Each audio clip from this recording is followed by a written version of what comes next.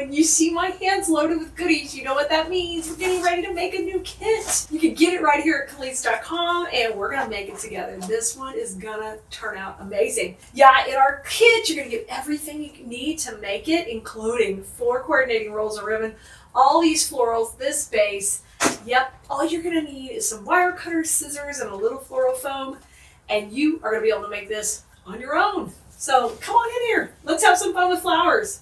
Hey guys, I'm Klee, and today we're making our Welcome to Our Hive kit. This is super cute, it's got a bee theme, and we've got some great florals, and yes, we're gonna make the cutest bows. Let me show you these. Look at this, look at these. We're gonna be putting those on there, and in your kit you also get these guys right here. We're gonna be adding some bigger bees to this project. This is gonna turn out adorable, and don't forget, all 4 rolls of ribbon come in the kit also. So you are literally gonna have everything you need to make this project, and you'll have a little left over to do something else coordinating for your home. So come on, let's have fun with flowers. Okay, Glimmernos, the first thing we wanna do with this is I'm gonna make a little bit heavier duty hanger to go on here to help stabilize this when it hangs. So the easiest way to do that is I'm gonna try to just gently pull off this top part without destroying it too much. It might pull off a little bit of the edge, but we're just gonna wiggle that off. And then the jute hanger, we're gonna gently pull that off. Now this is made of like a foam, so when we get ready, we're gonna have to fill that in with glue because it's got a nice little edge, but I don't wanna see that. Let me grab my garbage. Oh, here it is. So I pulled that off. And now, because I am going to sell mine, I want to make sure I have a nice finished top on there. So what we're going to do is start off by adding a wire hanger. And I'm going to use this 18 gauge wire, and we're going to cut that like in half here. Probably got about 8-10 inches of it. And we're going to just make our own hanger at the top. Okay, so I'm going to put this in the glue. And I'm going to push this in the left side, and it's going to go in between the wood and the foam and everything really easy. And then I'm going to put this one in the right side. So you want to get some heavy duty wire. This is 18 gauge. It's always my favorite. And I have just hit that with the glue there. And we're going to press that in. And I love these type of bases because they're strong, but when they're foam, we can attach stuff right to them. Okay, so that's our little top. Now what I want you to do is take some Spanish moss. So the wire and the Spanish moss, wire cutters, and that kind of stuff are not going to come with your kit. Those are things we have always in our wreath making repertoire. So we've got those for our basic supplies. So I'm going to add this on here too. And I'm going to use a little of that moss to cover up the foam, but then I also want to just cover up all of this here. I don't want to see any of that. I love Spanish moss to camouflage glue. We use it in design school to help support our stems and our placement. It's just one of those pieces we're always going to have. So look, after we took the bow off this one, then we were able just to cover that up, and it looks nice and neat and clean and ready to go. So our next step is to kind of start laying out our design. Now I'm going to hang this on my top screw here, so it might wiggle around a little because I'm not taking that middle screw off. I leave it on all the time, but just know it will hang flat when we get done with it. So the next step is to grab your floral foam. So I like to use this green floral foam. It's my favorite kind. It's not made like Oasis. It's not to take water. It is to use with these silk flowers. And as long as we glue things into it, this is just an excellent tip. As long as you use hot glue into this foam, it really holds up very well. And you can go with smaller pieces of this on your design. We don't need huge chunks. Smaller pieces that allow us to design this pretty well. So this is just kind of a scrap piece.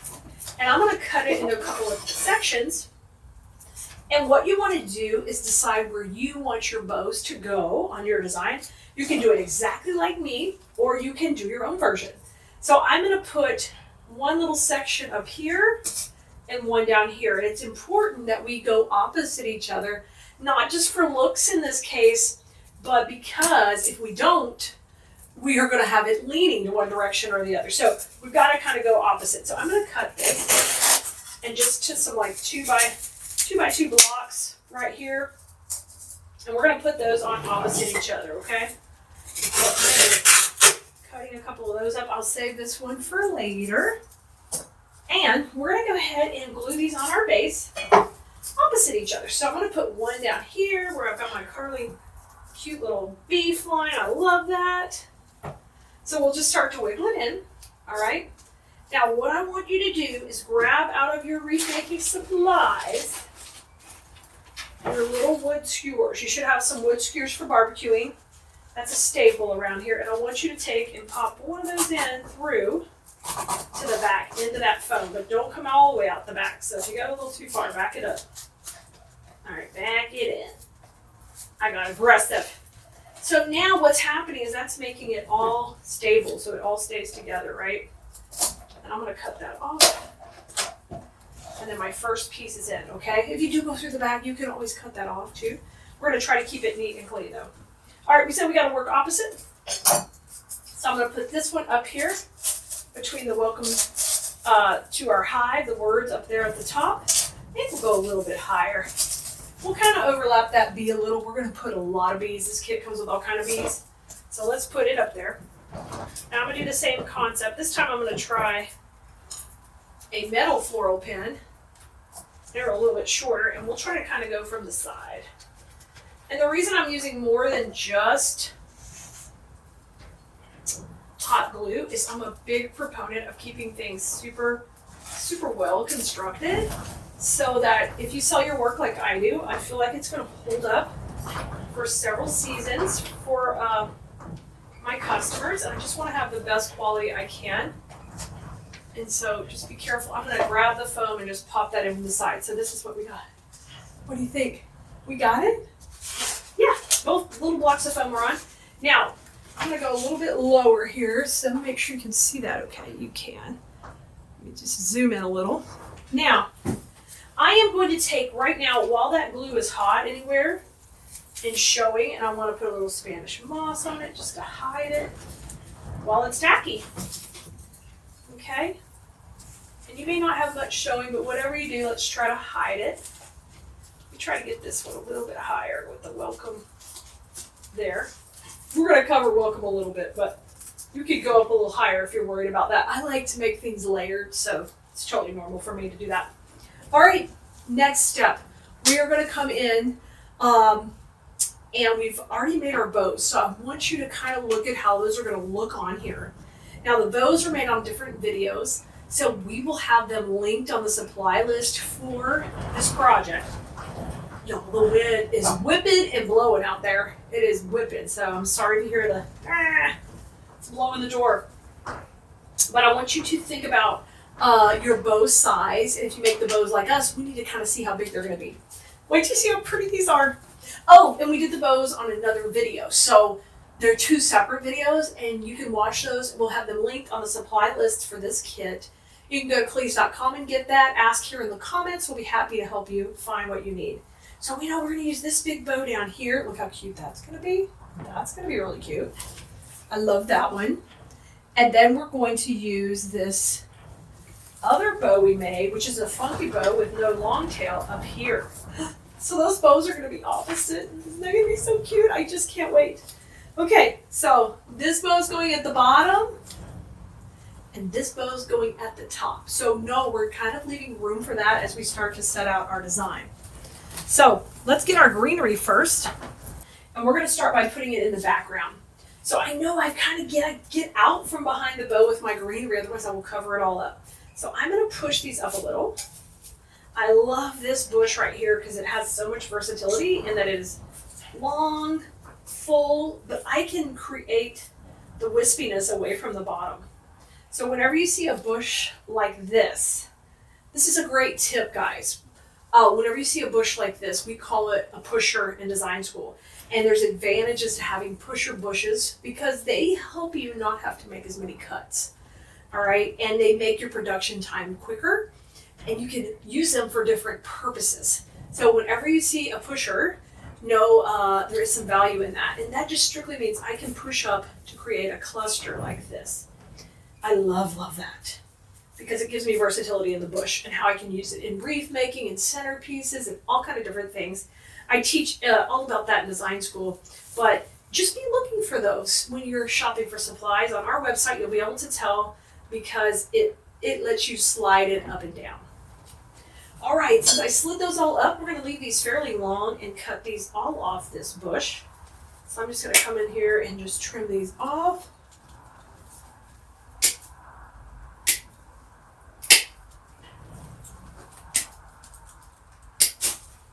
Okay, and the whole bush is now trimmed off. Now I'm going to take these, and we're going to take the longer pieces and use kind of them at the top and the bottom. So I'm going to identify who's the longest, and let's go in here and put a few in. All right, and I'm going to have this one go up. Perfect. And let's kind of go a little bit beside that. Yeah, and we don't need it really tight down here. Remember, we've got a whole big bow going up here. Let's do it opposite from those. Y'all, I cannot wait for you to see yours. This is so stinking cute. And let's kind of come down from the welcome. Maybe down a little bit, like that. Oh, that's perfect. All right, let's put some down at the bottom. I'm going to try to find whoever's the longest. And we're going to have this one kind of come out the bottom. Let me move this back up and make sure you can see it. And then I'm going to come a couple of pieces down here, maybe a little left, a little right, and then let's do some more at the top.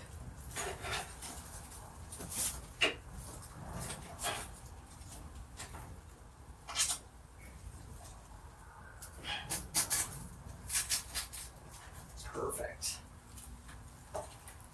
And then I'm going to save a couple of pieces to come back in later. But so far we've done a great job doing what we call setting our perimeter. We're kind of setting our greenery in the background, so we know exactly where it's all going to be when it goes on there, okay? Next, we're going to do this bush. This one has these great balls, this beautiful yellow, pretty color that's like a little muted, goes perfect with our design. So we're going to do the same thing where we push these up a little, and we're going to really utilize all this pretty greenery on here and get it up by the heads of the balls. And now we're going to cut these a little bit shorter. They got about a 4-inch stem, so I'll just take and cut those off with my wire cutters. All right, and they're all cut just like that. Now with the balls, I want you to start off by putting one on the opposite side of your greenery on each side. So we're going to put 4 pieces in. So here goes my first piece right over here. I'm going to put it on the right side. Yep, and just kind of let that fly out of there. I love that. Rotate that greenery the right direction in case it's backwards. Perfect. Now let's put one on this side. Okay, and just work opposite each other. And right between those greeneries. Okay, let's do the same thing up here. I am going to pick the longer ones. And we'll have one go up this way. Get my little ball in. And then I think I'm going to wait to put anything at the bottom till we get our bow in. So now grab your bows. We're putting those in next. Our cute bow with the long tails is going in next. We're going to put this one at the bottom. So I'm going to take my glue and just put it on my pins here. We put a U-pin in the back of these. So I'm going to bring the glue to it. Attempt to bring the glue to it. All right, right here. And then I'm going to put this bow right in the top of the bow. Cute is that? And really work all my tails and loops in. And we'll let that glue set up. And let's put our other bow at the top. I love these. These are so cute. I love this already. Okay, this bow goes at the top. We're going to do the same thing. I'm going to bring a little glue over here. And we'll load it up. And this bow, we're going to kind of move it up a little higher to where it's sitting kind of on the top of the foam. And I still want these to be opposite, but that way that'll cover up a lot of the foam and you'll still be able to see in there to the welcome a little bit. We'll be a little covered, but oh, that's so cute. Oh, so stinking cute. I love it. Now it's time to fill in with all of our other pieces around there to kind of camouflage. So now we take these pieces and we push them up to where they're super short. That's one of the advantages of that pusher. And we're going to cut them short too. And I'm going to put a little piece in here just to kind of camouflage my foam. I love it. That can come right out of the middle. Let's do one down here. Now, anytime you need to like camouflage, you can use your Spanish moss or your other florals here. I'm just going to put that one in. Can you see that? Oh, I love that. That's so pretty. And let's go a little bit above. So we've got like a little bit of the balls on the left, a little on the right, and then a little top and bottom. Because we really want to bring that yellow color in there. Because it's the perfect yellow. Just popping that honeycomb look. Now let's go above. Okay, right in here above. Yes, yes, yes, yes. Look how pretty, guys. This is where we are so far. It's really cute already. We're not done. Yeah, we're going over the top with this design. I cannot wait for you to see what we're going to do next. Okay, we want to put our little wood bees on next, and this is super easy. I'm going to take these, and I thought we would just put one of these on either side, one higher, one lower. So let's first of all take and cut off the hangers on these because we don't need that. So I'm going to cut that off, and then we'll put that one maybe right here, and then the other one right there. So I'm just going to use glue on these, and you are going to need to just kind of stick with them. Put a little bit of glue on here on the base, and then I'm going to take this and just put it right down here. And I'm overlapping it slightly where it kind of comes off. See that? It's going to come off the side. Ooh, super cute. And then if you can, just bring your little antennas forward because they're so adorable. I love that. Okay, and let's let that get glued on there, and then I'm going to put the other one on the other side. Same idea. Look how cute this is. It's so cute. And this one, why don't we have her kind of look down a little bit, kind of over here. Let's bring her a little bit lower. Now, a little bit higher, kind of coming out. She's right next to the welcome, all right? So I'm going to put some glue right where I think she's going to overlap. And then we're going to go right up here. Just kind of tucked under those four. Oh, perfect. How cute is that? All right, and just hold on to that till it gets set up.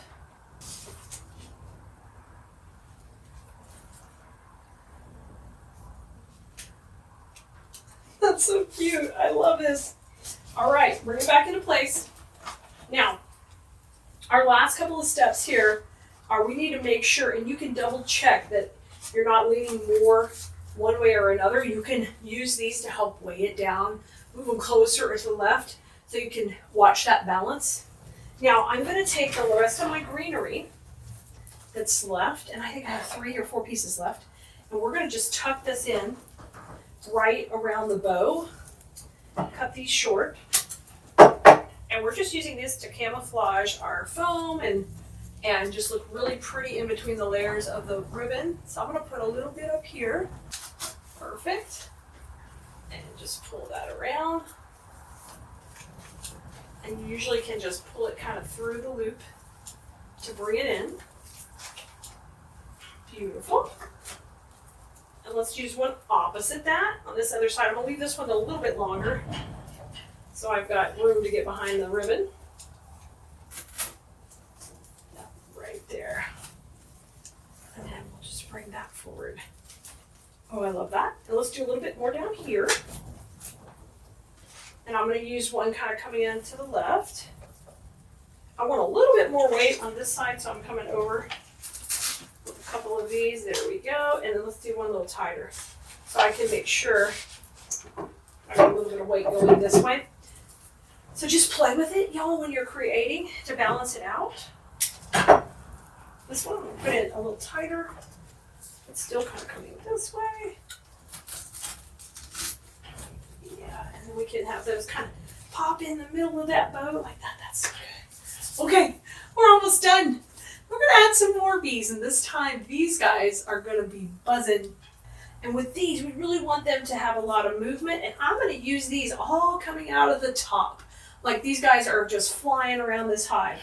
So we know we need weight here on the left side too. So I'm gonna take this first one, and we're gonna have these guys flying down. The cool thing about these is you can rotate them just like this. So they're not gonna be upside down. I love that. And I'm gonna use this as a full stem, just like it is. And we're gonna give it a little bend so this can swoop out of this top part.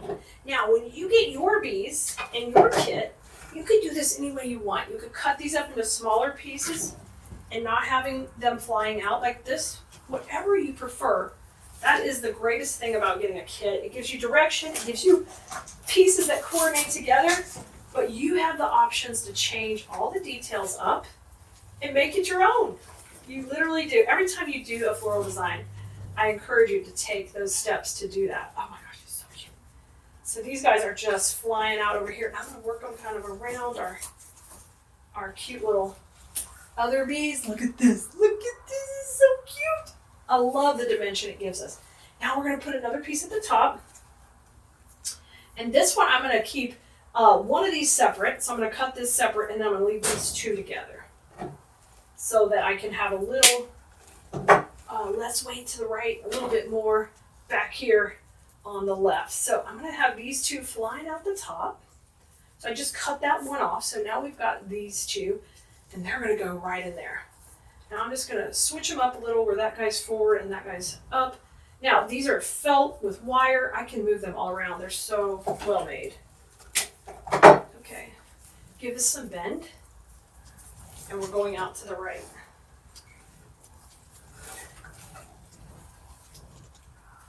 All right, when I push that into the foam, I want to feel it go in and make sure it's going safely. Yes, and then I'm gonna have these guys just flying out here. Just like, oh, that's so cute. And now I'm gonna take that third one and we're gonna use it in tight right in here. Okay, so cut it a little shorter.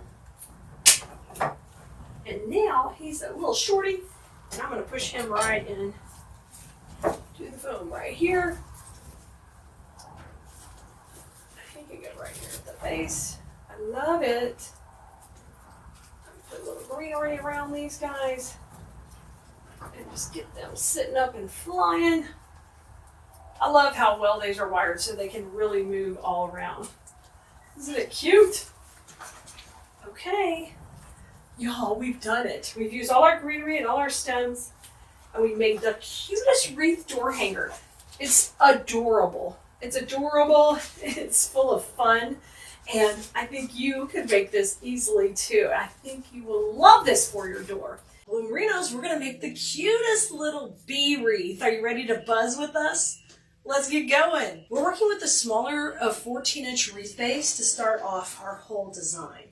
And the first thing we want to do is kind of create the space we want to use up. And even though this is a small base, I'm going to go way off of it. So start with your greenery. We're going to pull that out right here. And we're going to use our exclusive Keleas.com fishtail fern. I love that I can push this up to totally make this piece a little more clustered at the bottom, but wispy at the top.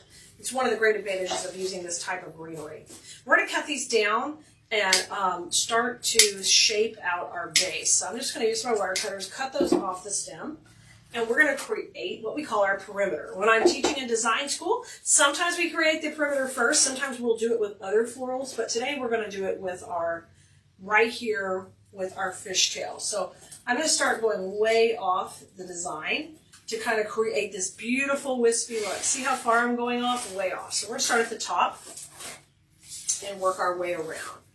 Let's go back a little bit here and place these in. Now, I'm getting a liberal amount of glue on there, but if I don't have enough glue, it won't stay. So I've got to have a lot of glue. If I can see the glue, when I push it in, let's say it compacts in there, we use that Spanish moss to hide that and also make sure that you can't see it, okay? And it holds it tighter. So here you see a lot of that glue. I've got my bucket of Spanish moss here. I'm going to pull that off. Today we're using the chartreuse green color. of our Spanish moss. And all that will be on the supply list for you, okay? So we started at the top, and now we're going to come here down to the bottom. And I'm going to also cascade a lot off the bottom. So we're going to do that right here as well.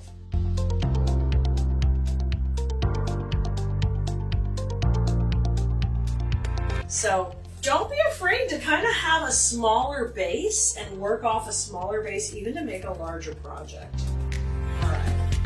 All right, so I used 6 of these pieces. I got a great shape started. You can see it kind of coming together. It looks excellent.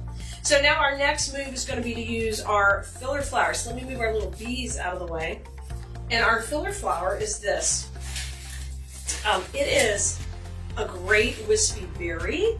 And so it's going to provide our main color. It's not our main flower. We've got a different item to work as our main flower because we're using those cute bees.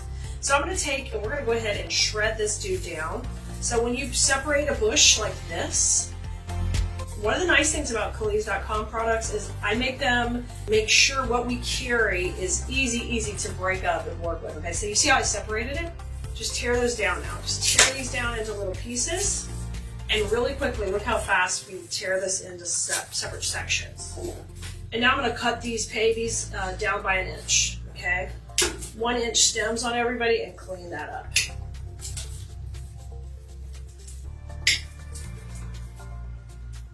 Okay, and they're all cleaned off. Pull all this junk out of here. We don't need this. You can save that stem if you want. You can recycle these and use these for picks for other pieces in your designs later, okay? So let's start putting these in. Actually, I need to break up both bushes. So let me just go ahead and do that first.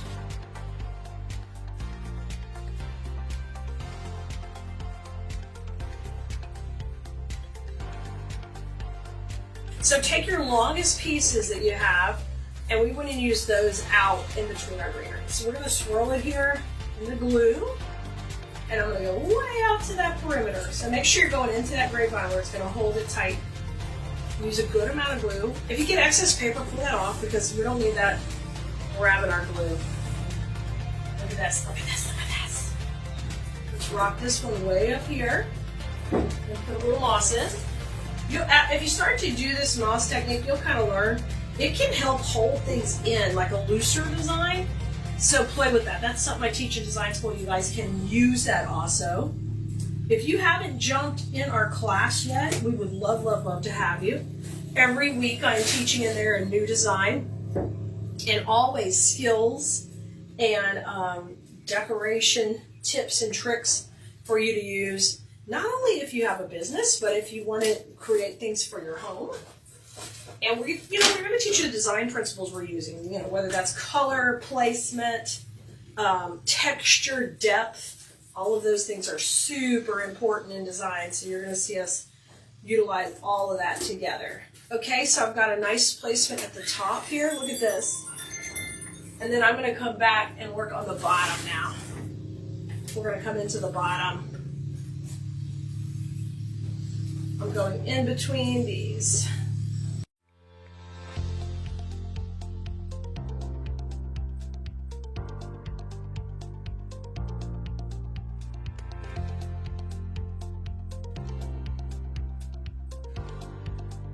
You can see here, take a look how I made sure that these are kind of moving up. Nobody's really flat when you go from the side. Do you see how they're coming out? That's really important. That'll help you get better depth on your designs. Now, we are going to put these pieces off to the side. We'll use those after we get our bow in. We need to get our main floral in, and we're using 2 different things for the main floral. We are using this great, it's like a thistle type bush. And it's beautiful grass. So this is going to be our main floral. And then we've got to put the bees in. But I want to place this before the bow. Okay, so let me place the wreath over here so we get a good idea of how this is looking. Top to bottom. And we want to equally place these in. I'm going to take and tear these down. Once that bush is all broke down into these smaller pieces, we're going to start and putting these right where we put the filler flowers. So it's really super easy for you. Just place them right next to it, and then you can bend them where they go a little bit above or a little bit below that. Swirl it in. We're going to go in here. And make sure you got some movement on these. We want these to be in different planes of the design. Let's put 3 at the top.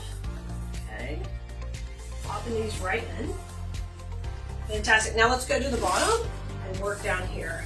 And we're gonna have the bow kind of cascading into this section, so don't go too tight into here. We call this the bow zone in design school. That is the transition point for your design. And hold this little guy off because we'll use him in a minute. So we did the bow on another video, and I'll be happy to teach you how to make the bow as well. Oh my gosh, look how cute this is. If you're not into the bees and you don't want the cute part of it, and the bees and the bow is just enough for you, that's fine. So I told you this is a nice big bow, and you guys, if you're looking for a wreath to make to stock your Etsy shop, these type of designs are great. I've sold thousands, literally thousands of this type of designs. They're fairly quick to manufacture if you're looking for some that are easy, great shop fillers for your Etsy shop. Okay, I cable tied that in nicely. Now go ahead and spread apart those loops. Get these tails going and bring them on down. Just keep bringing them on down. And then I'm going to curl these little ones up right here. Or you could leave them straight. Either way, we've dovetailed them, so either way will work. And then I'm going to curl the little outside ones and bring this one in. Look how cute. Isn't this precious? I love it. I love it. Now, we are not done because we want to add that whimsy. So grab your bees because these guys are going to be flying out of here, and I think they're so precious. So cut these off the big stem, and the nice thing is they're going to cut off into 3 little sections, which is perfect. Because basically you're going to have one above and one below. And let's take these, spread them apart. Look how cute. Make them kind of go different directions. I think that's fun. Their little wings are moldable, so you can take and make them do fun stuff. And since they're on these curls, you can whip them around. So we're going to use this first one kind of up to the top, above the bow in here. So just tuck the bow out of the way and tuck that in. Let's put a little moss. Oh, stinking cute. Once you hang it up on your door, guys, you can manipulate the bees too to kind of look at you or be tucked in around, however you want. Isn't that precious? Now let's come to the bottom. I'm going to scoot that up a little bit. Now we're going to go on the bottom. Now on the bottom, I don't love for the bees to be upside down. So what I usually do is once we put it in, we'll just give them a little twist because they're going to all be upside down. And bees can fly in all kind of different directions, but we want to make sure we tuck them in. So I'm going to pull this up a little. Make sure we're getting that in good. There you go. And then I just twist their little heads so they're flying down instead of flying up. Just give them a twist, rotate them around, and then they don't have to be going all the same way. This one could be. It could be coming back. Whatever you prefer. It's so cute. These look like the cutest little bees. Oh my gosh. All right. Now, we've got those pieces we put aside. And we're going to work with those right now to finish out these parts. So this bee, I want him to kind of go out here from the outside of the bow to kind of finish out my shaping on this side, right in here. And you're just going to tuck him in. And then you've got a great shape working around the bow here at the top, okay? Now, the other things we're going to do are going to be right in tight to the bow. So let's start off with we have a little bit of greenery left, okay? Pull that aside. And then we have our cute little berry sprays. We have 3 or 4 of these. You're going to use these in holes. So because right now I can see a hole right here by that bee. So we're going to layer that on top of that bee stem, okay? So curl this around. So your last few steps, you're kind of cleaning up. You're cleaning up the mechanics of what's going on here. Look at this. Oh my God, so pretty. And move her forward. All right, and let's come to the bottom. Do the same thing. We're going to run right out of the bottom of the bow. Now, when you do your project here at the end and you're cleaning up, you could find a number of different places you need to put things, okay? They may not necessarily be where my holes are, so that's why I always reserve just a little bit of the supplies for the end, just to double check the holes. You know, 1 or 2 pieces. You can always yank something out and replace it in, but it's a little bit easier to save some and then just pop them in. I'm going to put this last one in tight to the bow here in the middle. And then we're gonna layer that piece of greenery up in here also. Look how pretty these are. And I love that they're moving up. And make sure you don't squish that bow too much. Fluff it out. Okay, now pull this dude down and make it nice and fluffy. Okay, how cute is that? Keep the stem a little long. You gotta get in behind the bow. And we're gonna use this just at the top here. Like the bees are going in the grass. They're trying to get to all those little yellow flowers, get some pollen. And so that creates a little depth, guys. The green in the back, the green in the front. Once again, you know, tying in the depth. The last little bitty thistle in here, trim that stem down. And we're going to use that either up or down. I'm going to use it down right in here. So that one will tuck in right behind the bow. And we don't have a single piece of supplies left. We used it all in our wreath. That's something also I'm big on. I don't want to have things left over for my projects. I want to use everything I'm working with, consume it to make something beautiful.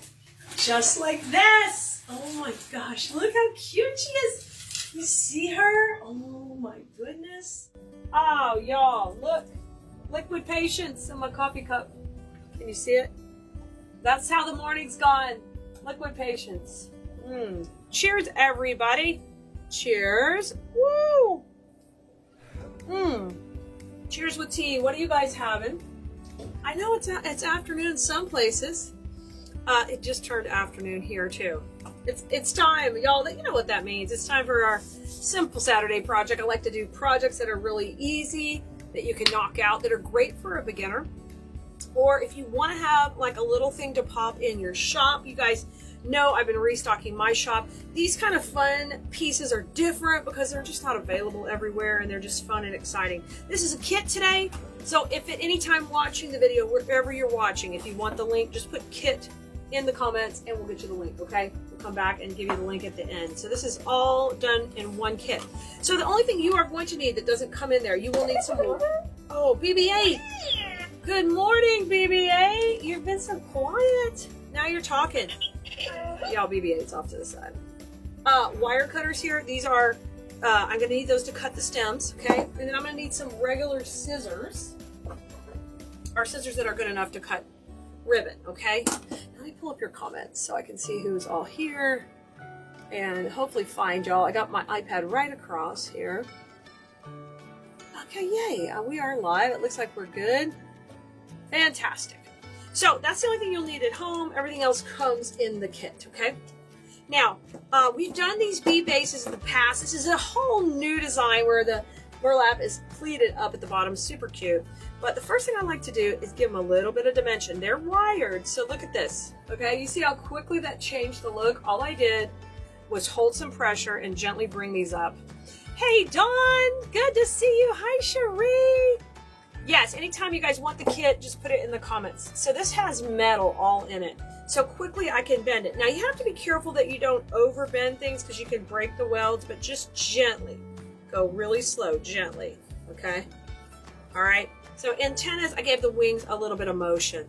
How big's our bee? I usually measure with the bow maker. She is 20. She's about 20 to the top of her head. These bring it up a few more inches. And to the longest part, she's probably 24, something like that. Hello, Jessica. Hey, Peggy. Hey, Susan. Hi, Beverly. Good to see you. I'm glad y'all are here. Okay, I'm going to put her to the side, and we are going to tie our bow first. In the kit, you're going to get a whole roll of ribbon, which is a little bit more than you need. But, you know, if you want to go to town with some trailers or something, you could. Yay! How fun! How fun are those wreaths? Jeannie, that's awesome. How fun. Okay, let's pop in, and let's get this rolling. Happy Saturday, y'all. So anybody who needs the kit link, just let us know in the comments. We got a special price. We usually try to do special prices on the kits to save you than buying the things individually. Just for those of you who are watching the videos, a little special for you. If you're in design school, you can use your discount codes on kits too. And we do let you add kits to other orders. So I think this kit is $49. So if you wanted to get a couple, you would get the free shipping, or you can also add this to a regular product order. We don't make you just buy the kit alone, okay? Which a lot of shops do. We don't do that. 20 inches on that first tail is what I like. And we're gonna go with kind of a beautiful bow. I'm gonna go with the blast off because I think they're really pretty. We don't have to go huge. I'm gonna go 6 inches, okay? 6 inches on each side. And I'm twisting. Let's keep going. What a beautiful day, Mary. I hope you enjoy that gorgeous weather. Enjoy it. 6 inches on this side. Let's do one more. Okay, and I'm going to separate these all off. Out, not off. Don't pull them off. Just separate them out. I'm using the Easy Bow Maker. You can do a bow in your hands. You can do a simple crisscross bow. If you're new and you're like, oh, that bow looks too complicated, that's okay.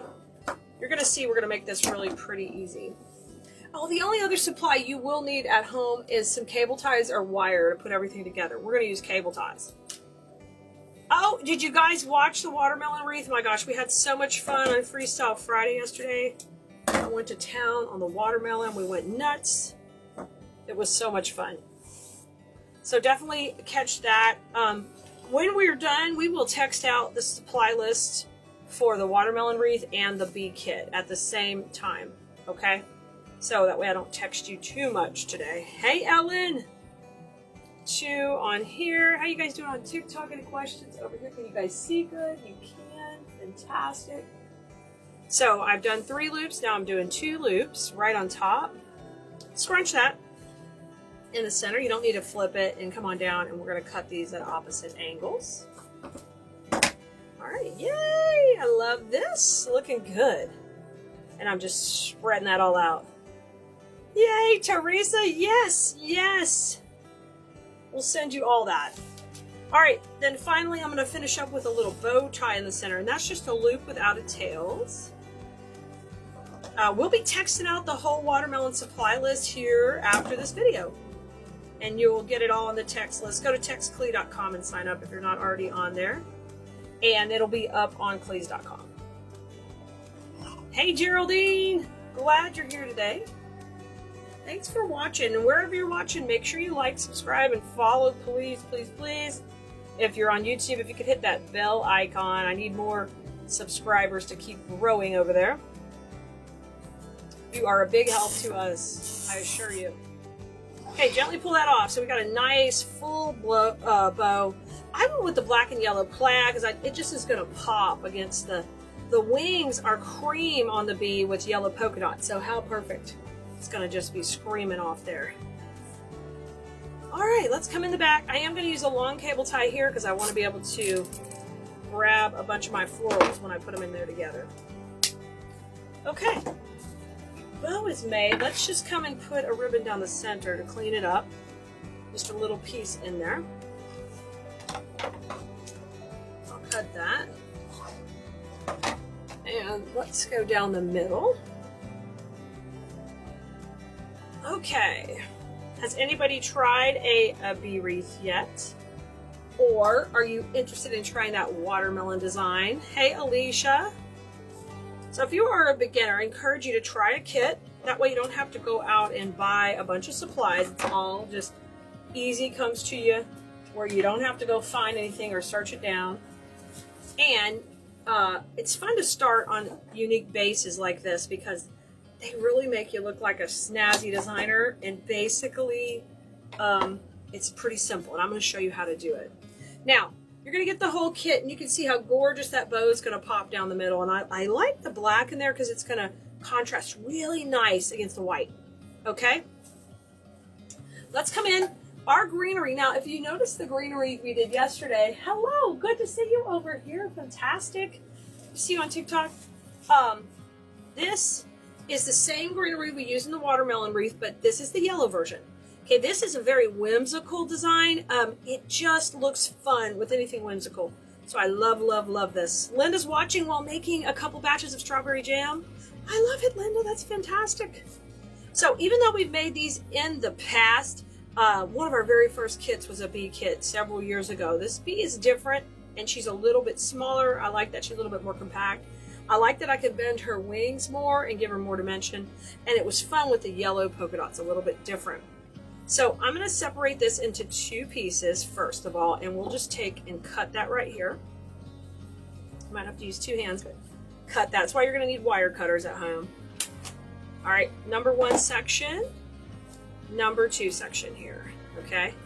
And we're going to cut them. And what we're going to do is what we call a cluster method, and sometimes you'll see me use floral foam, other times I'll cluster things, and what that allows us to do is create a little base where we'll be able to attach this easily right here in the middle, okay? So I'm going to use the chunkier one at the bottom where I have the 3 pieces and the 2 at the top, all right? Now you kind of get an idea of what's going on here. What I'm going to do is I'm going to pull this off our base, and we're going to build this on the table so we don't have to fight all of that, while you guys can see easily what we're doing, okay?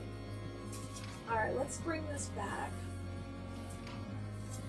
Now, our next 2 supplies that come in there is a beautiful sunflower bush, which is a no-brainer.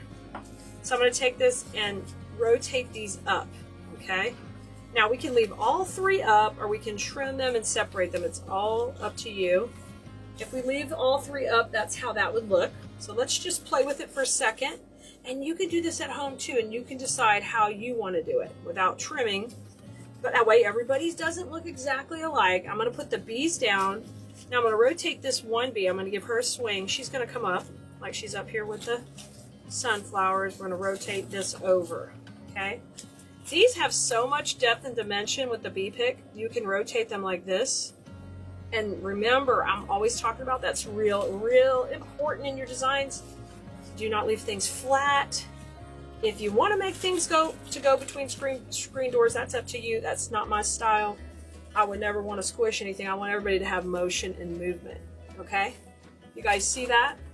So, before I go any further, I'm just going to hold this in my hand before I even secure it and bring Miss B back. Bring the queen back over here and see if I like what I got going on. Oh my gosh, yes, I like it. Okay, and then I can even pop in my bow. Do I like? Of course I do. Winner, winner, chicken dinner. Now, if you wanted to rotate these and have the sunflowers go down, or even cut that stem and have maybe 1 sunflower down, 2 up, that is where designing is your option, and you can do whatever you want and pop in more, okay? And maybe you have some supplies at home you could add, but this is just a great little simple collection here we don't really have to add to. So if you're just getting here and you guys want the link to the kit, just put kit in the comments and we'll get you the link to it. And what we need to do is we've got to trim these down. We don't want to see these funky stems poking out. Cut enough to where it overlaps the center a little bit.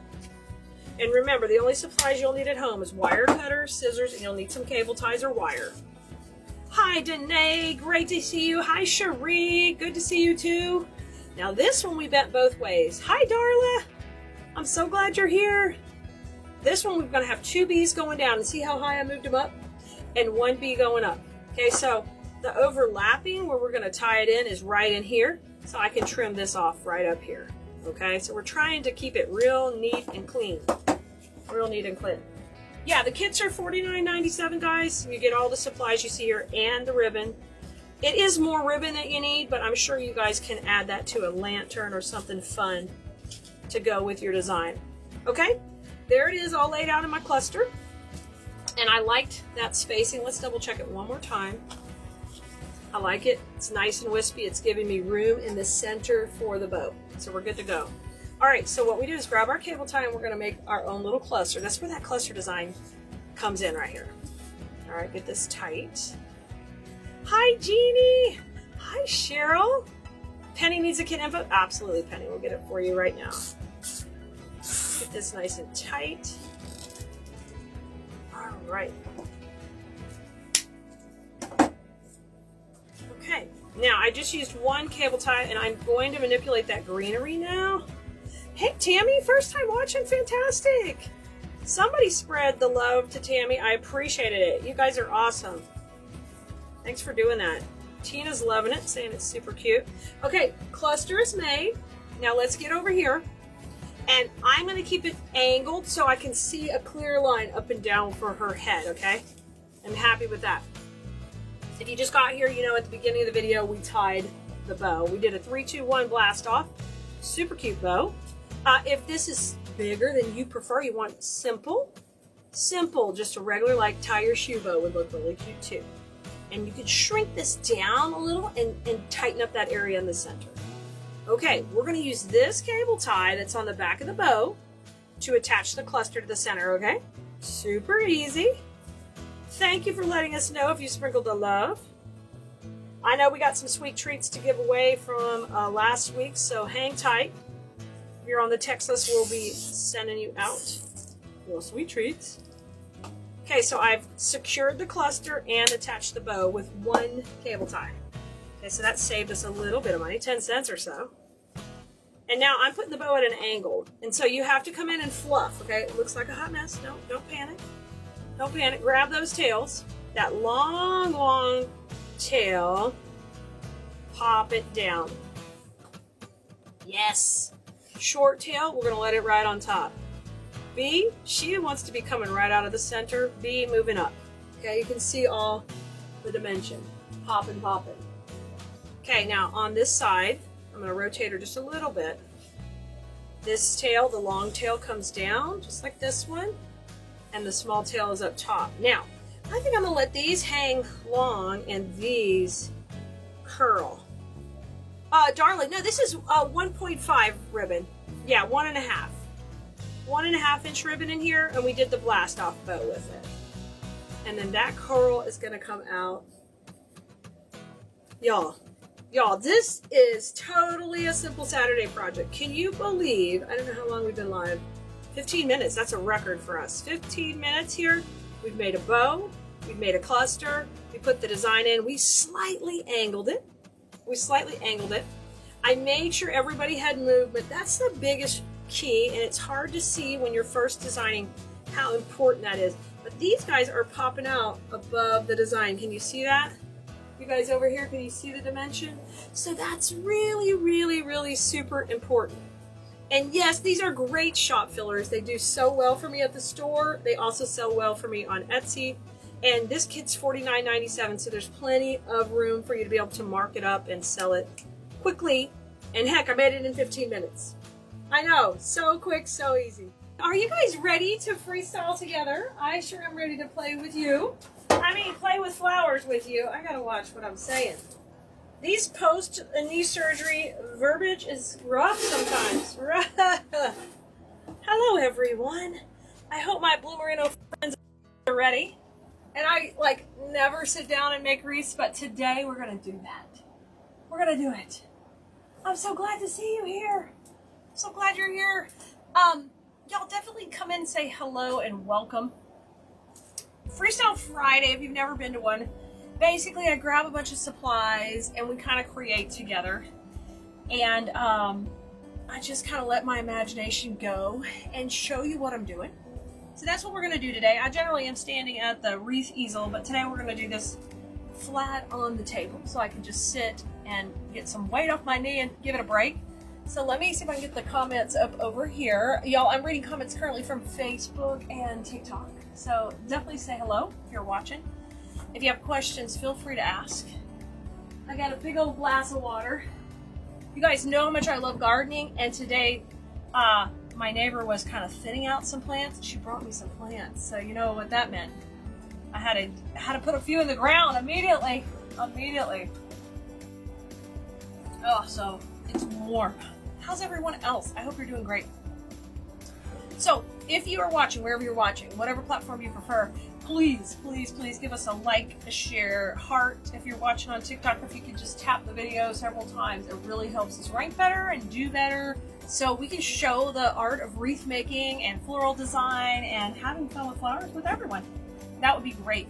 Right now we're sending out a text to everybody on our text list so they won't miss our video. And the nice thing about that is you have a total record of all the videos we've done. You just go back through your text messages. You don't have to ever look for a video again. You just click there and you can find it. Go back and watch the replay.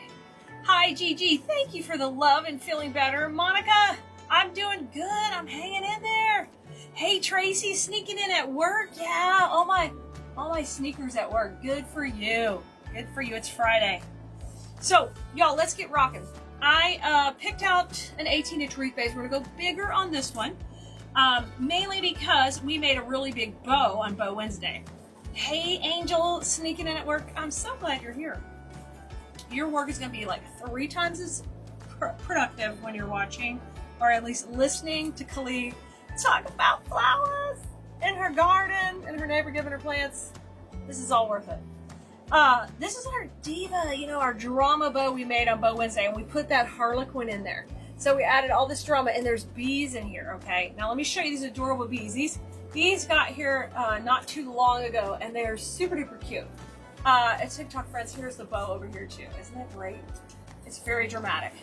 We made that live with you guys on Wednesday night. Now, we have these super adorable bees that I want to pop in here.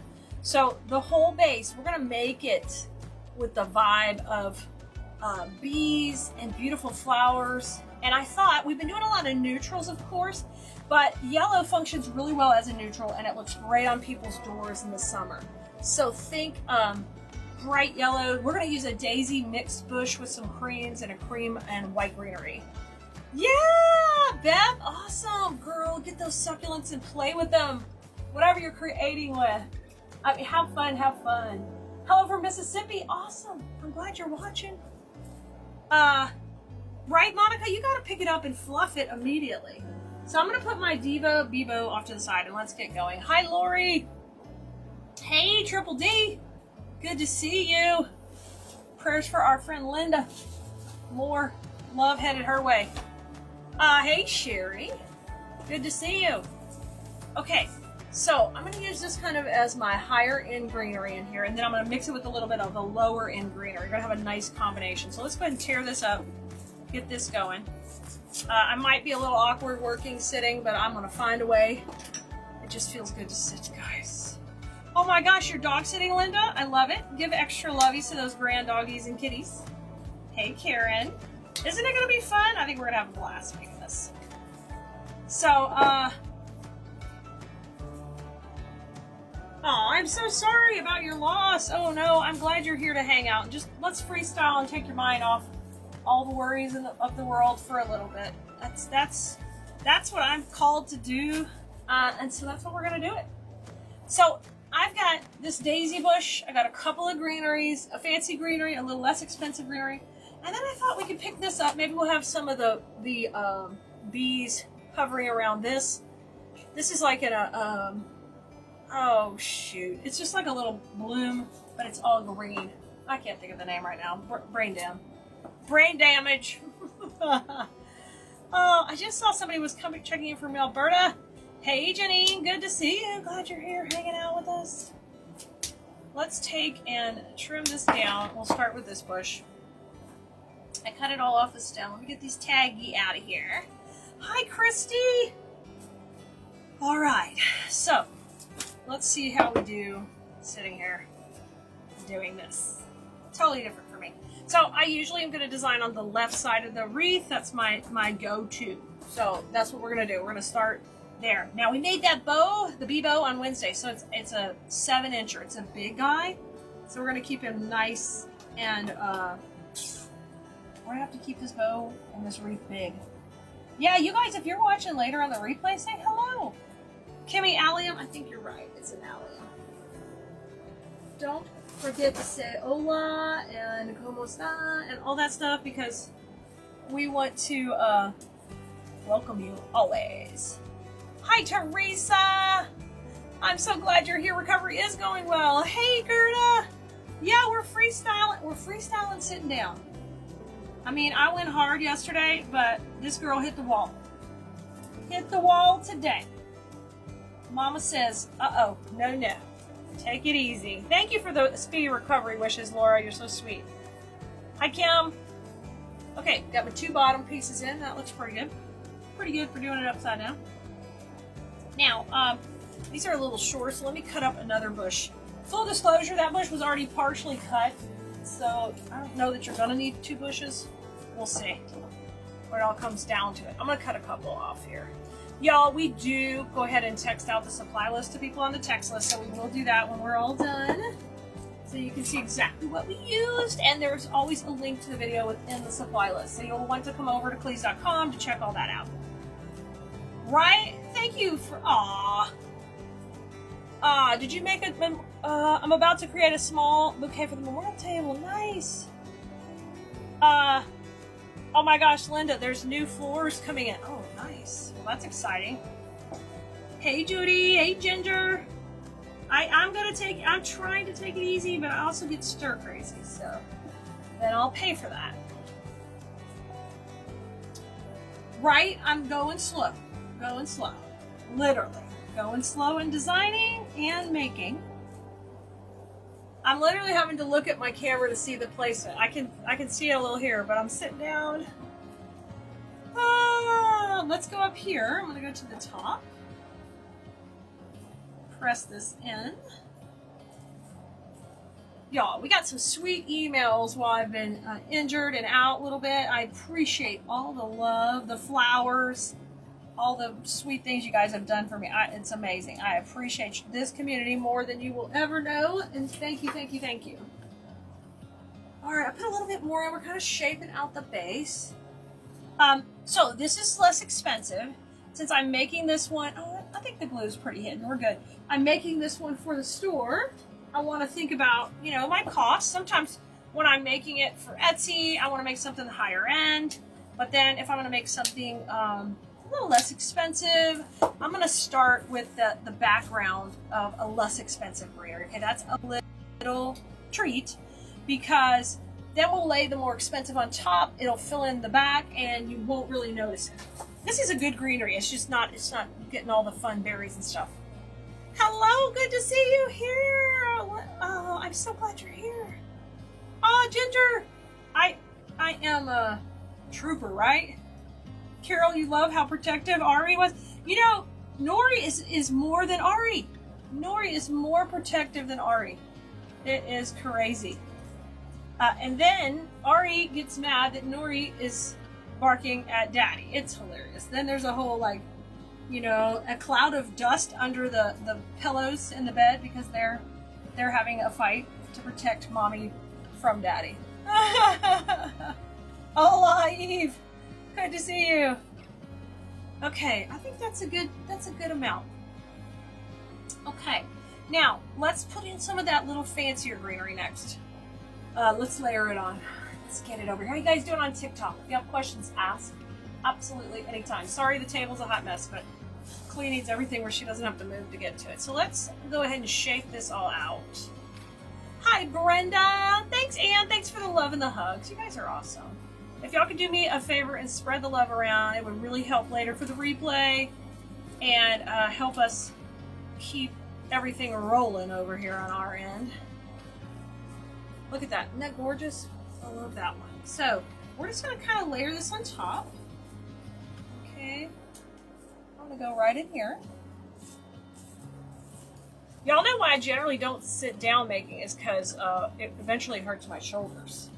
But I don't have to make a million wreaths. Just have to get through one. All right, next one. Let's take another piece here, and these can break into smaller pieces. I think I will break this one into two. Let's do that. Thank you, Patty. Yeah, Patty, make sure you let us know on the text list too. So we're giving out sweet treats. Your name will pop up, okay? Thanks, Monica. You're awesome. So in design school, this is the part I would say we're shaking hands with it. It's not the exciting part of the design, but you have to do it. You're paying good money for these supplies, and you've got to make sure you're not just shoving them in just because you're like, oh, shoving it. You've got to pay attention to the texture. And look how far that's coming up. Can you tell? Yeah, it needs to do that. It needs to be coming up nicely. And utilize those wires. Okay, we got two in, top, bottom so far. This one I'm going to divide up into 3 sections, I believe. So even though this is a fancier greenery, I'm getting 3 different sections out of one piece of it. So that's cool. I think I used it pretty whole last time. So I'm going to hold these 2 smaller pieces off to the side because we'll probably want to pop some of those in somewhere else later. Let's put this in next. Hey, Deborah. You guys, what is on the weekend plan list? I know it's Friday. I know it's full summer for a lot of folks. Are you gonna run around with the grandkids or the kiddos? Are you gonna be out, is it too early for vacation for you guys? Are you staycationing? All right, that looks pretty good. We got a little bit of that spread all around. Okay, hydration time, hydration time. Now, before we go too far, let me lay my bow in there. Since we're freestyling, I have no idea exactly what I want to do. And I could at any time throw out a supply and be like, yeah, nope, not using that anymore. But we know we're establishing the whole design around the bow and the bee. Oh my gosh, so cute. This is our big honker bow that we know is going to go in the middle. So I think we're good with filling in greenery around that. So I was trying to see where our bees are going to go. And I think we will have some high and low, leaving on that little section open. So let's get this bee pick taken apart. This is a big pick, a lot going on here. I feel like we could probably get more than one project out of this. So let me take and separate it into, let me just take off one of these sprays. Oh, that sounds nice, Cynthia. Hi, Deborah. Thank you, Penny. Graduation party, we have that too tomorrow. We've got Marley's graduation. It's exciting. So excited. Can't believe she's 17, graduated, going off to college. It's crazy. Hey, Blanche. All right, let's take these. And I'm shaping them up. And I think we're going to want this to kind of come out up here at the top, out of the top of the bow. But I want to get some of those yellow daisies in first. So we'll either use one or two of these. I'm going to put that off to the side. So we're going to use almost the whole pit. We might cut that down a little bit. I want to have a touch of those, but I don't need those to be taking over. And these would look really cute in that yellow bucket I have that I haven't used yet. I'll do that in the next video. Okay, now we're going to use these daisies. I'm going to push, this push is a pusher. So we're going to keep these beautiful greeneries and just use these, push these up to the top. Laura, you love the big bow? Nice. Carol's got a birthday swim party for the youngest granddaughter. I love it, Carol. Hey, Betty. Cynthia's grandson baseball game? That's awesome. It's that time of year, isn't it? Baseball is going. Even the all-star games and all that are happening in our area. Okay, so I pushed them all down, guys, so that the greenery can be up closer to the head. And you know what that's going to do? It's going to keep my design from looking so clustered down here with 57 different greeneries and make it look messy. So keep those to the top of the head. Thanks, Connie. Good to see you. All is well. Thank you so much. Oh, thanks for asking about my knee. We were talking about it earlier. It's healing up. I'm doing fine. Just today I'm sitting down. Yesterday I was standing. It could go either way. Ask me, you know, every other few hours, right? Monica, you get irritated with the florals that collapse. Yes, yes, yes. Hey, and if you don't like the greenery, just pull those leaves off. Get rid of it. It goes okay with our design, so we're not freaking out about it. But get rid of it. Just pull it off, save those leaves for something else. Christy's got a birthday party. I love it. Happy birthday for your grandson. Y'all are got busy weekends. The new shelving that's been on order for a couple of months is finally coming to the warehouse, so we are so excited. And we were able to get more warehouse space to handle all the back orders of orders that have come so late that we've been dealing with since last year. And we think we're going to get it all under control, guys. We think. Cross fingers. Okay. Daisy and I think it's both daisies, kind of a mix here.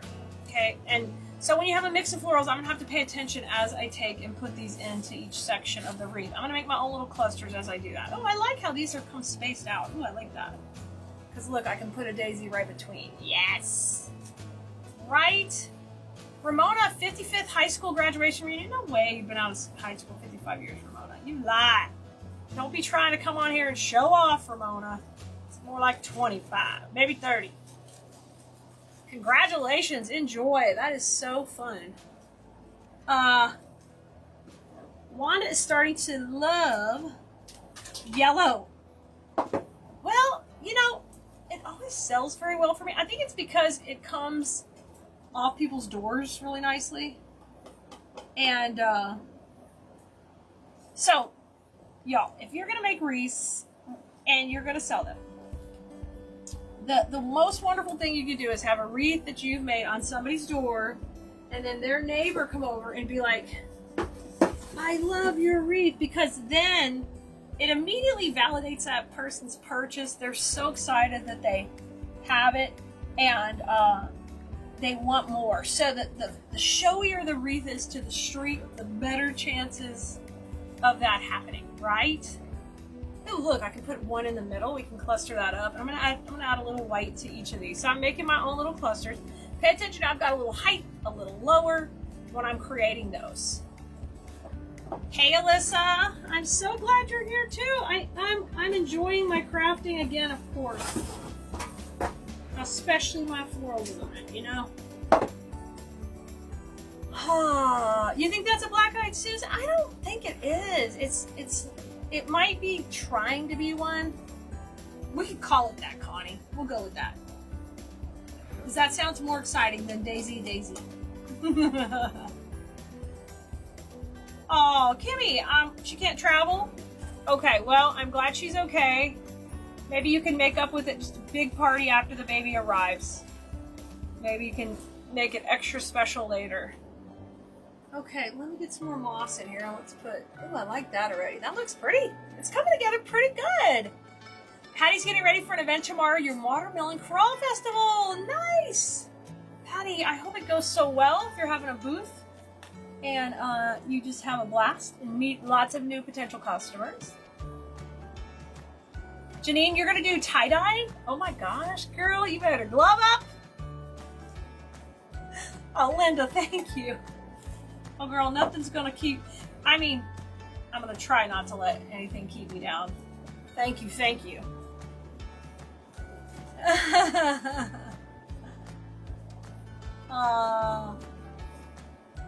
Okay, here's another one. Let's have, how many do I have left? I still got plenty. So let's put the third one kind of down here. It might be covered by the bow slightly, but I think if we put it right there, that'll be nice and full. So I'm gonna leave these stems just a little bit longer.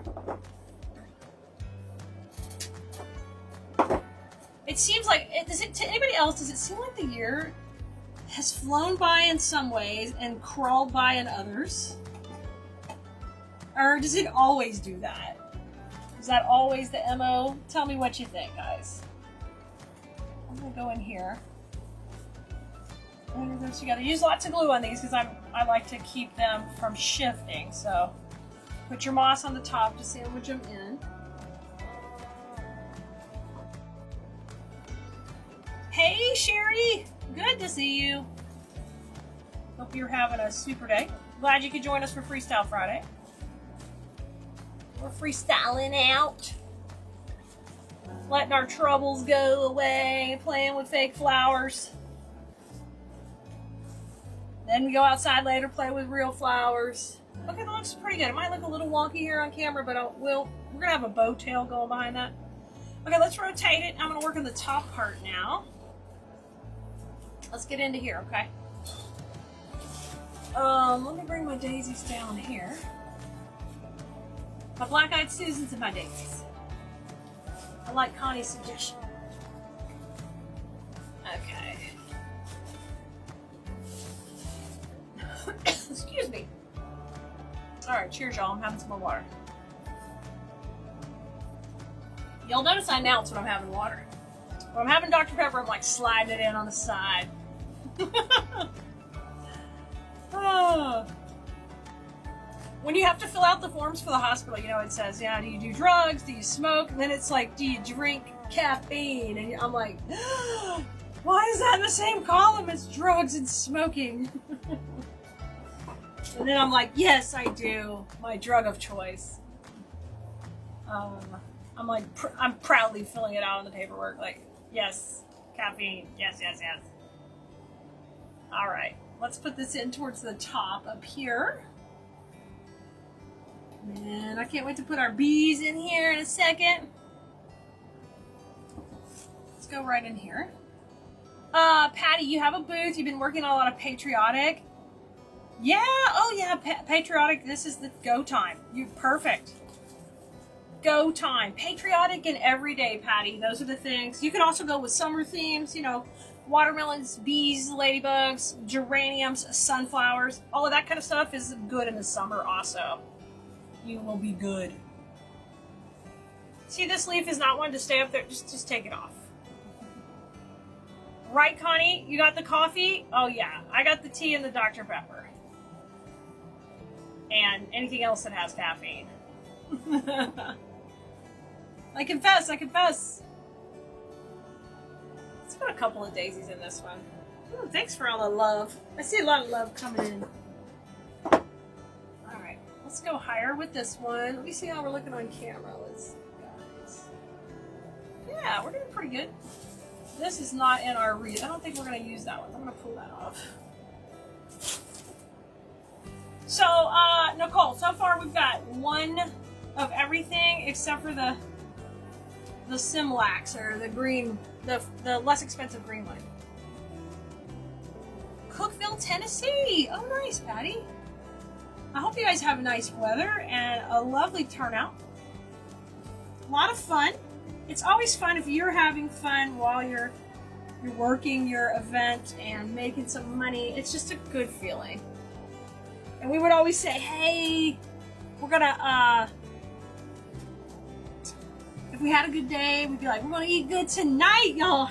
That's a craft show. We would celebrate. Patty, you have the variety? Yes! Yay! Perfect. I think you're setting yourself up for success. Yeah, we talk about, you know, in at Coach Klee, we're talking about this week actually, in the business coaching regarding you have to be so far ahead in the online game, but in the actual physical event arena, you can get ahead, and that's fine, but people want stuff they can buy and take home and put up like right now. So that's why you gotta have a combination of all of those things. But online, you gotta be working ahead. Y'all, I got my moss bucket under the desk today, so it's not filling up the table too. I gotta have my my BFF Betty in Georgia make me a new table, because when we made this table for me to do live videos, I say we, Betty made it. Y'all know I'm not building anything. Let's be real. She made it for me, and we thought it was plenty big, but you know what? Now I've got too many cameras. We've got a camera here. We got a camera here. We got stuff going everywhere, so we gotta think where, you know, I need it bigger. Connie, you remember my huge booth set up at the show? Yay, Connie! Yes. Big shows. Okay, guys, forgive me for a second. I want to turn it towards me and take a look at my length on the bottom here. Oh my God, it's pretty good for sitting down. Haha. Pretty good. Way to go, Keleas. I call myself Keleas in third person because people always well, they don't accent. They pronounce my name Keleas. So I'll be funny. You have the bees? Awesome. We're gonna put the bees in this wreath in just a second. So I've got 2 daisies left. Of the 2 bushes, I've got a little bit of this greenery left, not too much. I did not start with 2 full bushes though, so you can probably get away with 1 bush of that. But technically I have cut up 2. Or 1.5. And then this right here is left over from the first bush we put in. Okay? We've got our green alliums. Thank you, Carol, I think told me that, or Patty. And then we've got our bees. Okay? So I'm thinking before we put anything else in, I want to put the bow in because I want to figure out what real estate it's going to take up, and then we'll fill around with these. Makes sense? Can I get some thumbs up, some hearts on the screen over here on the TikTok, some love over on YouTube. Don't forget, it's about info with the what Nikki? Oh yes. So guys, on we got info in the bio for you on TikTok now. We are getting with it. We're like real influencers. What? Okay, let's cut out 2 of these. I might cut that down a little. I'm gonna use 2 bees. Oh my gosh, these are so cute. Coming out here, these will be so cute. I'm saving whatever bees we have left for my bee bucket. So I think we're gonna go kind of light. I think I want to use 3 bees at the top and 2 at the bottom. Or maybe, no, let's just use 3 bees. I'm gonna save all of those. We're gonna spread the bee love out. So I'm gonna take the long, I'm just gonna pull these off. I have to think about my strategy for placement here. All right, let's separate these out, clean up their stems. Let's put the bow in, and then we'll come back and place that in. And then I want to put the alliums in for just this pop of green in the background. Because this is a bougie bee bow. We went fancy with that harlequin in there, and this needs to be at an angle. So I'm going to come in slightly angled. Oh my gosh, so stinking cute for a table wreath. I like it so far, so good. I'm a little slower when we're working on the table, but that's all right. What size is my grapevine? So it's an 18-incher. I generally use 18 and 14s. We did the wreath at, no, I'm sorry, we did the bow at 7 inches on the big loop-de-loop. Ida says, is it ever okay to fill out all around the grapevine? Yeah, sure, Ida. We've got lots of videos. If you want to see some videos of going all the way around, we sure do. When I first got with Honey Bunny, he said to me, how come you don't go all the way around the wreath? I'm like, because circle wreaths are for, you know, beginner. No, there's nothing wrong with circle wreath. I'm weird. I want things asymmetrical. I mean, my garden out there, y'all, is just a beautiful mounding of beautifulness and overlapping lines and breaking the plane, just like I floral design. So that's why I do it on one side a lot, but we've got lots of fun videos going all the way around. Carol says, I think you can create beautiful things blindfold. Carol, it's the glue. It's the glue. Dixie, we do have the bees in stock. Yeah, we'll post a supply list. We'll send it out to that text list as soon as we're done. So if you're not on our text list, grab a spot at text Keleas, TEXT KELEA.com. Okay, I'm curling tails. I'm gonna leave the harlequin, I think, just going down low here. And let's bring it around. Oh, cute in there. I love it. I love it. I love that harlequin. I think it just adds that pop of drama we're looking for. Oh my goodness. Let me pull this a little more to the center. I want that bow a little more to the center. Okay. Looking pretty good. All right, let's get the bees in. I like it. I like it. I'm definitely out of my comfort zone on a Freestyle Friday sitting and designing, but it's coming together pretty good. All right. Little beesies. You have a moss bucket, Ida? Yes! Yes, of course you do. You gotta get our gorgeous moss. Our moss comes from Mexico and it is gorgeously dyed, fresh, beautiful. I love our moss.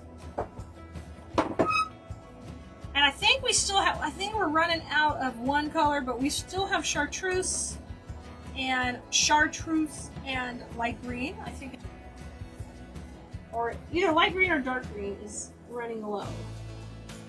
But we still have inventory now. Okay. I'm gonna bring that bee up a little bit. Oh my gosh, she's so cute. She's so cute. And their little wings are wired. I just get a kick out of little things that have accents with the wire. It makes me so happy. This is turning out pretty cute. Pretty cute and fun.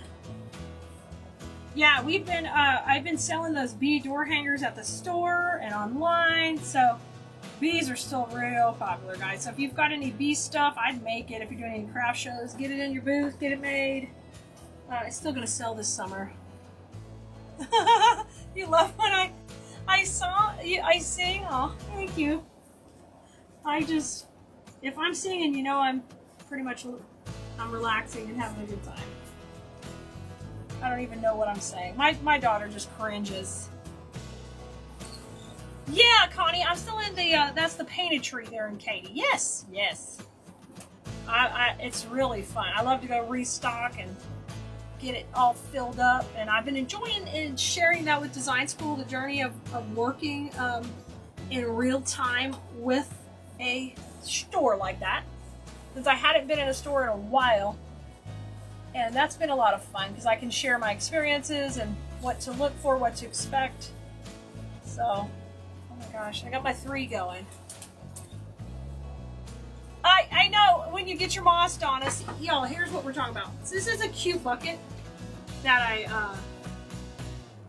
I think I just kept, this is one we used to make arrangements in. I did some wildflower buckets in this. It's kind of like galvanized, but it's got these cute little handles. And you know what? I put it right under my wreath making stand usually. And here's my moss bucket. Yeah, cool. That's what we're talking about. Oh, thanks, Connie. I have fun, you know. That's my escape. Just like my garden, I like to escape in there. Okay, and this is very pretty. We could be done here. We could say rock and roll, hoochie coo, let's do it. But nope, nope, nope.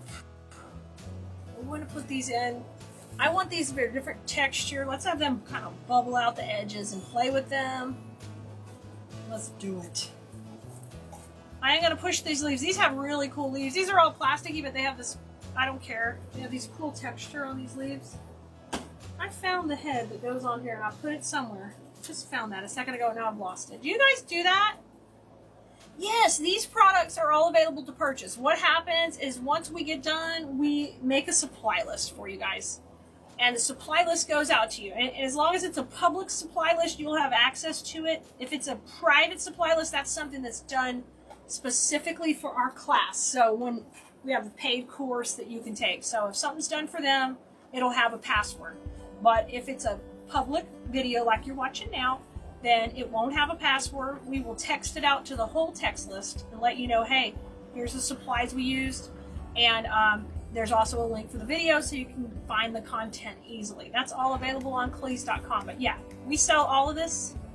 And I am pretty sure, I'm 99% sure it's all available. Unless somebody came in and got it all right as we were going live. Somebody might have sniped y'all like the old eBay style. Ooh, I remember them eBay days when you get in there and you'd be bitten and just get in there and just get in all excited. Anybody still do that? Thank you, Marina, for the prayers. You're awesome. Laura needs to get some bees. Oh, I understand. You know, if you're on a fixed income, a lot of times you can figure out ways to make things too. Or take something like this and make it stretch it out. Like I'm going to stretch that one into 2 projects. You're welcome, Carolyn. These are easy to work with, and I think these are fairly affordable. They're one of those things that you touch them, you're like, oh, that's 100% plastic. But it's painted good, and that's the difference between the supplies I try to carry. I try to really have highest quality I can with prices within reason. You know, there's higher quality, but man, they're expensive. But you gotta watch out when you start using that fancy stuff. Oh, you can't go back. You're like, oh no, we can't go back. This is the good stuff. This is the good stuff. Okay, I put my first chunky piece in right there. See how that lays really pretty with that ribbon behind it? Let's come in here. Let's put one right across. Where does this ribbon go? This goes on the left, I think. Yeah. So let's go right into there. Hey, Cherie! Marina, aren't the bees adorable? Yes, they are. They're super cute. All right. Hey, Elizabeth. Connie says that's exactly how your booth space feels, like walking through a beautiful garden. Yay! It's always a work in progress. It is. And I don't get to the shop as much as I'd like to, especially since I got my knee surgery. I was getting on a pretty good schedule, and then boom. But Mom's been doing so much stuff with Marley for graduation, but Mom also helped me with it too, so she'll probably help me some more once we get Marley off to college. Carol, you're loving it? Yay! So I've got 2 of those clusters. Now I want you to see how much depth that added. Yeah, it may be kind of hard to see, but it really looks good. It's just a different color green. All right. Let's come up here. Yes, these are what we used in the mauve eucalyptus. I think we did, but I don't know if we used this color. These come in 3 colors. Marina says you guys have to join design school this fall. It's trust me, it's awesome, and you learn so much. Yay! I'm so glad you love it. We keep trying to make it better and better, and I'm you know, I do the best to just be me in there, just like you guys see me here. I'm the same person everywhere. I'm just a little more teachy in there as far as I teach you the principles. So that way, not only can you learn how to do this one project when you watch me, but now you can take those principles and my little voice is going to be in your head going, are you making a triangle? Are you using the zigzag method? Are you breaking the plane? Oh my gosh. Connie, which school does she choose for school? She is going to end up probably going to Northern Colorado instead of her St. Mary's. It's a long story and it's kind of depressing, so we are not going to talk about it, but fortunately that school up in Minnesota kind of did her wrong, as in they're closing. I mean, it's not just her. They're closing down the program she wanted, so even though she had a full scholarship, it's not going to do her any good. So, yeah, she's going to, well, she's been accepted. It's a long story. We're pretty sure she's going to Northern Colorado. Look how cute those are in there. I love this. So we have 2 there. We have 2 there. Now let's get into the bow zone. We're getting into the bow zone. I have a question I missed. Thanks, Sue. Donna says, what do you think about a booth in the hallway walls? Donna, give it a try. Give it a try. And sometimes those types of booths are less expensive and maybe a better starting off point. So Keleas, go big, go home. I want to make an impact with my booth. So I have to have space to do that generally. So when I moved in, I wanted a bigger spot. But when you're first starting, you got to think about, okay, how many wreaths am I going to have to sell a month to actually pay my booth rent and include cost of goods. You can't just be up there and be like, oh yeah, I sold 400 because my booth rent's 400. No, you sold 400, that's great, but there's a cost of that. Oh, that looks good. I put a little greenery in there. We're gonna add a little bit more to the bottom. Laura, how much are our bees? I don't know, Laura. I'm not sure how much any of this is. We'll post the supply list when it's all done. Okay? And then you can just purchase it on Keleas.com. That's one nice thing about the supply list. They're just clickable. You don't have to go hunt for any of this. They just make it really easy. Okay, now notice when I got up to the bow, I got super height on this. Okay, so this is thinned out low. We get up to that bow. That bow has all that depth. I can't keep it flat or it looks like there's a, you know, something just shooting off this flat base. So I'm going to turn it to the side so you can see what we're talking about. I want you to see what we're talking about. You see there? So everything's coming up to the height of the bow. We're not letting everything be flat. There's dimension here. Does that make sense? You guys see over here? Yes. Right. Yes. Is there questions about the hot glue? That's electric skillet over here on the other side. Yes. That's an electric skillet. It's used for cooking and it's got hot glue in it. You can see it right here. Yeah. I don't use a glue gun. I've had a couple of hand surgeries, so you're not going to see me pull triggers. Listen, after this knee surgery, you're going to see me. Once I get a surgery, I learn. No more. No, don't do that. So I don't pull triggers on guns because I've had 2 wrist surgeries from overdoing that. And I once saw a supplier using an electric skillet, and they were building beautiful wreaths, and I was like, we can do that? So this was not my idea, but a super, super easy method for doing it. I actually prefer a larger skillet when I'm totally in production mode, but this little guy, my fans and followers suggested, why don't you try a little one for on screen? because it doesn't take up as much room. So most people would probably prefer this little small skillet because unless you're putting big things in there, you don't necessarily need all the space. Okay. Thank you for the love about Marley. Thank you. Thank you so much, guys. You're awesome. Debbie says the supply lists are so helpful. Yay, Debbie. I'm so glad they are. So glad they're serving their purpose. I'm going to put this one down here underneath. Just tuck it in a little. I'm going to use this to kind of hold down that ribbon a little bit more because I don't want to curl it. I just want it to kind of fall off to the bottom. All right, we just got a few little pieces left. And we're going to pop these in. Yeah, I like these in here. These are tantamount to putting, you know, when you add Christmas balls to a wreath, you might have done that before. This is kind of doing the same thing. Okay, same thing. It's adding that. It's like a little bitty. It's like a moss ball or a poppy pop of fun. Hey, honey bunny. Hey. Did you get a text from anybody? Okay. Paul's supposed to text you when he gets a text from Dirk or a call from Dirk. Is that right? Yes, I'm live right now. Hey everyone! Oh, Honey Bunny is Happy checking. Friday. Oh, yay! Y'all give Honey Bunny some love. I'm going to jump in the river. He's been busting Heiny, y'all. You know, the guys got to step up when you broke down. They got to do the kids.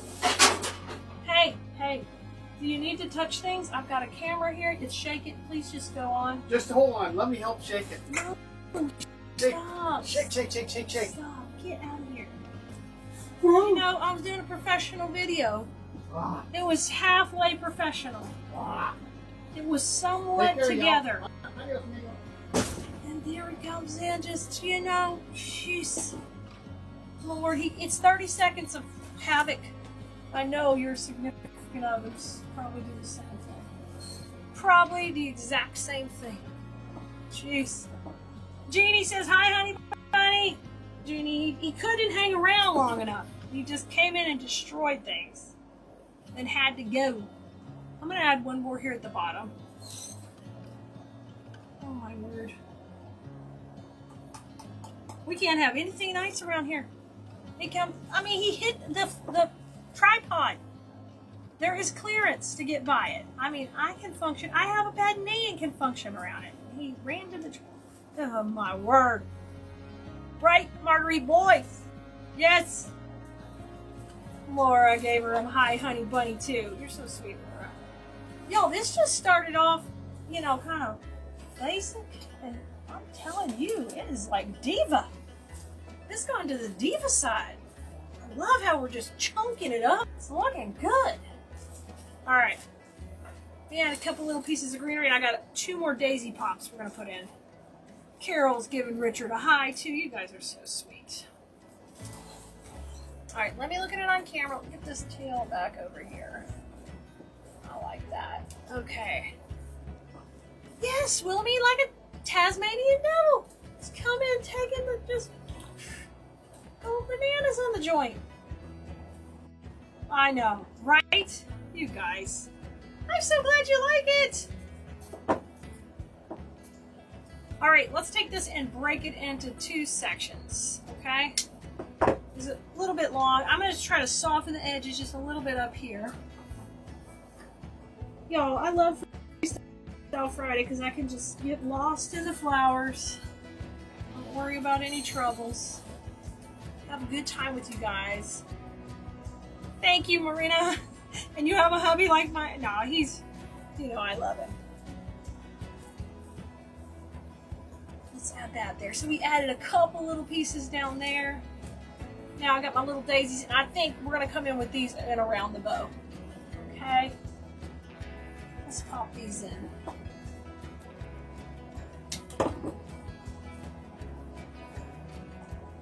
I might start liking wreath and sitting down.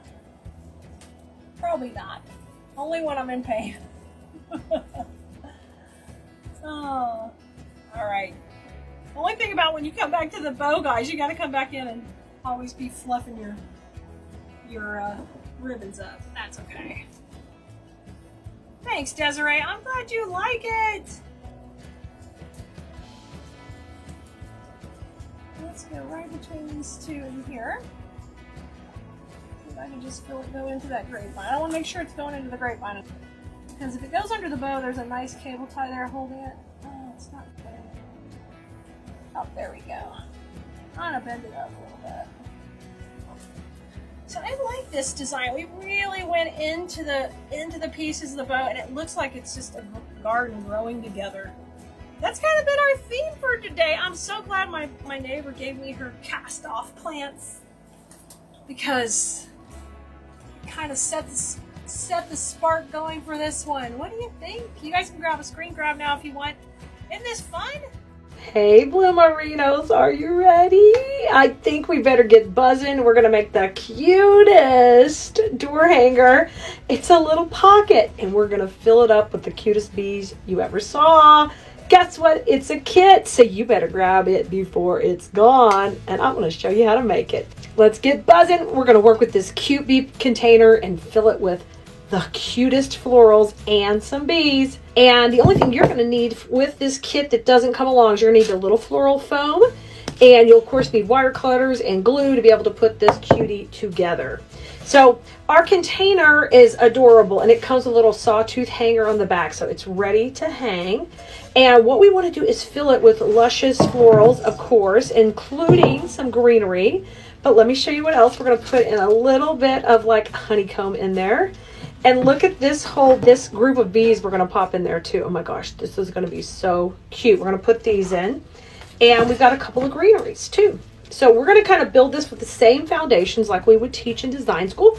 But this is a simple, great beginner project, especially if you've never made anything like this before. So I think you're going to love it. So the first thing we do with all of our projects is we kind of prep the base. And if we haven't met before, I'm Keleas, and I teach floral design at KeleasDesignSchool.com, and you are watching our bee kit here, and we're going to put it together. Now off to the side I have, because it's not very pretty on camera, but this is my electric skillet with hot glue. Okay, so I kind of keep it out of the frame usually, because you never know what's floating in this puppy. But we're going to dip our foam into the glue and then put it right into our container. So this piece is cut just perfectly to pop in there, just like that. So we're going to do that first. So I need just glue on the back, and the bottom would work fine. So that's what I'm going to do right now. And I just put some new glue in here, so it's a little bit full of glue sticks too. So once you kind of do that, I just scrape it off, and then I'm just going to gently slide this in. Okay, just watch your fingers. I want to push that to the back, and then I've got glue on the bottom too. So that's basically what you need to do to kind of get the base going. If you get a little glue string, just pull that off. So if you see me reach out of the frame a little, I'm going for the glue over here, okay? Now, we always start with greenery generally. It depends on the design. So this is made to hang, so if she falls a little forward, don't worry. She's going to have weight in the back in a second. But if you design her properly, she could probably sit as well. She's got a nice little base. So I love that you have those options with this container. You can do either one. So the first thing we're going to get our fern. This is called a fishtail fern, and it is exclusive to Keleas.com. And it comes in two colors, and we're using the green right now. And what I'm doing is I'm pushing some of these where they're shorter and some that are longer. And now I'm going to trim them off right here so we can have some long ones and some short ones. And you'll need a variety as you start to put yours together. But what you do when you're creating your base and you are setting your perimeter of your design is you've got to go ahead and get some good spacing in, right? So we're going to start with our height. So you can go as high as you want. You pick the height, and once you start with that, that's your highest point, and you work down from there. So my next pieces need to be a little shorter as we work towards the middle. It makes it just so easy as you start to put it together. Look, these kits always go fast because they're fun, and they're such a cute project to make with the family. Like if you want something simple to make with the grandkids, the only thing you have to supervise is the glue, but literally you can push this in the foam without really gluing it in, and it will hold up for a while. I just like to build things, you know, where they're going to stay together for a very long time. So that glue is kind of necessary, but you don't have to do that. If you want to do it with kiddos, you can eliminate the glue part and just push it into the foam. And you could glue the foam into the container previously, so you don't have to worry about it. So you can see I've done a great job of setting my background scene with the greenery. All right, now I've got a little bit of that greenery left, and I've got my boxwood. We're going to use that too. I don't need that yet. Now, when you get these are going to have really long stems on them. I took them off already to kind of get it where I could get it in the video here. But when you use the bees, they can just tear off the main stem like this. You don't even have to cut at first, okay? And then we're going to try to trim them up. So we have one on a really long stem, and then we have a couple that have little bits of 3. So you know how we had our bee flying at the top? Now this is so fun for you to decide, you know, kind of how tall you want that. Like, do I want to go way up high and have this really wispy, or do I want to keep it tight and clustered to the big bee below? It's totally up to you. But I'm going to put my first bee in. I'm going to trim her down a little bit, and I want her kind of soaring up there towards the top. Oh my gosh, she's almost out of the camera here. I'm going to put her in first, and then I want you to grab the honeycomb piece, and we're going to kind of shoot that off to the side. Yes, yes. So with this one, I'm going to leave it pretty much together. I'm just going to cut its grass off a little bit right down here so I can make it shorter. And we're still going to use it. Now, you can shape these up how you want. I think it's kind of fun to move them around. Look at there. So it gives you that neat little dimension. And trim that stem to the length you want it. And then I'm going to pop this in off to the side. Yeah, right there. And I'm going to kind of make these a little bit geometric, moving around. So we got one bee. We've got our geometric shapes. Let me give them some wiggling. There they go. See if I can get that one playing a little, and this one moving forward. Okay, perfect. Now look how cute it is already. We got a whole flock of bees on the table too that we haven't even put in yet. But we want to layer in a little greenery. So grab your cute little boxwood. We're going to use 3 of these pieces a little bit longer. So I'm going to cut them and leave the rest on the bush. We're going to come back to it. And with these, we want to create some dimension by putting a few pieces in right now. So, Keleas, you're kind of covering that up, and that's exactly what we want for this look. We want to layer it in a little bit. So that's one of the hardest things for new designers to really kind of understand, that the layering and the dimension is what makes your work stand out. So see there, I just moved that in front of the boxwood. Let's put a little more here on the left. Oh, it's so cute. Cute, cute, cute. And even cute things, you're still working with the principles of design like we teach in design school, so that your work, even when it's simple, it's detailed, and it really has this nice clean line. And I think you'll be shocked when you start to kind of pay attention and not just shove things in, not just cram more in, but think about where it's going. Plus, you're going to save money too when you grab a kit like this. You're only going to get what you need. You'll have no leftover to figure out where you're using later. It's a great way to start off. Or if you find yourself in a kind of a creative lull, when you grab a kit from a creator, it really helps you complete that process, right? All of our kits come with kit sheets and QR codes that'll take you right back to the supply list or the video on our website if it has a blog post, and help you get right back to what you need to create the design you're doing. Okay, we're just about halfway through. Look at this great shape. Isn't it adorable? It's turning out so stinking cute. The green, like the way this bee lays over all the green. Oh, it's adorable. All right, now it's time for some of our big juicy bees. I mean, these are like the hippo in Madagascar bees, right? I like them big. I love that. Now, their little wings are wired. So when you come in here, these are super premium bees. This is wired. So when you buy stuff from Keleas.com, there's a lot of detail in it, and utilize that to your benefit. With the curls, you can take and make them smaller or stretch them out if you need to lengthen them. So you can do whatever you need to give them that whimsical look. Now these are going to go on the left side, so I'm going to trim this down a little shorter. And then I think I'm even going to cut the top bee off right now, and we're going to put her in separately. So I kind of separated them out. Let's start off with these two guys together. Like, they're BFFs. They are buzzing together. I couldn't help it, guys. the bee jokes are rampant. I was writing a bee email today, and I mean, we had it loaded with bee jokes. So there'll be more bee jokes and more emails. Now let's put some bees over on the other side. So I'll trim off the main stem as well. And make sure we get in there. Look, I didn't mess with his wings earlier. I gotta do that. See, I'm getting their little wings moving. And I don't want them to be identical, so I'm gonna have him kind of leaning back and him all moving around in his stage of flight. Now, popping him in the glue too. And we're just putting him into the right here. Oh, ha, ha, ha. So we kind of got these coming out the other side of the honeycomb. We got bees flying everywhere. I'm going to put the taller bee more to the inside and the little shorter bee to the outside. Oh yeah, now we're talking. And I'm really kind of letting that head be the only thing down here at the bottom, so it really, you can tell this is a bee container. I love that. All right, I got 2 more bees left, but let's go ahead and let's layer in that greenery. We know that's really important in our final design. So I'm going to make these short because these we're going to use all towards the front here, because I do like his head just sitting on top of that green behind him to some respect. So I have got my glue pot right here to the side, and we're going to pop in a couple. Let's put one over here to the right.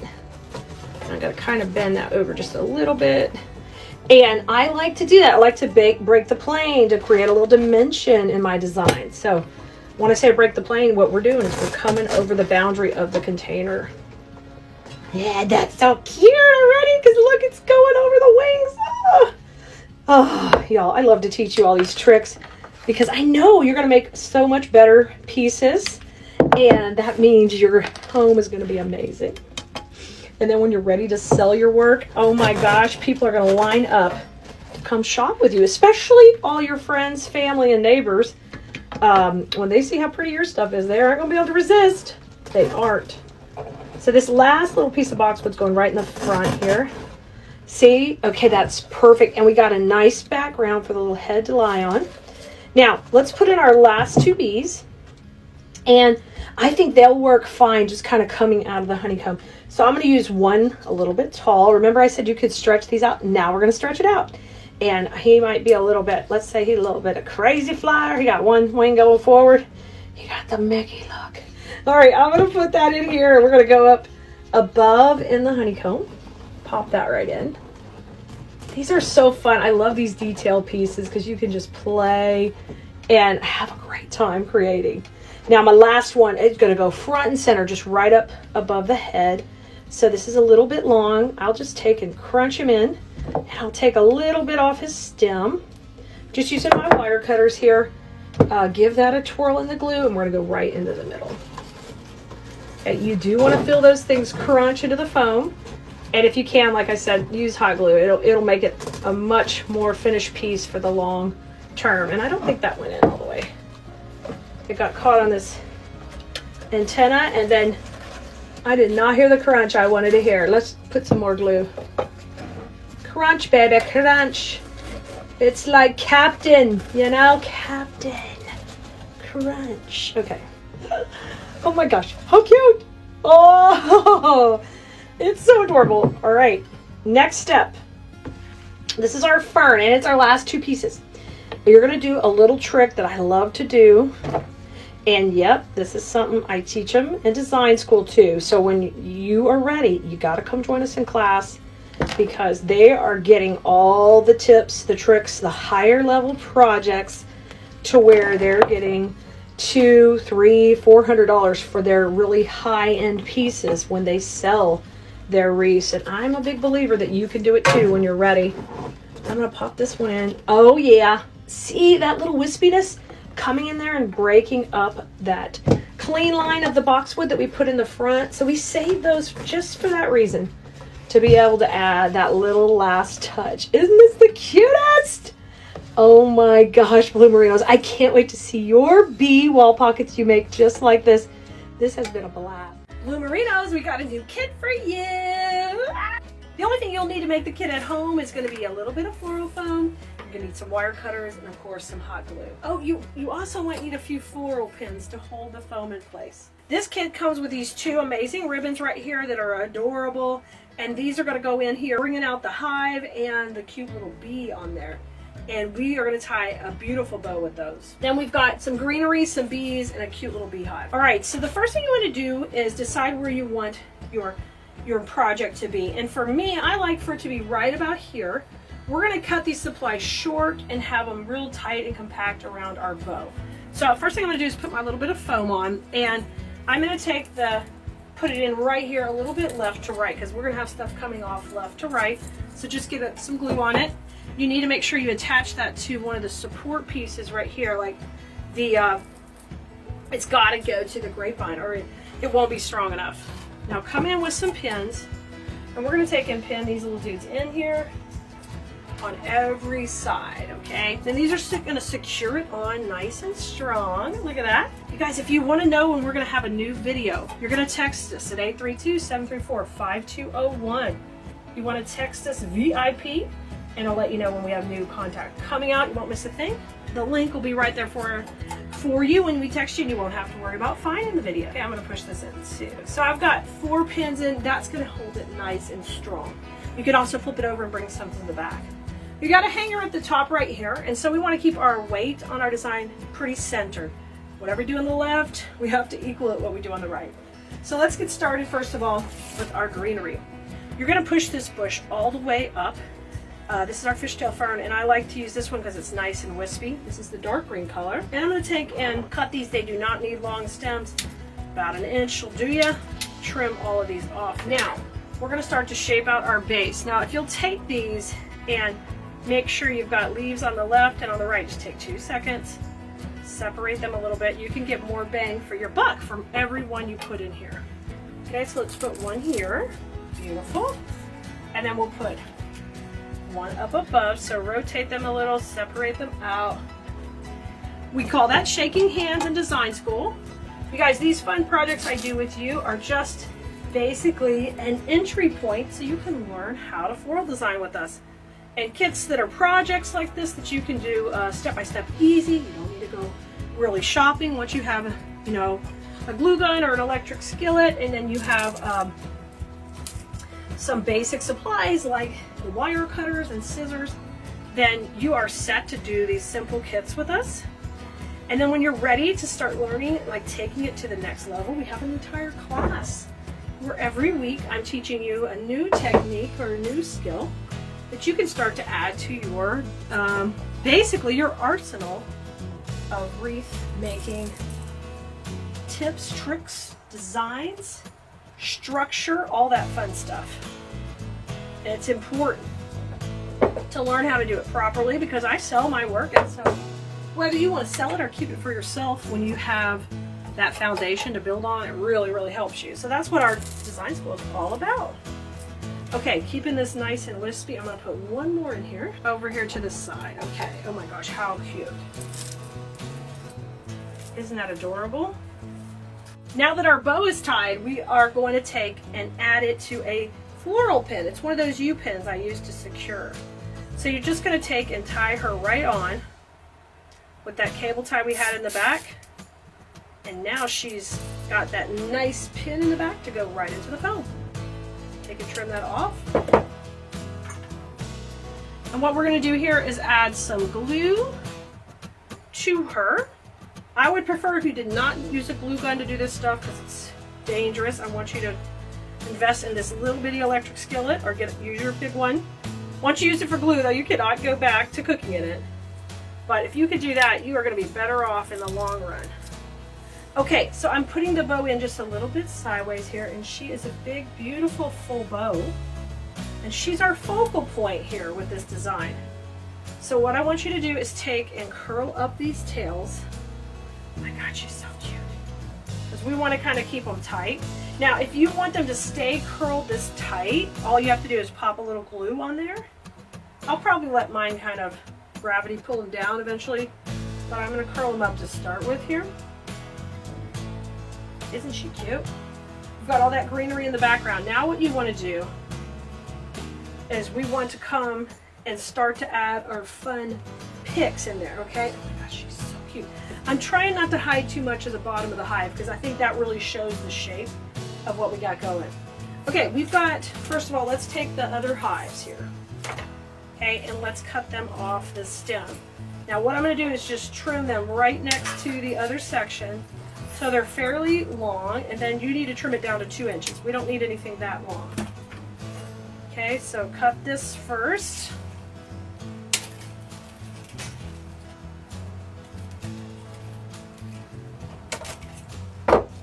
Okay, we've got them all sectioned out. Let's put the first one in. I think I'm envisioning 2 above the bow and 1 below. So take and manipulate them where they're looking super cute. Use this little berry. This is called shaking hands. I'm shaking hands to develop the look I want. Now I'm going to pull that bow forward. We're going to put this right behind the bow. This will be our longest one. You want to feel it go crunch. Oops, into the foam. Try to hear it go crunch. And then bend it forward just a little. There you go. You're so cute. Okay, and that'll be our longest one. So our next one, we're going to kind of deconstruct it a little. So take and cut these smaller pieces off of there where they're shorter. And now we're going to use this shorter and kind of towards the center of the bow. So we're going to put that one in. Isn't that cute? And then you're going to take all of these and start to put these in shorter. So just take this pick, and don't be afraid to do this with any pick, okay? You take and deconstruct the pick into smaller little pieces, and this is how you're going to do your detail work. So I didn't have to go buy something else. I can use the pick I have, but we're going to take our time and throw in a little bit of details at a time. Now this pick has these cute little brighter yellow little daisy on there, which I love. Love the bee whole motif. I put that one in. Super cute. Okay, now let's bring the eye down. We're going to balance that on the other side with the other piece. Same thing, we're deconstructing this one. So our hive is short. We've got our little berries still, and then I'm going to get some of the grass. And I want to keep it on that strong stem because that makes it really easy to put in. So just cut that off and leave a little of the strong stem. It's a little tedious, not that bad. This detail work is what's going to show off in your work, okay? Take your time. Appreciate each step of the detail work process. Okay, so I'm coming in here with a little bit of that daisy, just working opposite. Now I want this guy to be closer to the center, so I'm going to cut him even shorter, just a short little couple inch stem. And let's go in here. Look how cute. Adorable. Now a little bit more grass coming out either side. Let's get a little bit more here in the middle. And you know, our last step is going to be to put these adorable bees in there. I cannot wait to do that. Let's go right below. Try not to squish your bow if you can. Okay, it's bee time. So the bees, we can use them long or we can use them short. We can do a little bit, but we want the idea that they are just swarming around this home of theirs. So take and cut these off the main stem. So what is going to make your work stand out from others on this design is if you take your time and really work this detail work, okay?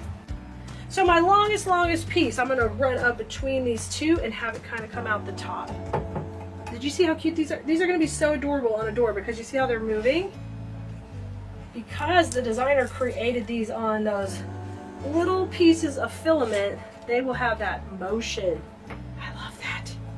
Okay, now this guy is, we're going to cut it a little shorter. We're going to have it go right to in between the hive, right there in the center. Right here. Kind of come, oh my gosh. How cute is that? I love that. Now we've got a little bit of foam showing there in the center. So what I'm going to do is we're going to take our last little pick and divide it into 2 sections. And then I've got 2 baby picks. So you can always do that with a greenery like this. It's a pusher. I can section it out into 2 little sections. So I'm going to put one here, beautiful, and one above to kind of camouflage this middle section. And now it's filled in really pretty. I can't see the foam. Look how cute. Oh my gosh. Okay, bee time in the bottom. So repeat the same process you have up here.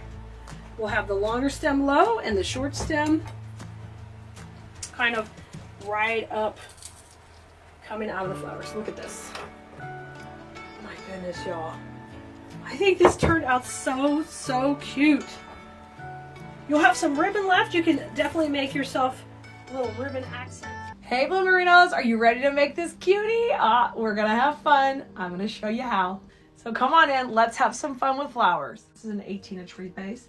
And we're gonna start off with that and get this little cutie mounted right in there.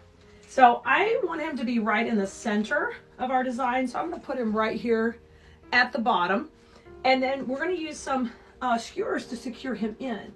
So he is really exactly where I want him. So the easiest way to do that is just take some barbecue skewers and I just hit them with a little bit of glue on the end. And then you just kind of leverage it in with some physics. Well, you try to get it in here. Because his base is all foam, he's super easy to put in that way.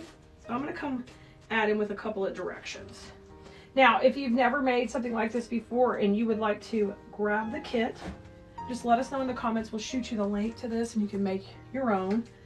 These skewers, I usually find them in the cooking department of my local grocery store. Like, they have the better, thicker ones than I get at Walmart. Walmart, just, they're kind of thin. That's something that won't come in the kit, but you can grab them. You can see I just went ahead and just staked him right in. And now I'm just gonna cut off the little edges. And just like that, our main focal point is in the wreath, and we are ready to start adding the flowers. In this kit, you can see we've got our greenery, we've got our main daisies, we've got some twigs. All of that is important to create the base of this design. Let's start off with our greenery first, just to get a little of that in. And we are going to start to kind of place them to define our shape. Because our shape is what we call, I call it laying the perimeter or setting the background in design school. And that's what we're going to do first here. And we're using this greenery today that is got a little bit of flocking to it. But one of my favorite parts is they have wired the plastic little vine pieces in here, so you can use that to your advantage. So if you'll just take this bush and tear it down, it's super easy to work with. Anytime I can do that, I'm going to save the steps of cutting and save myself a little bit of time. And then you just trim up the ends and we'll get started putting them all in. And when I say set the perimeter, that means set the exterior of the design, because it kind of lays the foundation for your whole project. See how I'm shaping this up? And all of that's really important in when you choose your products to create with. That's why grabbing a kit with us kind of keeps it really simple for you to be able to duplicate exactly what I'm doing and get you started on your design, you know, adventure. See what I'm saying? These have that little bit of twig to them, and you can take, because they're wired, I can kind of have them come over my little bear's head. But isn't that super cute already? Look how we're doing. Look at all the dimension we're getting because those little pieces and those little details are wired. And I like to stand apart from, you know, the big box stores when we have our florals that we sell, because I know that the better your pieces look and the more depth and dimension they have, the more, you know, you are going to be able to demand for them when you resell them, or just the better it's all going to look when you put the piece together on your own door. So I'm going to take this one, we're going to kind of come below the beehive, and you can go all the way around if you want, but in this case, I want to just kind of tuck this right up beside him. Oh yeah. So we're starting to frame out our perimeter. Now I'm going to come a little bit down with another piece. I love this one too because I've got these two longer viney pieces that'll work great, kind of cascading down. And I'm going to tuck this one in right here. I want this to look very organic and florally, but fun because of our cute little beehive in there. But you can see that I want to stick with that jute texture on here and let some of the grapevine show so it feels kind of rustic. I love that. I love that combo. Don't worry, we're gonna have a cute bee to go in here too. Of course we are. All right, then I'm gonna take one more piece and I'm gonna shake hands with it. We're gonna do that right up above. Now, if you need to, you know, grab some Spanish moss to hide your glue or secure your pieces in, just in case you need to cover up a little bit of glue on there, and I've got a little bit right here. I need to add some moss too. All right, just like that, our greenery is in, our bee is in, and we got a great start. Now, I want to go ahead and grab my main flower in here, and that's going to be this really pretty Paris daisy. It's just like a Gerber daisy, a nice big head. And these come with a little bit of greenery on them too. So if you'll just take and push those up a little. And I'm going to trim them pretty long because they have the stem covering, which I love, but we don't want to push them up so much to where we lose the wire, okay? So just push them a little bit. But I kind of like the stem covering because it's so pretty. So don't push them up too high. It makes them look so real. So we're gonna trim that whole bush off. And then I'm gonna get ready to put these in. With these, I'm gonna leave them long. I'm gonna let them kind of reach out and help create the depth we're looking for in this design. So I'm gonna start with my first one, kind of going up and above up here. And think about it creating like a little concave, a little area that comes out over the beehive, because that's gonna give us that great depth I'm talking about. And I'm serious when I want you to think about the depth. It just is, so many people design stuff that's super flat, and that's never something I'm designing or teaching how to design, because I think it's boring and it's never going to command the dollar amount that I want to make when I sell my pieces. So I'm really thinking about that.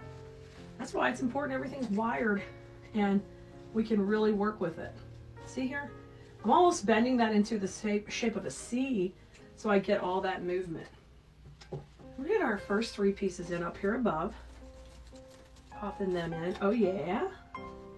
I love that. And push this one in just a little bit more. And if you bend it a little too strong, just, you know, back off a little. You can fix that. Look at all that movement. Isn't that great? I have got that really moving off the top. Now let's do the same thing on the bottom right here. Okay, I'm going to come in on the bottom. We're going to change our direction and get these puppies popping.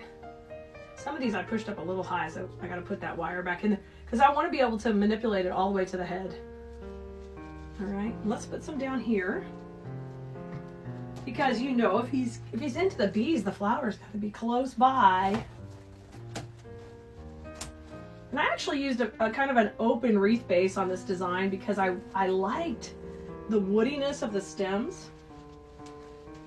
Sometimes, you know, you want to pick out a different base for different designs, but in this one, I think it worked just perfectly. Something about bending these wires is almost cathartic to me. It's so relaxing, and the beautiful weather today, and the actual bees, and the birds. I haven't seen any bees, but I have heard the birds talking. They're talking. All right, we've got 2 there. Let's put a couple more right here, kind of working our way back. And I am leaving the grass on too, because I love that grass in there. Just got a little bit higher. I'm gonna put that in right here. Now make sure you're not going just through to the back. I did pick a kind of an open wreath frame, so you gotta watch it. Make sure you push it into the design. I'm gonna pull that up a little bit. There you go.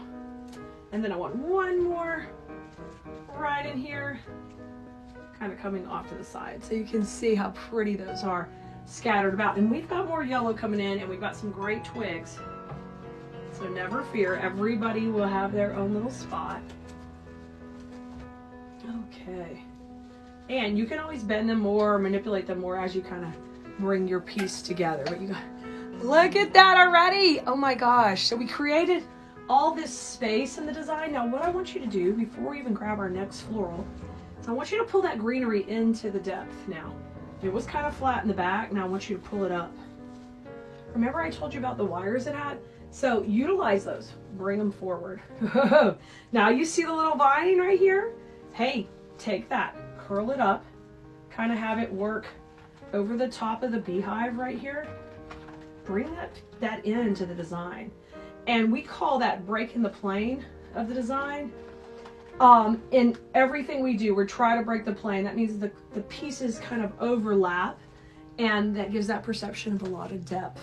And that's what we want to bring in. Next, we're going to use this gorgeous yellow. And this has kind of got like a little flocked greenery to it, a little bit of gray. It's got that beautiful Dusty Miller vibe to it. And it's got even some rosemary in here that looks like that too. So that with the yellow is just excellent. So I'm gonna take this one and we're gonna divide it into sections. And we may even break it down a little smaller than this because we want this to fill in between everything we've already got going. So I'm gonna tear this one off too.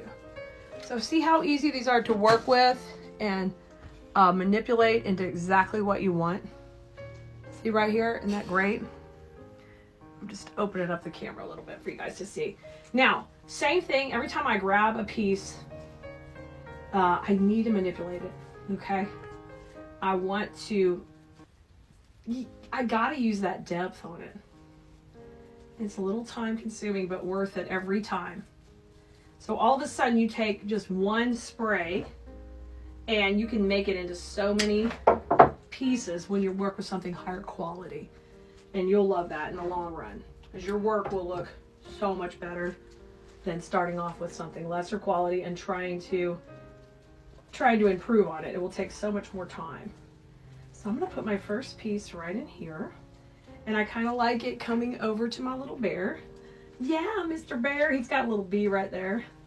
And we're gonna bring another piece from below that. Just keep letting these fill in. And that way you get this really nice wispy design, which I find lovely. Now we're gonna come below where we change direction. So I will switch direction on this stem as we bring it in. I'm gonna kind of work from the outside and just let it come out here. And mix it in with that other green spray, because we have that green spray in here too.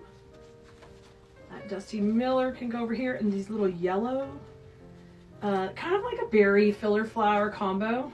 Oh yeah, so pretty. All right, now we're gonna work a little bit down, and I'm just gonna take these and open them up the exact same way. Shaking hands with them. And I'm gonna go right below now the beehive. So when you use a filler flower, what you're doing is you are breaking up the space and you're adding a little more dimension between the greenery and the main flowers, which in this case are our daisies we're working with. And just pop that right in there. Now let's take one more and go above. Same thing, I'm gonna trim off this one where we tore it. Now I'm gonna put my last piece in right up here above. Slightly overlapping that greenery we already have in. And just gently spread that out. Oh yeah. See how we're breaking the plane, the bear, he's like tucked in there. He's tucked in the back. Now what I want you to do is we're gonna steal a little bit of flowers from a couple of these. Like I'm gonna steal this piece right here from that one. I'm gonna steal a little bit of greenery from this one. Okay? And then let's steal maybe another little floral from this one. So what I'm gonna do is I'm gonna embellish that beehive a little bit so the florals don't look completely different than what we're using other places. And I'm just gonna tuck those in with a little bit of glue. A little bit of glue on there, and I'm gonna take and just tuck this right in. Here comes a little greenery. And you guys, anytime you use a wreath attachment that comes with some stuff like built in like this, you can make it your own. You can pull that stuff off, or you can do like we're doing here. We're just adding a little bit of other, just to have it work right in. Here comes some more yellow flower, and I'm just putting that in the glue pot, the pot skillet off screen.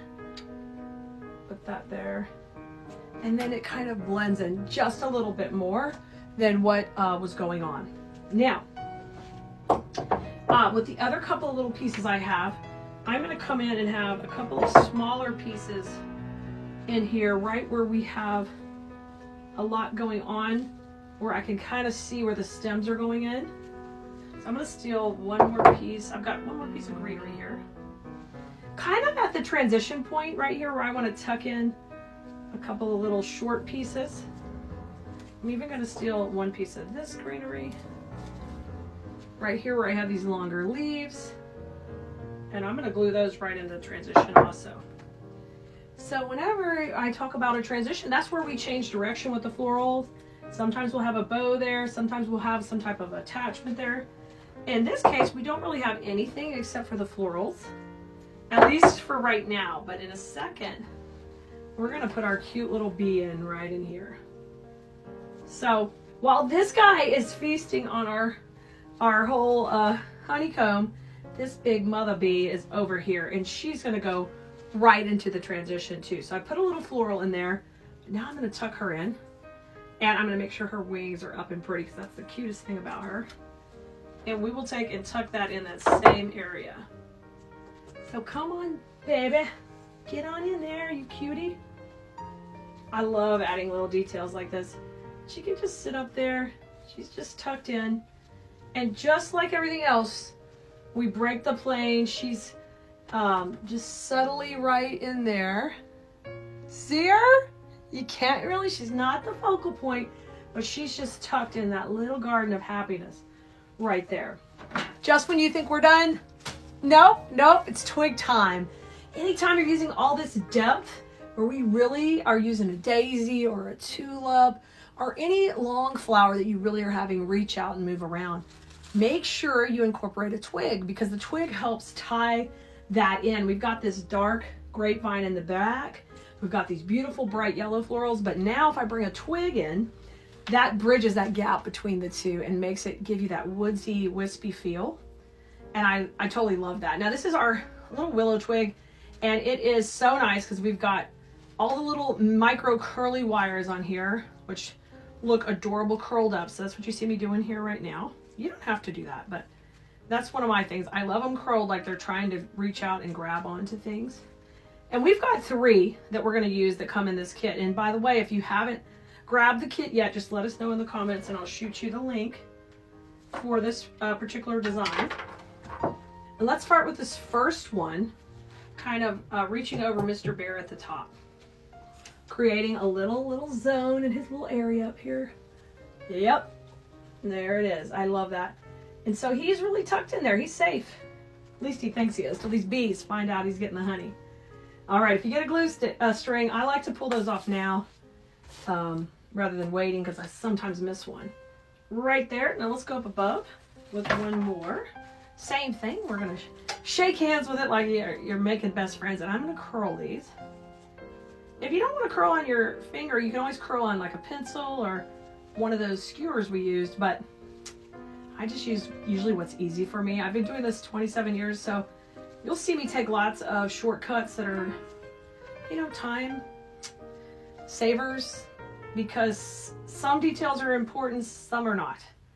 And when you're running like a really high volume Etsy shop like we do, we want to make beautiful projects. We want to use the highest quality materials. We want to have a lot to the design value. That's why I teach in design school all of the ways to do that, because we don't want to look like anybody else. We want our pieces to be super special and unique, but there's no reason to add steps to the process just for, you know, the glory of it. I like to make it simple. And because I used to have to teach all my employees how to make the wreaths too, it gave me a lot of practice to be able to teach you guys here and in design school, so you can do it on your own. So this time I'm going to actually curl this stem a little bit too. The main stem. Oh gosh, how fun is that? So we kept these twigs like really coming in tight around him. See all that? He looked really, really good.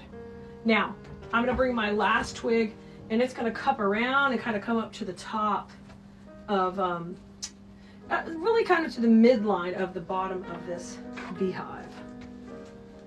Isn't that great? So I hope when you play with your designs, you think about the rustic element. If you're letting a lot of that grapevine show, how can you bring in, you know, a little more detail to your piece? And twigs are a great way to do that. Okay, here comes this one. Plus you get to curl all these little wires, and that's just so satisfying. Alrighty, I'm gonna trim that one off.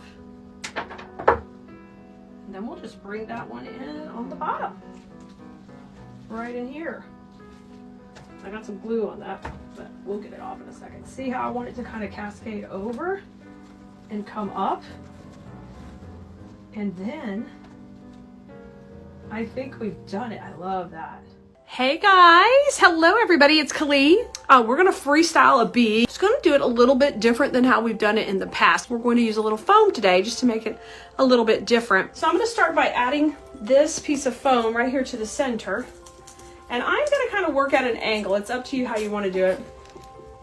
The bee has wire all in the frame, so the cool part of that is it's got lots of places to attach to. So I'm gonna go ahead and get some glue on this foam, and I'm gonna just put this a little bit sideways, okay, on there. And then I'm gonna come in through the back, just in case it's a little clunky on video, and I'm gonna pin around these wires. And then this guy will be in there really safe, okay? And we don't have to worry about him failing or coming off. So I'm gonna put him in, get that part done. So now I'm coming in with those pins just around the wires. Okay, I've got it pinned in good. I've also got it glued. So it's safe on there. Look, cha-cha-cha. Make sure the glue's set up before you do that.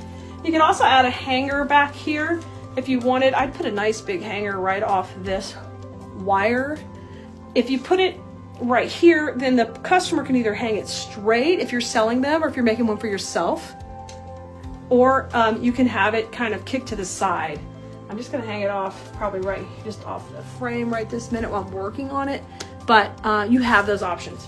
I'm gonna start off by adding some greenery. Oh, you know what else I need to do? Anywhere there's a little bit of wet glue, I like to come in with some Spanish moss while it's wet. And basically I'm gonna keep this low. I don't need it really high, but I wanna cover up the edge of the design because I don't want to ever see this glue. Sorry, I forgot to do that right away, and I don't want this to set up. And I'm gonna just pin some of that too. So I'm hiding the foam is what I'm doing. I'm gonna have greenery and a lot of stuff to hide it, but anywhere I could see glue, I wanna cover it, like right now, first thing. This is our Riscus bush greenery, and I love it. The only thing is it's not a pusher, but it breaks up really easy. Let's cut off a few pieces of this and let's create our kind of our perimeter.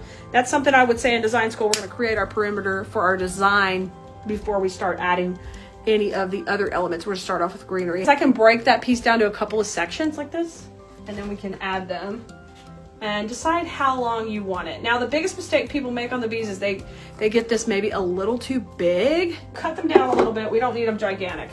I'm just going to cut them in half. And when you do those kind of cuts, you make sure you cut it where it looks natural, right? You don't want it to be a wire sticking out. You want it to look like it's just naturally that way. So we're gonna take, I've got my glue pot right beside me here, and I'm gonna start to just create my base, get my shape going. I don't need that massive though. I want to be able to still see the bee, but keep all this framed out, okay?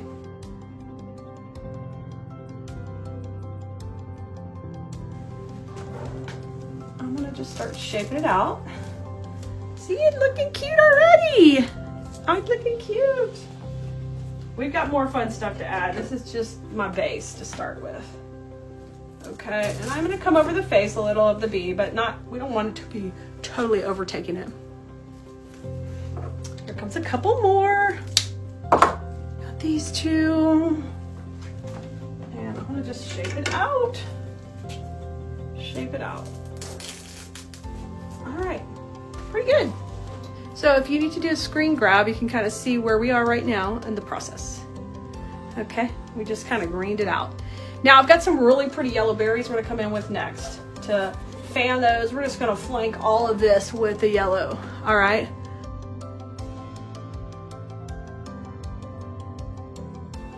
Oh, that's cute. That's making it really fun right in there.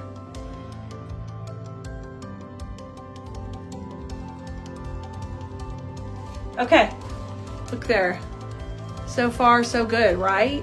I'm gonna keep some of these supplies off to the side because I know I'm gonna wanna tuck in on the bow like we did yesterday. Go ahead and make the bow. I'm gonna start off with the polka dot in the back, okay? And then I'm gonna add the yellow on the top. That's my plan. And I'm just gonna do a really simple bow.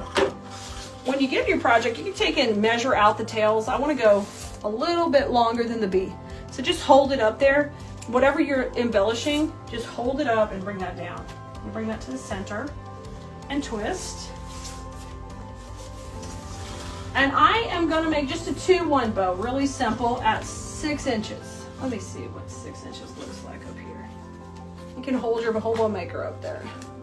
Yeah, I think that's fine. I don't think I need 7.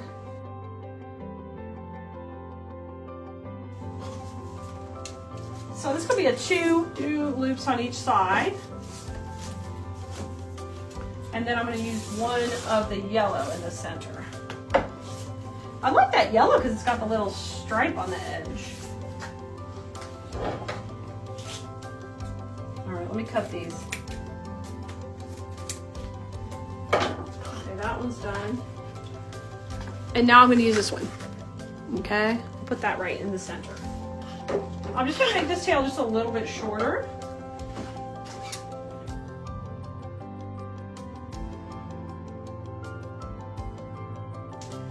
Okay, I'm scrunching it. So I did this next loop at 5 inches. It looks perfect. It looks really neat and clean. And you can always do something like this at home, guys. Do I like that? Yeah, I like it. It's not too overly big. Okay, I'm gonna now take it off. So I'm gonna get this bow on and then we're gonna embellish around. The other day in design school, one of the girls was asking, do you do the bow first? You know, how do we know when to do the bow first? How do we know when to do the bow last? And we talked about a little bit about it. And basically, it depends on how you want the bow to look, right? Do you want the bow to appear that it's the finishing touch? Or do you want the bow to feel like it's worked in to your piece? And 90% of the time, I want to feel like mine's worked in and it's just enveloped by all the other pretty greeneries and twigs and bees and all that kind of stuff. All right, I'm gonna add a pin to the back because we're working with foam. We gotta add a pin. Putting that in, I'm gonna cinch it up. So when you use those cable ties, look how poofy that bow, oh, it's just delicious. Got good movement. And I do have to cover the center. But we had talked about if y'all had a cute little bee you could pop in the center of the bow. Oh my gosh, would that be precious? Maybe you can find something little. The ones I have are too little. Really, they wouldn't be effective. Okay, I'm gonna put the black in the middle. So I'll just fold this one right up. So has anybody made the bee skeeps or whatever they call them? Skeep? I don't know if that's right.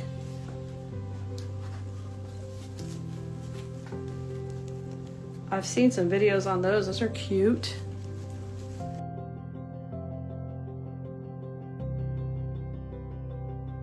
We have a big pile of bees right now. And he's like, would you do a bee video, please? We've done the bees for 3 years. So I was like, well, we're gonna try to do it different. So you guys have some other options. If you've already made one, you can try a different one. And that's what's neat about these bases. They're like having a wreath base to work on that's painted for you. So you have lots of texture, color. It's a lot of fun. Okay, I'm gonna take and just press it. I'm gonna go pretty much centered. If you wanted to go maybe a little bit lower, just a little bit lower than center, but pretty much right there, okay? And now we're gonna work all around it. And I'm gonna try not, see, I didn't go way out. I'm gonna just try to keep it tight to the middle. All right, so there's my pin, and I'm gonna just get a little glue on it, and then push it into the foam, and that will hold it. I like to use the floral foam. It holds up better over time than the spray foam. In my history doing for 18 years, I did craft shows traveling all over the country, and it just holds up better. So in the long run, I know it's more expensive, but it's my preference. I'm gonna go right in here. Oh, yes, look at that. It's cute already. Oh, it's got a lot of dimension, a lot of pop. Look, look, oh my gosh.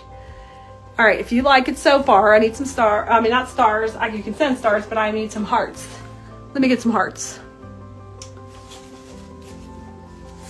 I guess if you don't like it, you could give me the sad faces. You better not like it. It's adorable. All right, now we're ready. We've got our background built, and now we've got to get all the fun stuff in the foreground. Okay, so that's done. Now let's add the interest to the front, because that's where the party's gonna start. I'm gonna start with a little bit of greenery still. We're gonna build out around there to get a base. I'm gonna just trim this greenery up a couple pieces here. I don't need it long at all. Just where I have maybe 3 sprigs on there would work fantastic. Boom, boom, boom. And I'm gonna add these in around the bow. Okay, let's do this. Okay. And we still have the cute little bumblebees I want to add and some other grasses. But I need to use this particular filler right now to fill in, hide the moss. I'm sorry, the foam. I always say that wrong. Every day. Apparently my brain stores those two words in the same memory bank and I pull them out incorrectly. It's kind of like watermelons and pumpkins. It happens. So far she's good right there. You see it if I bring it down? Let me keep it up higher.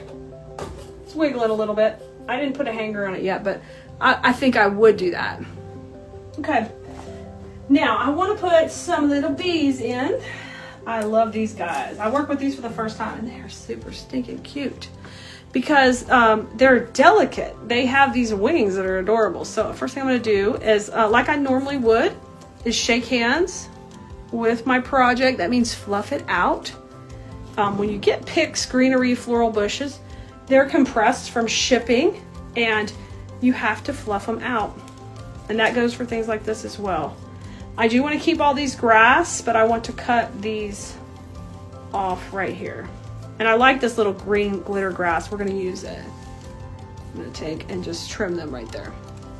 I just think these are fun, and they're great for a beginner. You don't have to invest a lot to make your own, and you have a really stunning project. So I've been, as design school's opening, I've been also focusing on doing some tutorials for beginners where you can get a quick win. Okay, let's put these in. I'm going to use 3 on the top, 3 on the bottom, and these guys are going to fly to the back and the front. So we're going to have 6 of these total. I'm going to go up here, just go right behind. I think they're just like they're buzzing around, like this is the queen, and they're like, hey, queen, I want to hang out with you. I'm sorry, I don't see all the comments great. I say somebody said, hey, hey, hey, hey to you too. We're buzzing. We're buzzing around here. How about this one? More to the middle? Oh yeah, he can come in the middle. He's happy little bee. Oh, so cute. See how cute? Ah! All right, now this guy, let's have this guy come way out the back. Like he's flying. Whoop. He's like, I'm almost out of here. What are y'all doing around this queen so much? This is a boy bee. He's like, huh. What's up? I don't know anything about bees, guys. So I'm just having fun. I'm just having fun creating with you. All right, the 3 bees are in. And I want to come around with some of the yellow berry a little closer to them now. Okay, we have enough of that. We can add some more. Let's bring that in. Woohoo! All right, here's this guy. Let's see, I have 3 pieces left, so let me just use 1 in here, and then I'll kind of sparingly. I really love to do this. I love sharing it with you guys. I love picking out products for you that I think you're gonna love to use, that are easy to work with, that are gonna make you look good because they're just easy. And you don't have to have that much practice to get good at some of this stuff with just implementing some of the things I'm teaching and showing you. Okay, there's our 3 bees at the top. All right, now I'm ready to come in at the bottom. This is a little too tall for me like that, so watch this.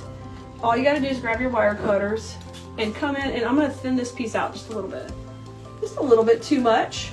It's no problem. Just cut that piece off. Now cut it where it's wrapped so I don't end up with a bunch of little pieces. I don't use a pick machine. I don't like using them. So I always make sure when I make my cuts, I leave things clustered. So if you don't know what all that means, it's okay, but I just wanted to share that tip while we were in that moment. Okay, this is the grass that came on there. I like to curl this grass. If it doesn't curl, I generally won't use it in my piece. I'm just picky about this type of grass. But this has little glitter on it. And we all need like a little sparkle. Oh, that curled up good. See how pretty? That's what we're looking for. If it curls crazy or looks goofy, we don't use it. Just, it goes in the garbage, guys. We just don't, this is directional, and if it's going wrong, it'll cheapen your project. I'm feeling super teachy. I hope y'all are enjoying it. I own several pick machines. I just got better at not using them. basically after selling thousands of wreaths online, I learned we've got to make them fast. So we have to learn these little skills, these little nuances we need to do to not waste a lot of time doing extra steps. That's why. Nothing wrong with the pick machine. It's just another step that I don't want to do. All right, I'm going to put this right in the back so that can kind of come in the mid zone right here, not in the very back, but right behind this little section. We're going to put that in there. Okay, and we're going to go on down. Yeah, when I'm teaching in Makers University about our how to sell on Etsy, also, the one thing I want to, always remind everybody is you've got to have some simple projects too, so you have different price points. Oh, that looks really good in there. That looks really, really good. That looks really good. So if you need the supply list for this project, just say supply list in the comments and we'll get back to you with a link, okay? Cute so far. All right, I think I still want to put some grass and little bees at the bottom. Okay, so I'm just trying to keep this tight at the center. It's still wispy, it's still my design style, but I'm not going way out past those wings. And it's just, I'm making it a little balanced.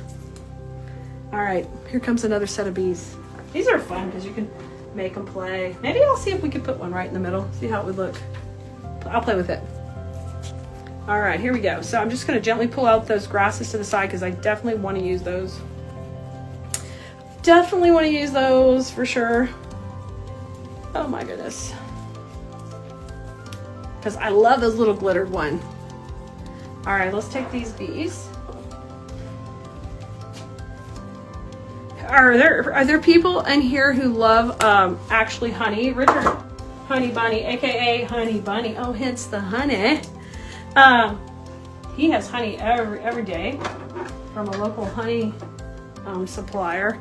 Do you guys? Is there anyone else who does that? All right, there's our bee, and let's have this one come out the bottom. We're just gonna mirror our placement up at the top. So I'm gonna come in here, just take your fingers, spread them apart, and get into the foam. We'll want to get into the foam. So, foam is always an option to create on. And sometimes we do cluster, sometimes we do foam. You have options. That one's in. Little guy's flying down here. He looks a little lost. Come on, buddy. There you go. Jeez, these wings are super cute. So cute. When I was younger, one time I had like a little allergic reaction to honey. It's never happened again. It was kind of scary, right? But now it doesn't happen. I'm gonna open this up. Y'all, make sure you go to textkeleas.com too and get on our text list.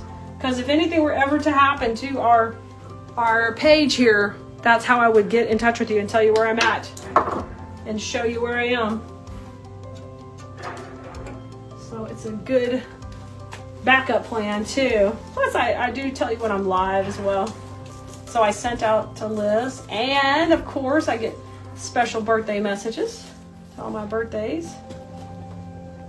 Look at those guys in there. It's so cute.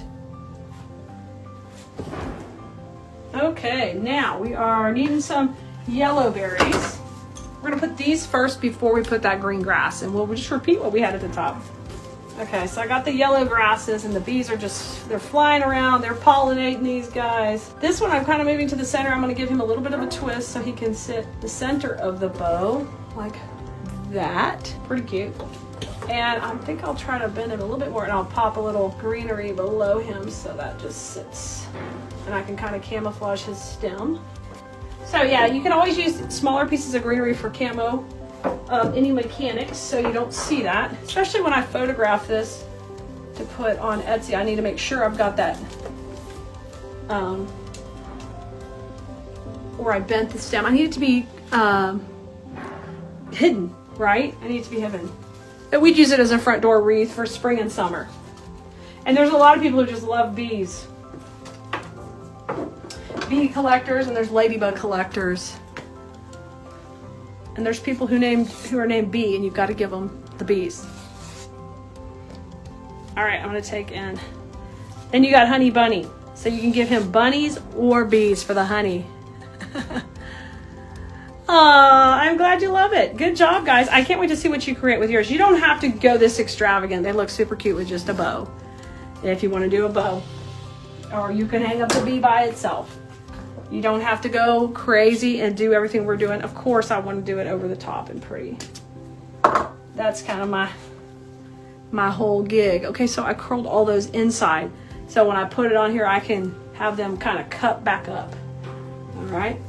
You can do it the other way too if you want them to curl out. You just want to be consistent in what you're doing because lines matter in design a lot, or the eye is very confused and it doesn't look quite as professional if you can't keep the lines somewhat uniform. I like things wispy and wild too, but you can't fight the transitions. All right, let's bring that in.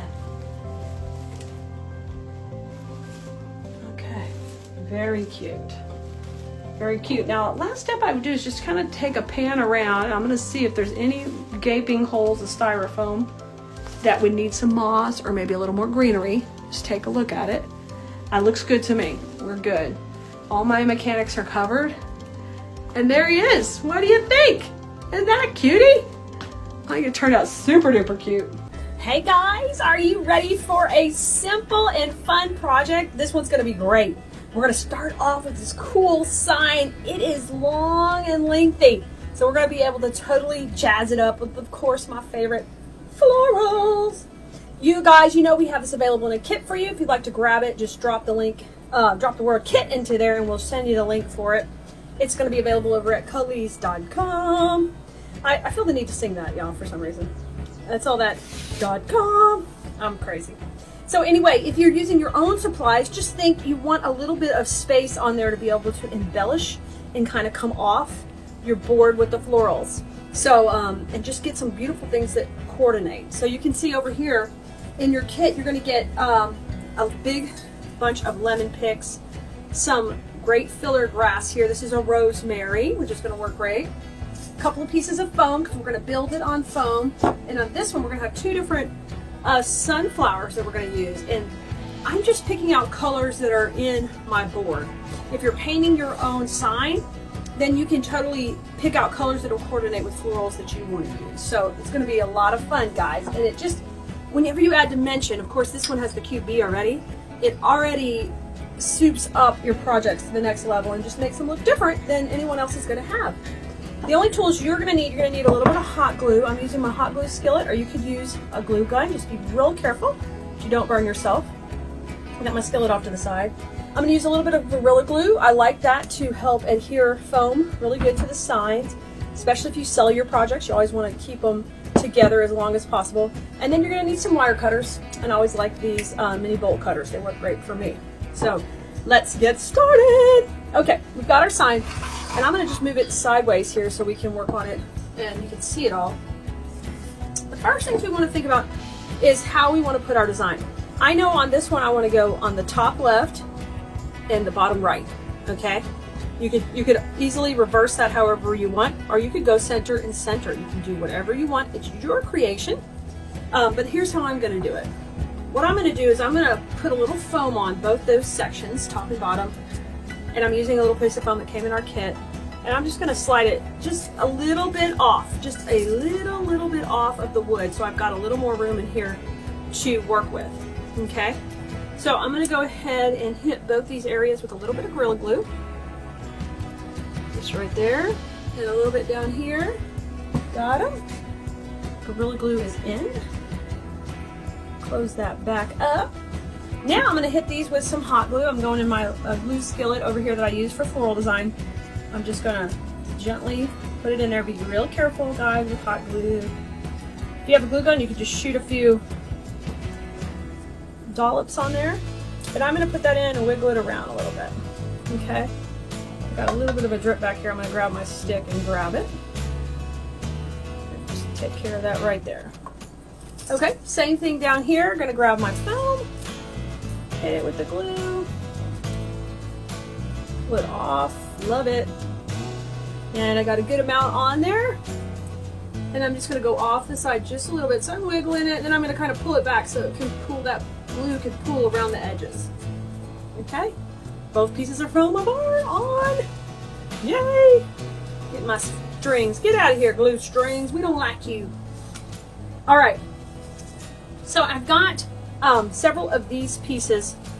I'm getting 3 in here, and what I need to do is, if you get yours all on one stem, you'll be cutting them off, and I'm going to cut them down to where they have little bitty piece like that at the end, okay, for this one. And I'm just going to take and kind of create, look at my glue globbing over here. Ugh, no glue globbing.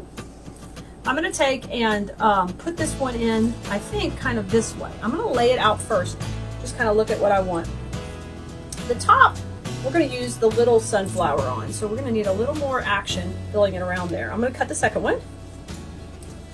Let's trim it down.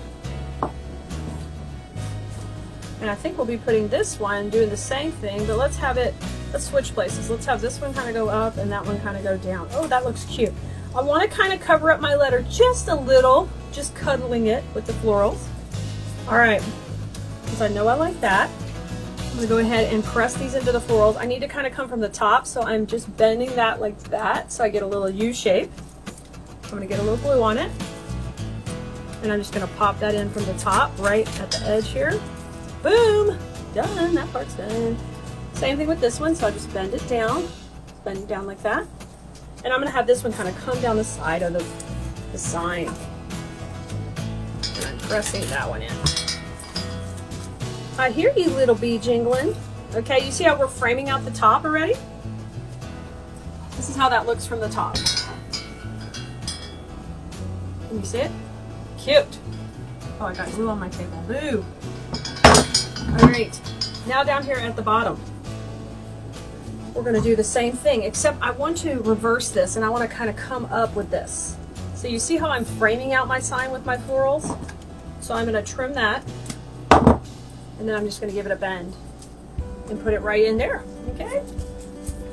Here we go. I'm dipping it in my glue a little, and I'm just going to press it in my foam. Boom.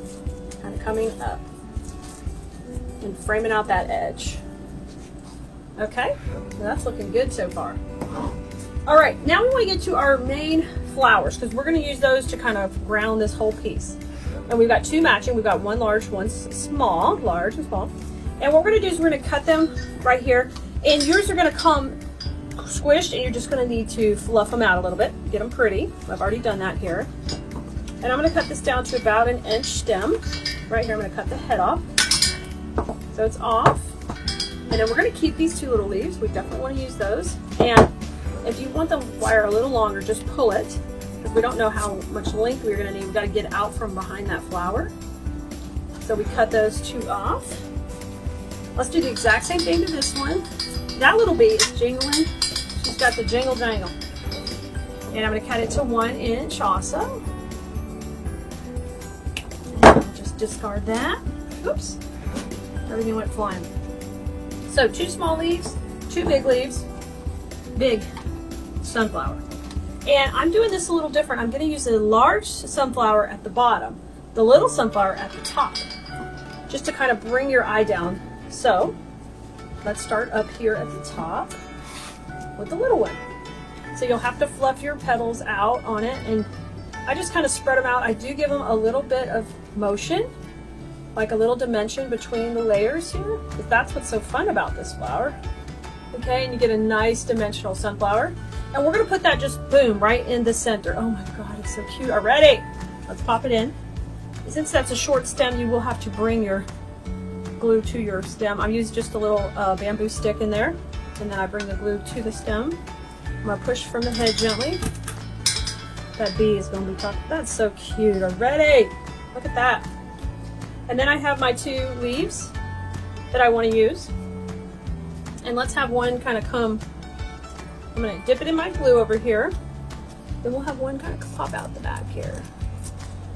Yay! Just like that. Oh, that gives nice dimension. I didn't put it all the way at the top. It's kind of at the bottom. And let's use another one over here on this side. I'm just going to pull off that paper. And pop it in right over here. kind of going behind the flower. All right. Get those going at opposite angles of each other. I think that looks so cute. And you can pull it up a little so you're not covering your welcome so much. Get your glue strings out of there. Very cute. Top part is done. Now let's come down to the bottom. And we're gonna do the same thing. I'm gonna fluff out my flower. Make sure she's got lots of dimension. I'm always gonna be hitting that bee. That bee is gonna be jingle jangling. All right. And I'm thinking we're just gonna put this one at a little bit of an angle down, or you could do it at an angle up. It's whatever you wanna do, just play with it. I'm gonna go kind of a little bit angled down. So I will bring my glue over to I've got it on my dowel rod. I'm just gonna run it around there, or my bamboo stick. And I'm coming in just at a slight angle. Okay, and I angled this one down. You can angle it up also, just depending on what you like. Dang, that's cute. And you can spread them out a little bit so you can see a little bit more of the welcome. All right, now grab your leaves. And I'm gonna use a little bit of a leaf coming down. And get this into the glue. I'm gonna have one leaf kind of popping down, just like that. And then let's have the other leaf kind of tucking up under here. So I'm gonna cut it a little bit shorter. And don't forget, it's up to you exactly how you want to do everything, guys. Okay, and this one's gonna pop into here. So I cover up my letters a little, not too much. But I like to break the planes of different elements in my pieces. All right, last thing is we have some of this fun rosemary grass. And what you're gonna use this for is you're gonna take a look at your piece, and anywhere you can see a little bit of your foam, you're gonna be filling in with this. So I'm taking each stem and I'm cutting it down really short. And I'm gonna fill in under here. It's coming right under my flower. And look, I'm gonna add just a little bit of softness. Oh gosh, that just is so adorable to do that. And let's have a little bit more over here on this side. So I'm just tucking in and covering any foam, and it's gonna add a little bit of wispiness. Same thing at the bottom. Let's go and touch up down there. Drip that one in my glue, dip it in. And then I'm gonna come over here to this side and push a little into the foam. Oops, I slid it on top of the foam, there we go. And now it's kind of angled, popping up. I think that looks great. There's one more piece here. I'm gonna use a little bit opposite of it. Just kind of pop that out between the flower petals. Oh, cute. I've got one more piece. So just take a look around your project, and anywhere you need to hide, like under there I can see a little bit of glue. I don't know if anyone will really see that from hanging on the door. So let me just put one little piece in here, kind of coming forward. So that gets us 3 down there. And then I'm gonna use another one up in here, just right on top of this leaf here. So let's just add a little more wispiness, a little more fullness. And you can pop a couple of those berries to the front too. I think that's always fun. And there it is. What do you think? You want to see it all finished? Let me move my Keleas.com sign, y'all. There it is, all finished. You guys, you know you can grab the kit to make your own at Keleas.com. It does have a saw hook hanger on the back, but if you wanted to add a longer hanger, you could. But it's ready to go, ready to hang, and you can make your own. Have fun, guys. Make it simple. Add some flowers to everything you do every day, y'all. Get ready to have your mind blown a little bit at how easily we can work with the simple wreath base we sell on Keleas.com, and we're going to get started on this. So the idea of making this project, and we're going to walk you through each step, but is that you create a bow hanger. Okay, so the bow actually is going to be hanging way above the project. Okay, so this gives you an idea of what we're going to do. So the first part you have to do is you have to create the, we're going to go through making the bow in a second, but we're going to make the hanger first, okay?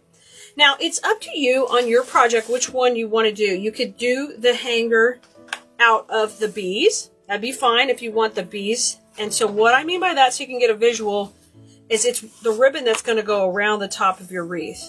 So do we want that to be bees? That's an option. Okay, y'all can let me know in the comments what you like better. Oops, I'm unrolling my other option here. Other option is the hanger to be done in the yellow and black dots. So I tell you what, I think we're going to use the bees since this ribbon's directional, and maybe you'll get a few more tips from that, but you get the gist. We're going to keep our color pattern pretty simple on this design where we just use 2 ribbons. And that way when we do our florals and our accents, it'll be kind of clean looking. So we're going to use the bees just to have that cute bee kind of coming up as the hanger. Okay, so let's do that first.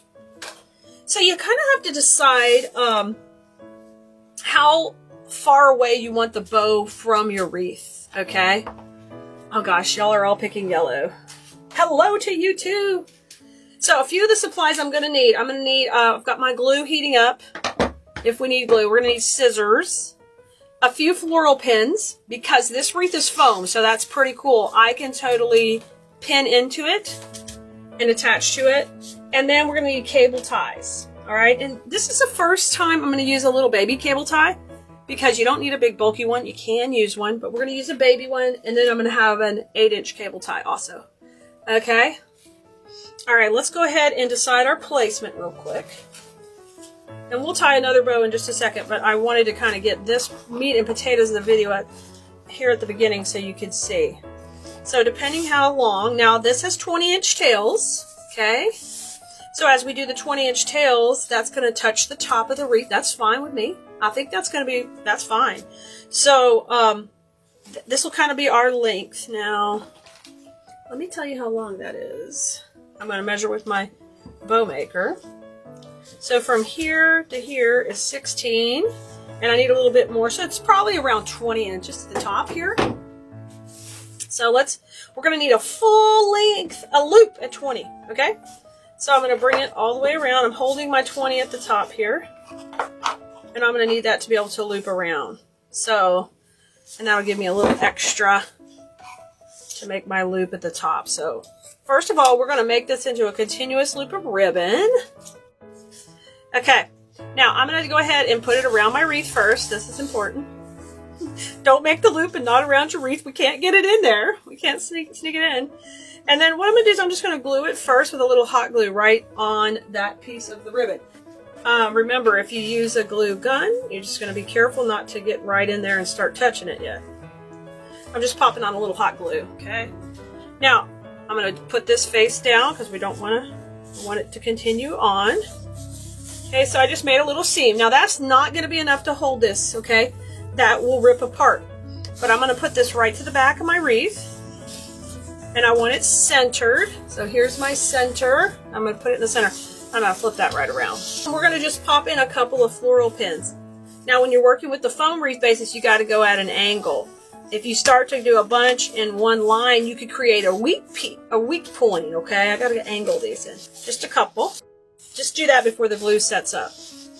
All right. Maybe I'll do 3. I'll put one more at the top. All right. This is the back of the wreath we're looking at, guys. We're creating the hanger. Now, I'm going to come back with a piece of ribbon just to make sure I'm not going to scratch anybody's door. I'm doing great. How are you guys? Does anybody have some great plans for today? Of course, we are all in on spring wreaths creating. Okay, so I just cut me a little bee out. I'm going to just glue him right on top of all of that. Come on in here. And I know I want my bees going down in my tails, so here's my first 20-inch tail. I measured it out. I bring it to the center, and I twist it. Yay! Now, I'm going to trim it just at an angle. Just like that, okay? Now I'm going to make my loops at, let's see, we'll make them at, I think we did 7 inches here. Come into 7 inches, and I'm going to twist it. 7 over here. And twist. You see how my right hand goes forward, my left hand comes back. I'm going to make a nice strong twist. 7 inches over here and twist. And I'm going to start fluffing it right out. We're so happy you're here today with us hanging out. Glad to be live with y'all, and make sure you're on our text list because I'm going to shoot a text when the second half of the video comes out where we actually design the bottom portion. But this is kind of a 2-video series because our simple product, Saturday projects, we like to keep them under 30 minutes, and this one takes just a little bit longer. So we just thought, let's do it in a two-parter. Okay, there is that part of the bow. Really easy, okay? You got that. Now we're going to add some yellow. And this tail, oh, you know, in our original bow we used yellow in the back, but that's okay. We'll put it in the between here. We'll just do a little bit different pattern. Okay, I'm going to step this up a couple of inches shorter. Probably 2 inches. I usually go with 2. Same thing, twist at the center. Now I'm going at 6 inches, so we're an inch shorter as we come into the middle. Okay, and I'm fluffing it out, holding it with my fingers. And I hold that center till I'm ready to start the next. Okay, and I get it all nice and pretty. 6 inches there, and scrunch. We're just going to have one loop here.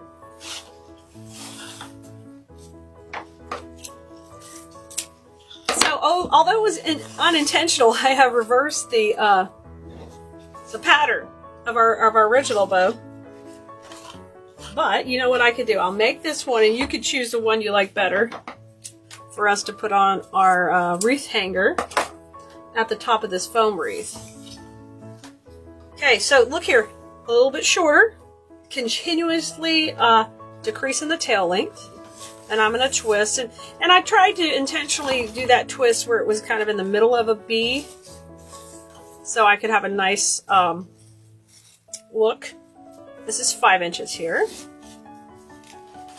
and then we'll do 5 inches on the other side.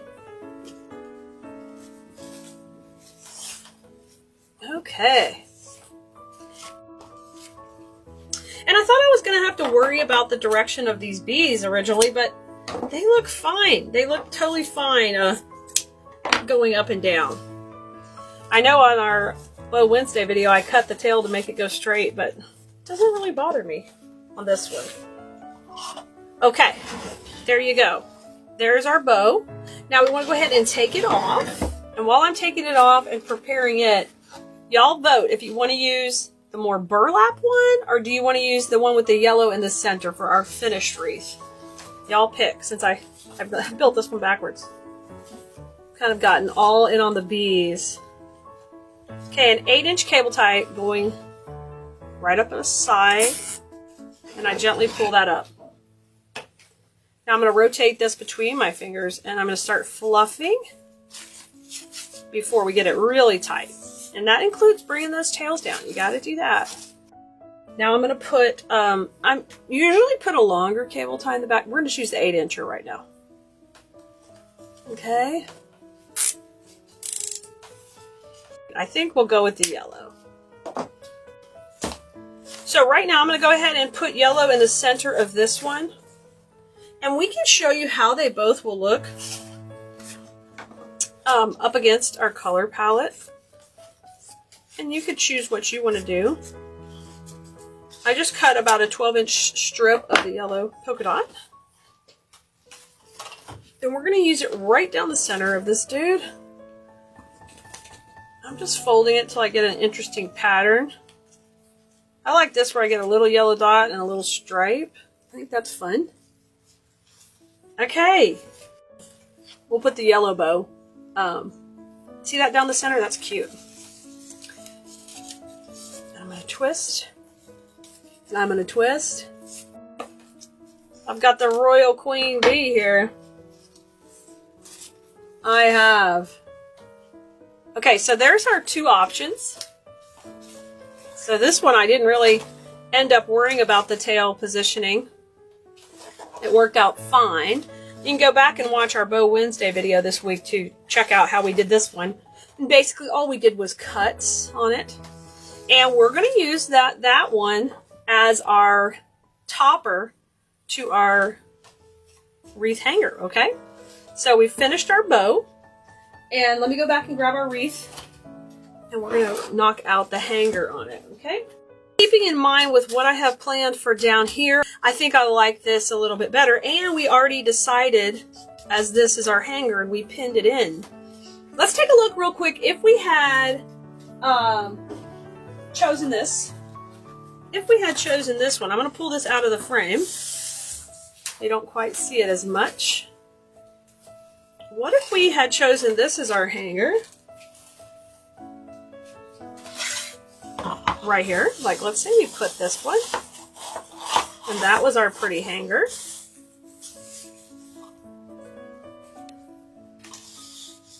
So, look at here. Here's the bow we made today. Here's the ribbon hanger. You can see how they would totally both work if we just made those slight changes. So the takeaway from that right now is the hanger being the ribbon that's used less in the bow seems to really, really work. It seems to really work. All right, here we go. I'm going to come back and we'll finish creating that. But play with your patterns. And you can even do that a little bit before you decide what you want to do as far as your project goes. All right, now I'm going to be making the hanger, which is all going to occur right here. So what we need to do is we're going to need a loop for them to hang it over their wreath hanger or their command strip on their door or whatever they're using. So it looks like I'm going to do that right about here. I'm just going to hold that with my finger. And it's time to grab my cable tie. And what I like to do is just kind of pleat this up right here. Boom, boom, boom. And give it a hard twist. Hard twist it. Okay, and this is going to be the loop they hang it from. All right, and I'm going to take and I like to put a cable tie here to keep it from twisting on you. It's not going to twist a lot anyway because of the bow will hold it. But we want to keep that in place right there. And that's where I use that little baby cable tie. You can use a big one. We're going to be putting another one over it anyway.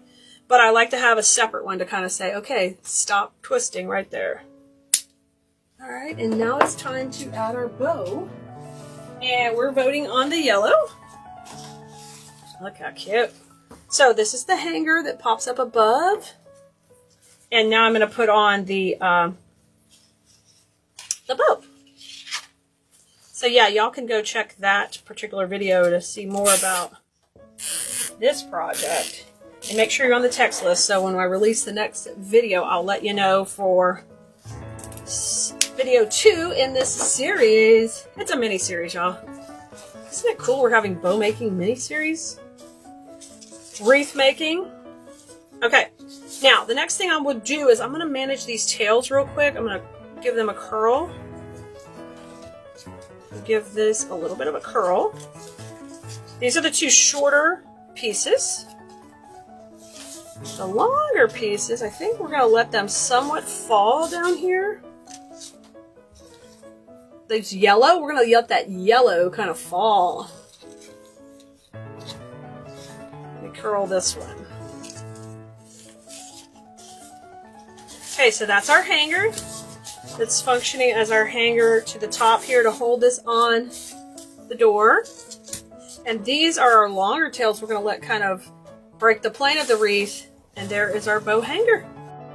We're going to use bee-inspired colors, okay? So we're going to go with yellow and green. So we have this bush that we're going to use. And we're going to first of all start by just tearing it apart so we can get all the little pieces off of it. So I'm going to just start. Usually what I do here is I gently tear this paper. I'll just use my scissors. If you have a box knife, you can use that. Just be careful.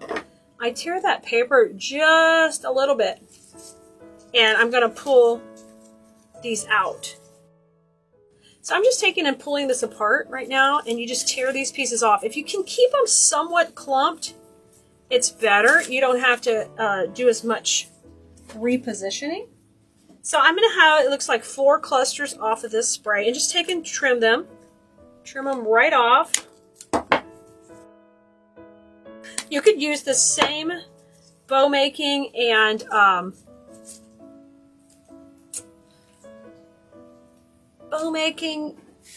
hanger process. I was just thinking, what am I going to call that?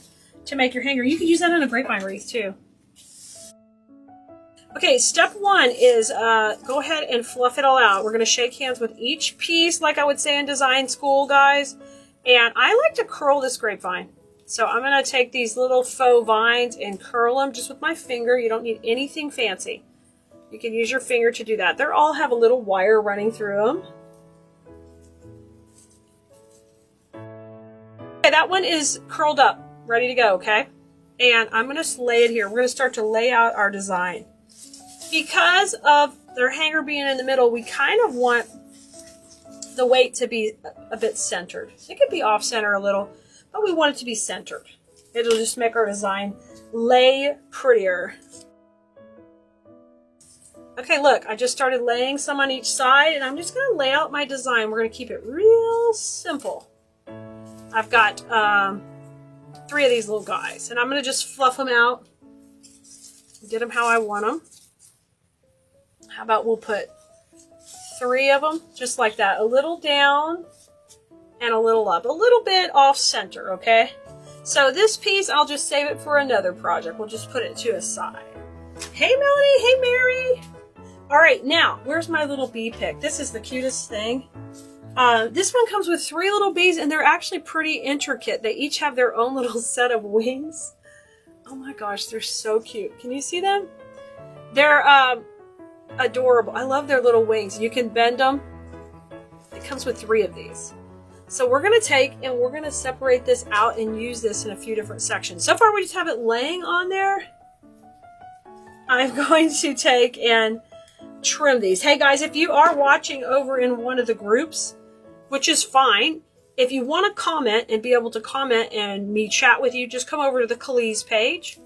If you're watching on a replay, no problem. We're just happy to be with you and help you get inspired to create something beautiful.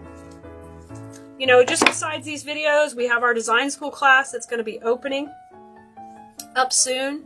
I took those 3 off, okay? So these 3 are separated. We're going to use those throughout. And now I'm going to separate this grass a little. So I'm going to look at how it comes on this pick. Sometimes I can cut it in clusters. If I can, I will. If not, we'll just cut a few pieces off and use them in different spaces. So I'm going to take a few off, and then I'm going to leave the rest on here. So I've got 3, let's take about 4 off. 4 or 5. 4 or 5 pieces off, and I've got these we're going to leave on the wire.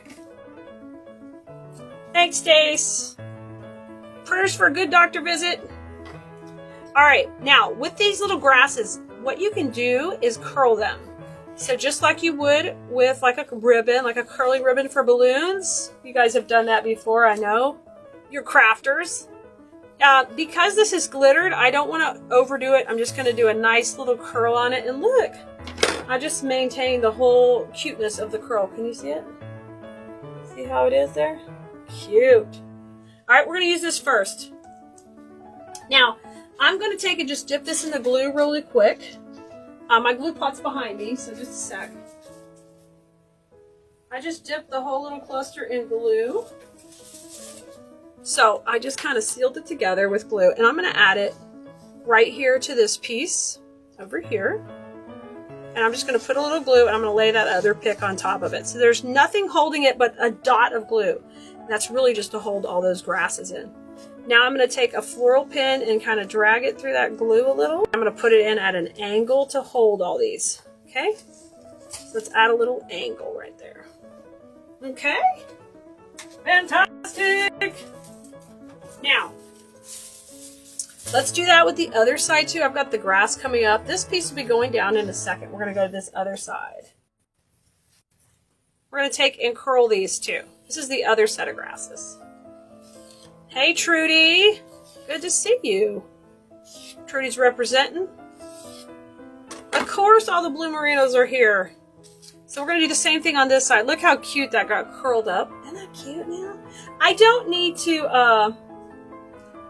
I'm sorry, I don't need to glue this one because I cut it off.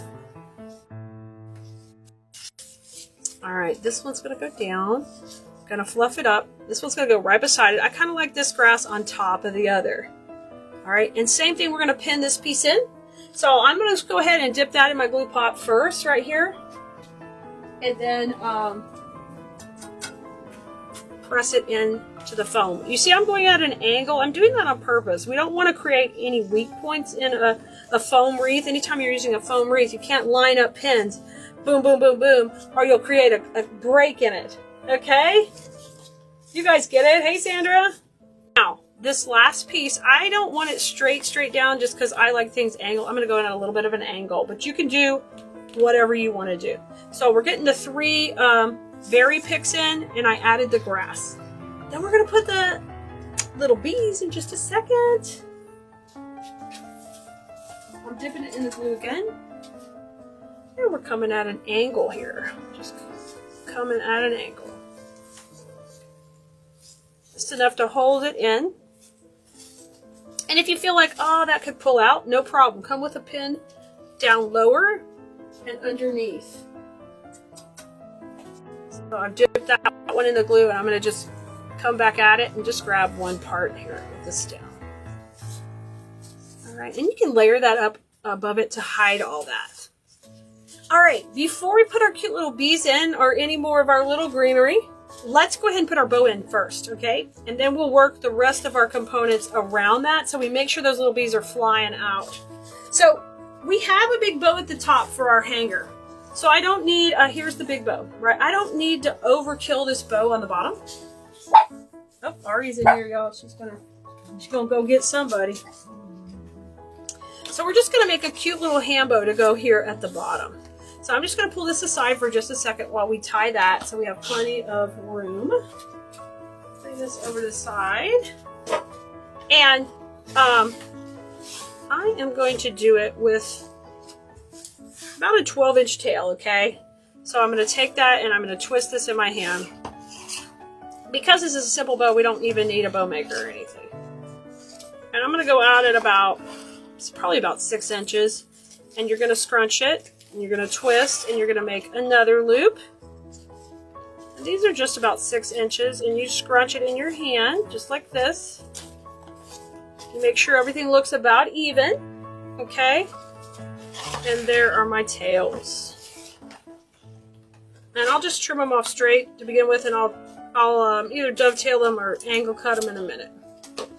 Okay, so there's the first part of my bow. And now I want to take and add in this bee on top of it.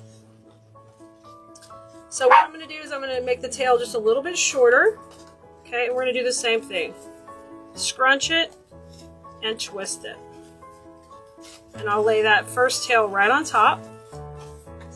Okay, now I'm ready to make this side of the loop. Keep your tails down. You could use a bow maker if it's easier, no problem.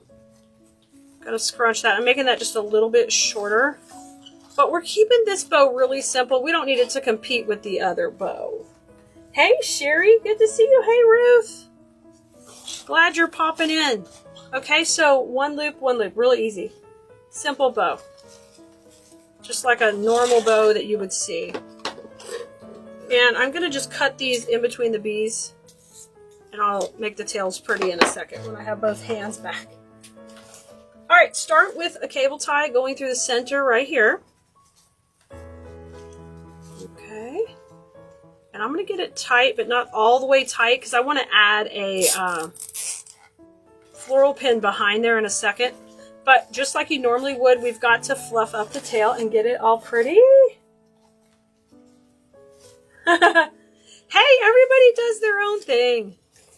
You know, you do what you want on your design. I have, everything I do is going to be flowing and have movement because that's just the way my brain likes it. Curly and whimsical. I put the pin in now, okay? So the floral pin just went in. Now I'm going to get that tight. Okay.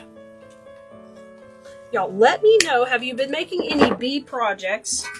Bee wreath attachments? What have you been doing with bees lately? I need to know in the comments. Or are you just eating honey? And do you get local honey close to you? It's supposed to be really good for you. I'm going to take this and cut up about, I usually do about 12 inches. And we'll just get a nice strip. The reason I'm doing that is because I want to just save some ribbon and not use too much ribbon. Now I'm going to take this and just fold it on itself. Let me put the rough edge in. And then the stripes. That'll be really cute. I'll get a yellow, a dot, and a stripe going down the middle. Like that. But look at there. A very, very, very simple bow. Okay? So let's bring the wreath back. Here's our wreath back. Okay. Okay, and I'm going to put the bow in, and I generally won't put it straight. I'll take and put it a little cockeyed. So I'm going to put it in sideways here, and I like for that greenery down there to pop out of that bow. Okay, so our pins there, you do need to put a little bit of glue on that. So I'll just take my glue stick from my glue pot here, and I'll bring it over to my project. So there's a little bit of glue on there, and I just take and wipe it on. Just simple like that. I'm going to pin this in where that hangs down. So I'm going to go just a little bit higher, I think. There we go. So it's pinned in and glued down. Now take and let's get our tails laying under this greenery. I want those yellow tails down. And I am going to cut these the opposite way. I like them cut this way. Let's cut them to match here. I'm going to go a little bit shorter because I don't want to cut a bee in half. I don't want any bee abuse, right?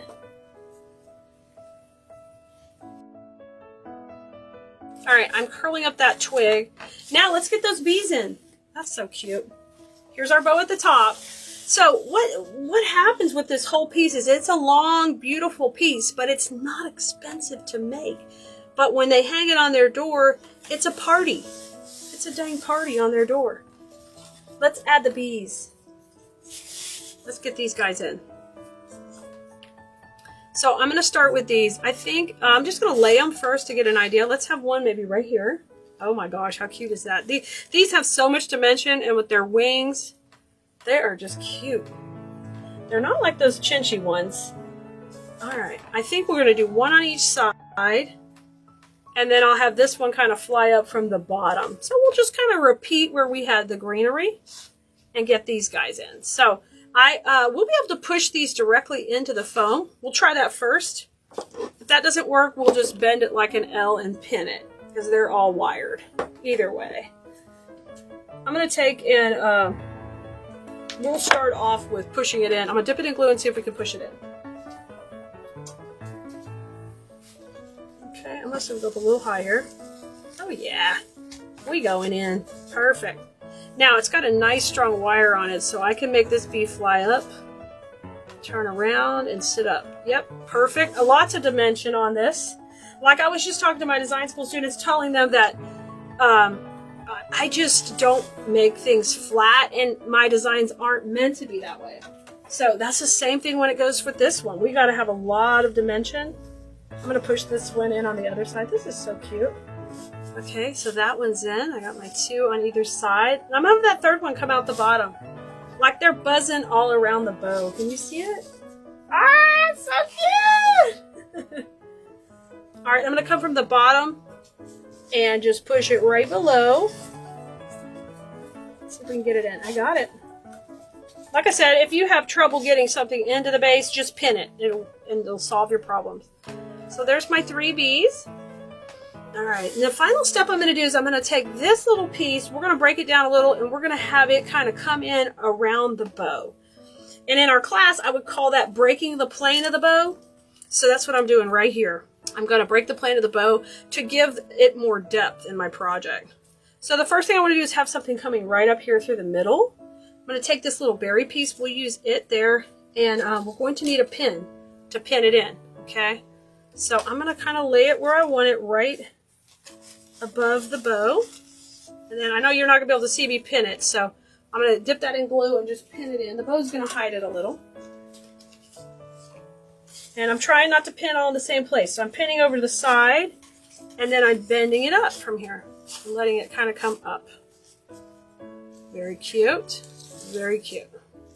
Now let's have a little bit maybe coming out of the bottom right through here. Going to lay on top of that layer, a layer of the bow.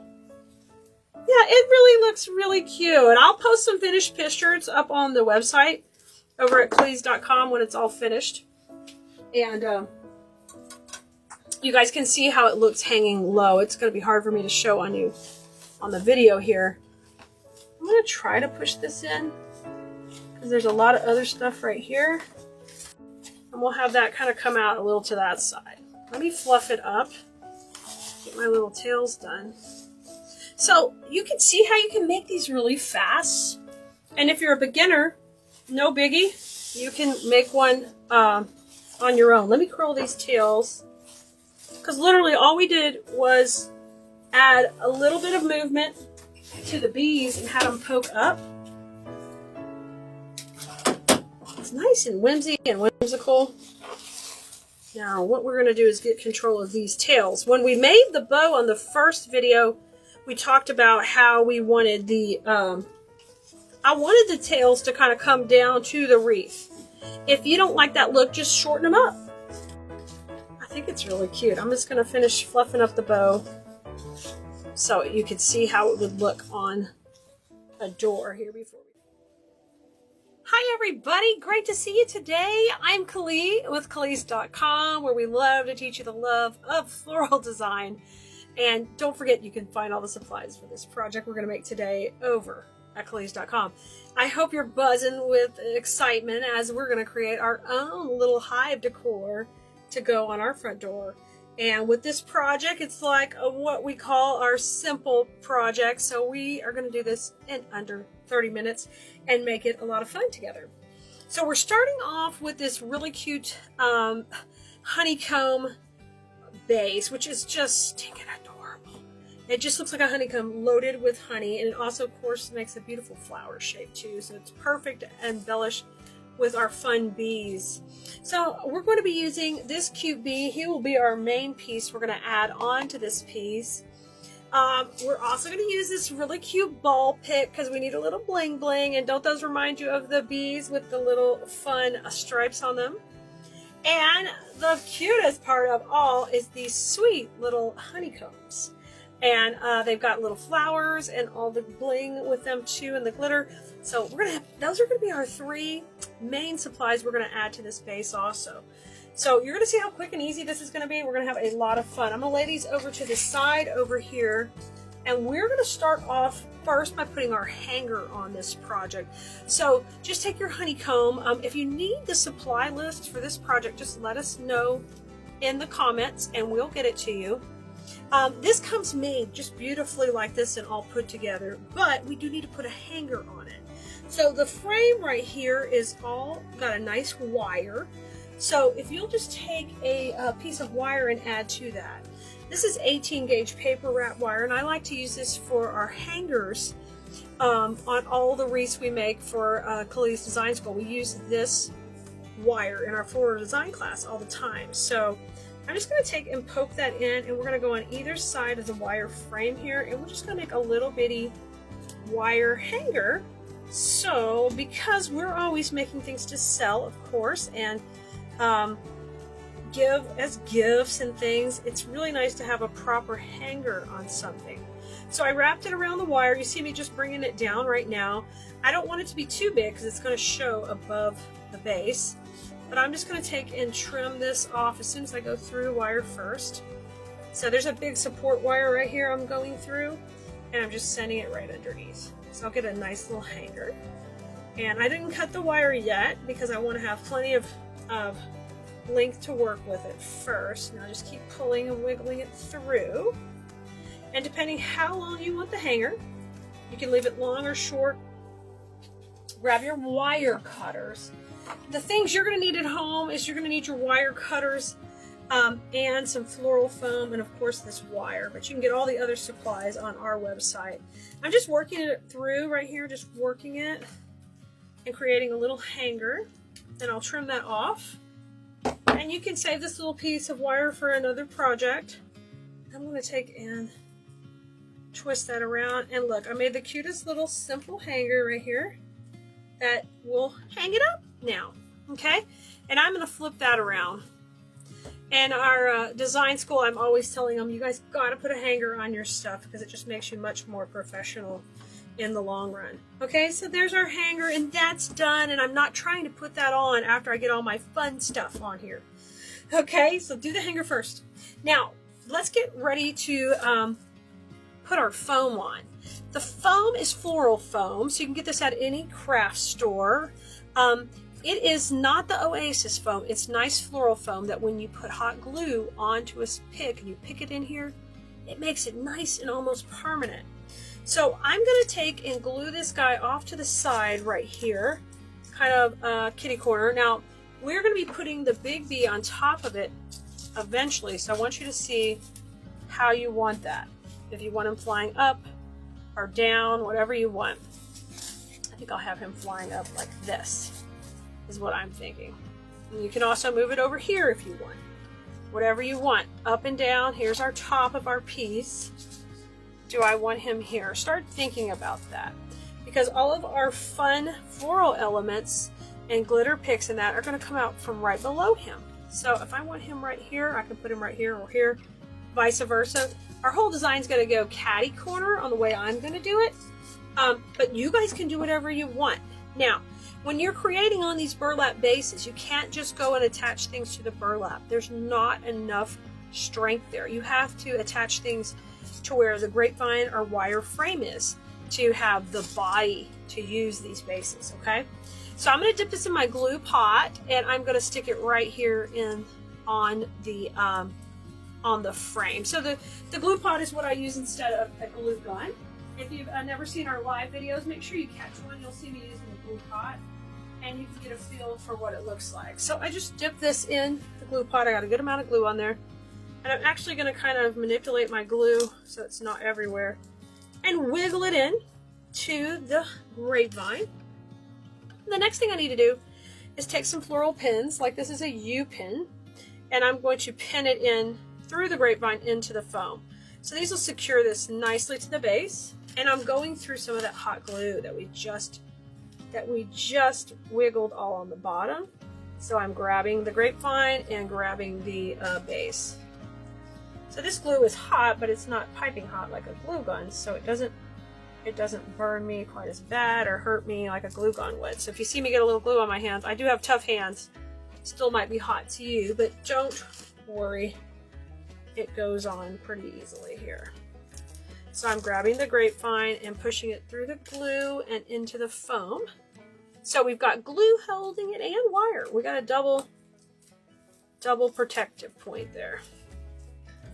Get that one in. I don't feel that one going into the foam like I want it to. Okay, there we go.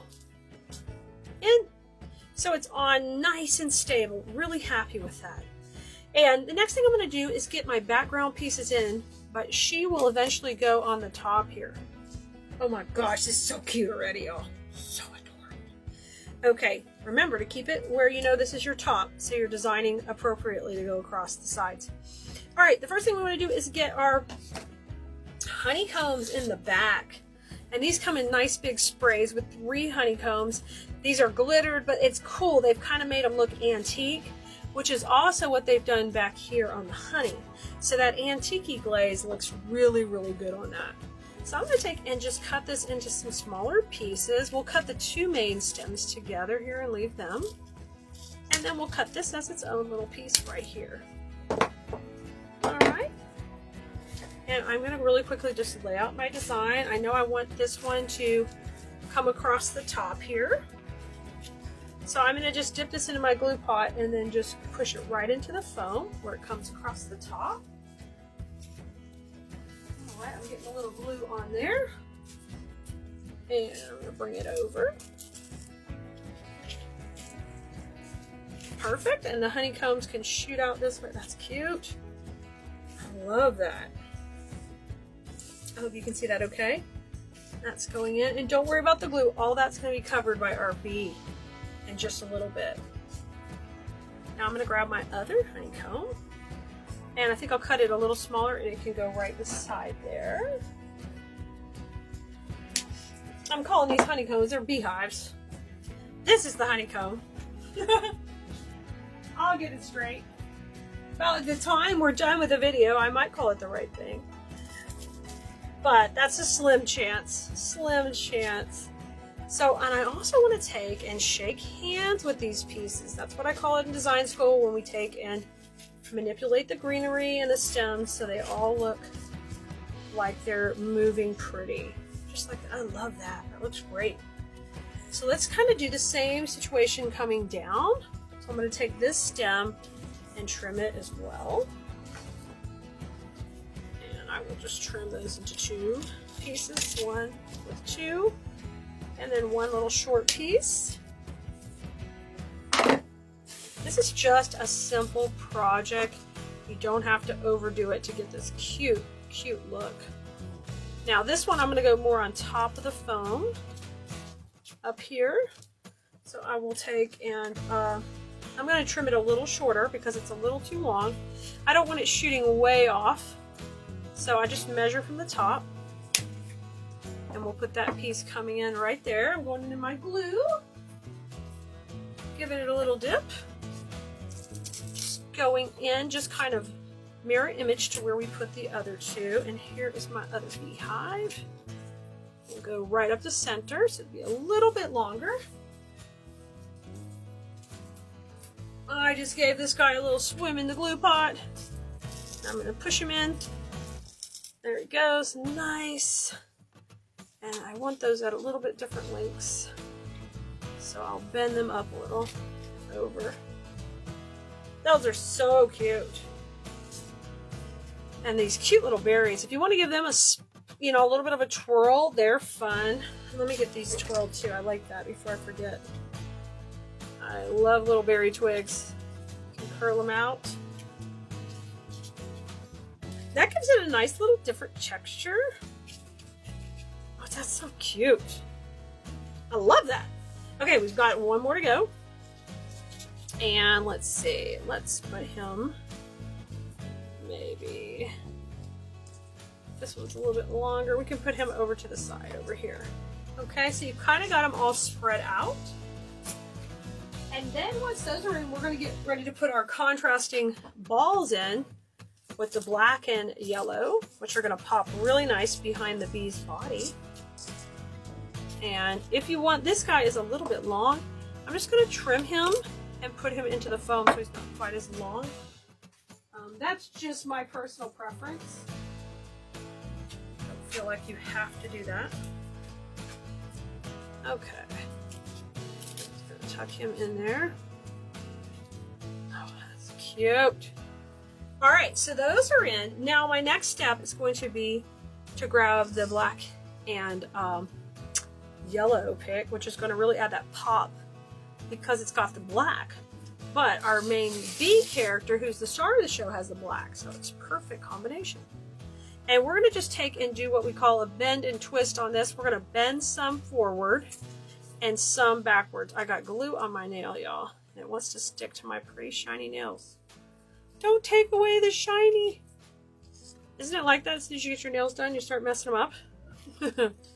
So I'm just going to do the bend and twist where I have some balls going up and some balls going down. And I'm going to take and cut this stem right here because we don't need it poking up. Okay. And we did a nice little bend and twist on these. So some of these are coming up and some of these are going down. Just like that. And think about your spacing. I kind of want them to split between each hive. Isn't that cute? That is so cute. Now, if I leave it like it is and I put this on top of it, then I would have to work around this on the top of the foam, which I really don't want to do. I want to be able to glue this guy right on the foam and have good adhesion to it. So just see where you need to cut here. And if you cut here, those 3 go up and these 3 go down. So just make your little cuts. It's no big deal. And then we'll just push them into the foam, just like this. So this one, we're going to put this into the glue first, and then push it into the foam. All right, let's go up here and just push it in. Don't you love these simple projects like this, y'all? If you haven't already liked and subscribed, please, please do it. Make sure you follow us here also so you can see more of our videos because we love to share these fun little projects with you. Okay, and this one we're going to do the same thing. I'm just going to push this in down there. So it's a little bit too long, so I'm going to have to cut it into 2 pieces. And this is strictly so I don't have to, I can keep this nice and flat, okay? So I'll put these 2 in on one side. And remember, we want them just to fall right between the cute little beehives. Because that is so cute. And have lots of movement and dimension. See how they're wiggling around and the green is popping up below? Now let me put this black one in right here, and we'll trim that one off. We'll put it over to the side. That's so cute. I love it. Oh, some of my glue dripped right here. I'm just going to pull that off. So we can throw that back in our glue pot and melt it up to make some more. All right, we've left that kneaded plain because that is where our bee is gonna go. And you can have her flying up or flying down. I'm gonna cut her hanger off. We don't need that. So I'll just really quickly trim that off. Gonna cut it neat to the surface. So she's a nice light foam core, so she can just go directly on here.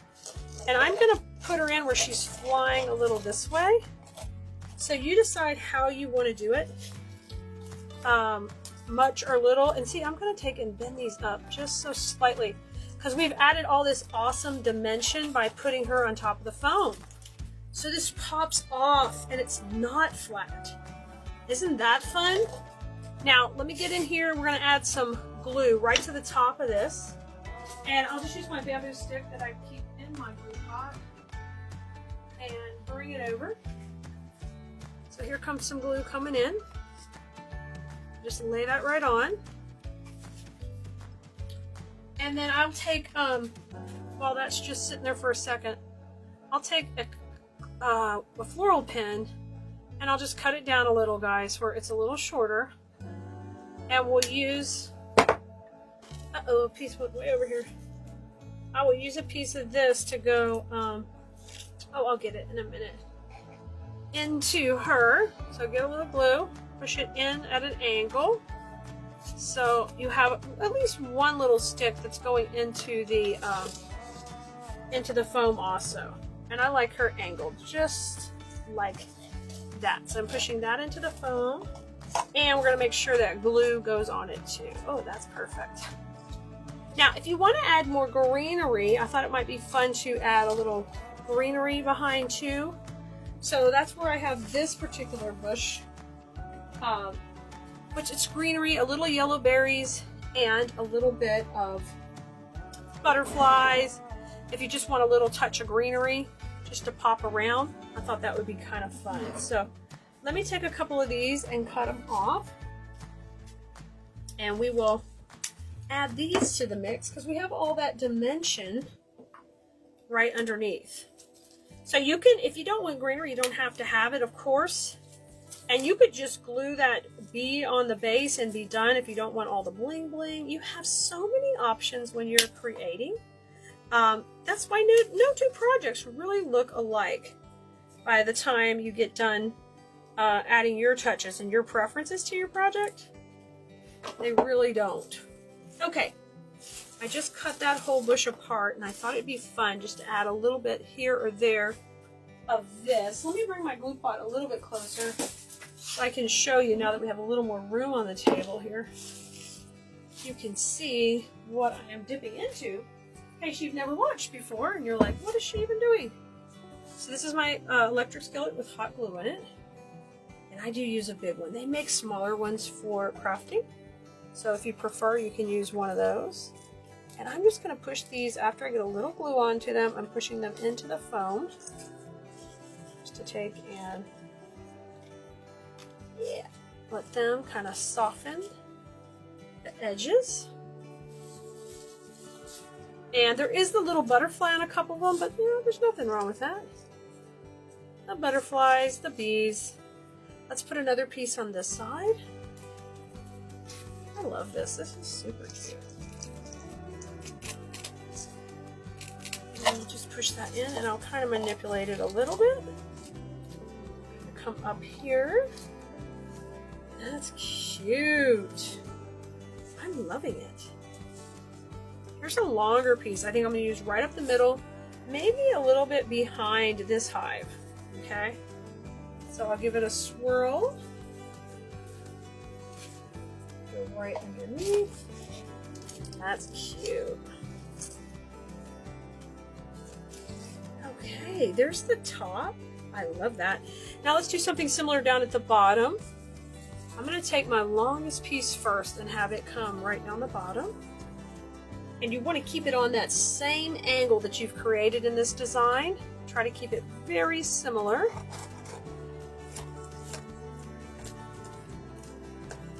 There we go. That's precious. And then let's have another piece over on this side, kind of split up by this hive, because we have this hive over here. That's cute. So the greenery softens it just a little bit and gives it a little bit more of a natural look. And I'm pulling up into the foam. I want to feel it go in. Yep, once you hear it crunch in, then you're in. You're good. And I've got these two little pieces I think we'll just have kind of come out the sides here. I'm just going to tuck them in. And you can always use Spanish moss if you need to cover your foam from the edges. But in general, this thing is going to look great. Just like it is. Let me bring the balls forward. I want to make sure the little beehives and the balls are really poking forward. I love that. And if a ball comes off, you can just glue it back on. It's not a big deal. But I think we did it. Check her out. Isn't she precious? Hey there, Bloomeritos. We're getting ready to make the cutest bee centerpiece with our latest kit. And in here, you're going to get one of these big ferns, a couple of different cute little bees here. Then we've got a fishtail fern for a little bit of height. And then a beautiful yellow gypso bush. And this will help us bring in all that pretty yellow color.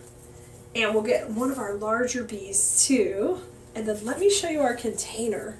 Our container is super cute because it's set up literally like a honeycomb. It has got that neat pattern to it. Look at that. Isn't that great? We're going to load this with floral foam to get this whole project started right now. So what I want to do is grab a couple of pieces of my floral foam. This I cut off of a big sheet and I save every little piece. But you can buy smaller pieces at your local craft store or even at like a dollar store will have floral foam. And then I'm going to cut two little blocks that are almost to the top, you see here. We don't want to go too low, but not too high. So I think that height works pretty well. So I'll just cut these both down. And then we'll have two blocks just like this. And we'll save all of our little pieces for any other projects. And sometimes we need little pieces like that. Now, what I want to do here is we're going to dip these in a little hot glue here in my electric skillet and then pop them right into the bottom of my container. So I'll put one, I'm going to push this one in like over to the wall as much as possible, okay? Then I'll get my second one, and be careful with the glue, guys. You want to be safe. And then I'll push this one in. It'll be a little bit tighter, but we should be able to kind of push it in there, wedge it just a little. And then those will both be glued in, and I've got that floral foam a little bit down from the top, just like a ½ inch or so, but nice and filled up. Okay, all ready to rock and roll. Now our next step in making this kit is I'm going to put our fern in next. And we got a really full fern bush. And that's great because I want to make this kind of, this base be the bottom, but it really wanted to explode out and be full of beautiful foliage. So on this type of fern, sometimes they catch together. Don't sweat it. Just take and push these up and make these fun little clusters like this, okay? And we're going to cut those off to where they have like a little stem. Maybe like an inch or so. So just gently push them up. And when you do that, I'm kind of twisting them a little. So let me do a little tip alert here. Tip alert. When you have a bush like this and you want to use it for a great filler and you really don't need the height, when you're twisting, just rotate these. Twist as you're pushing up. And you can see I created like a perfect little cluster there. Isn't that great? So I'm going to take and cut that off. And we just made the perfect cluster. Let's make one more. So instead of just pushing up, like we normally would do, we're gonna push up and twist so we make a cute little cluster, and then it looks really full. All right, I'm gonna do that for the majority of the bush, and then I'm gonna save a couple pieces to be a little higher. So I'm gonna cut that one really long. 2 pieces can be a little higher, and I'm gonna do the ones that don't have the bigger fern in it. And when I say that bigger fern, it's right here, because this fern that has that longer leaf, this one, it looks so good kind of cascading out the side of your design. So once again, when I'm twisting, I'm gonna bring it to the edge. Oh yeah. Twist and bring it up. Keep twisting. And then we'll cut these all till they're pretty short. And we're gonna do that till the whole bush is naked bush. Next. So there's my 2 longer pieces. We talked about those. And I'm going to take these and put them right in the middle. I'm going to push them up a little. And we're going to have one kind of come out to the right of the middle and then a little bit to the left. These are my 2 longer ones. And I'm doing that so I get a little bit of this texture of fern kind of in the center of my design. All right, and now the rest are going around the whole outside. So you're just going to get to having fun now. So we're going to load that up. Matter of fact, if you've got a Lazy Susan, pull it out and let's put it down. Because literally you can just spin this around while you're creating. And we want these ferns coming over the edge. In design school we call that breaking the plane, and it's really important to our design here. It looks really full and moving. This is our long fern we talked about earlier. We want that to the outside. Yeah. I love to give you a glimpse of what happens in design school with some of these smaller projects here. You can kind of get a feel. And when you're ready to tackle something a little more challenging, or you're just ready to take your designs to the next level, we love to have you in class, because this is the kind of stuff we start with and we build on. So this is a great little starter project. And bring that one out over the edge with the big fern. Doesn't it look great? Oh, we're just filling it right up. And then once you get all the way around, you're going to see how stinking cute this is. And I think a present like this you can make for someone. You know, you could turn the bee theme into so many things, but look at that now. Look, isn't it great? We took that honeycomb container and now it's very subtle, and we just added all that great greenery. Great start, right? We did it so far, so good. Now, our next layer of greenery, this is our fishtail, and it's our height in this design. So I want to do the same thing. We're going to take and push them up just a little bit. We know we want it to be, you know, about the same height, a little bit higher than those other pieces are in there. So you can always take it up to your arrangement, just give it a little bend and see, okay, how tall should I be cutting these? And I'm going to vote you cut them a little bit longer than you need, because we can always trim them when we get down to that point in the design. So I'm going to cut these a little bit longer. And once again, we're going to have a naked stem. You want to get them all off there. Everybody off. And we're ready to have some fun and going around here. All right, let's put our first couple of pieces in right between. I'm going to put one right between those other ferns. And now we'll work between each one. Yes. And now you can see we've got our height. So it was important to have 2 separate greeneries in this design because of that. Because we've got bees that are going to be flying in here, and we got to get them moving around, right? Let's put that one in. Oh, that looks so good. Watch those glue strings. That is a pet peeve. Try not to have them shooting out everywhere. Try. Make sure you get them off before you get all done. All right. Looks pretty good. This one's a little tall, so I'm going to go ahead and pull that out. If it happens to you too, just wiggle it. The glue's not totally set yet. And I'm going to make it a little bit shorter. There we go. That will be better right in there. Yeah. So we've got some nice tall ones in the middle, and then I'm just taking a few of these side ones and I'm gonna make them a little shorter. Let me pull that one out too. All right, and that bridges that gap between the fern down here and the fern in the middle. Now, we are going to put some really cute gypso in there too. Hold these off for just a minute. We'll come back to those. But before we even put our gypsophilia in, I want you to start getting your main bees in, okay? So we're going to try to use this stem all together. So if I go down and I want to kind of see, if I'm going to put it at the base of the foam, how would that work for height? That wouldn't be too bad right there. So let me take and trim this so we can keep these all together. And that'll save us some time, you know, putting it all in place. I'm going to rotate this around. Let's go like right next to our middle stem we put in. Maybe come back beside it a little bit. This is just a super cute like teacher's gift. Make it for your mom.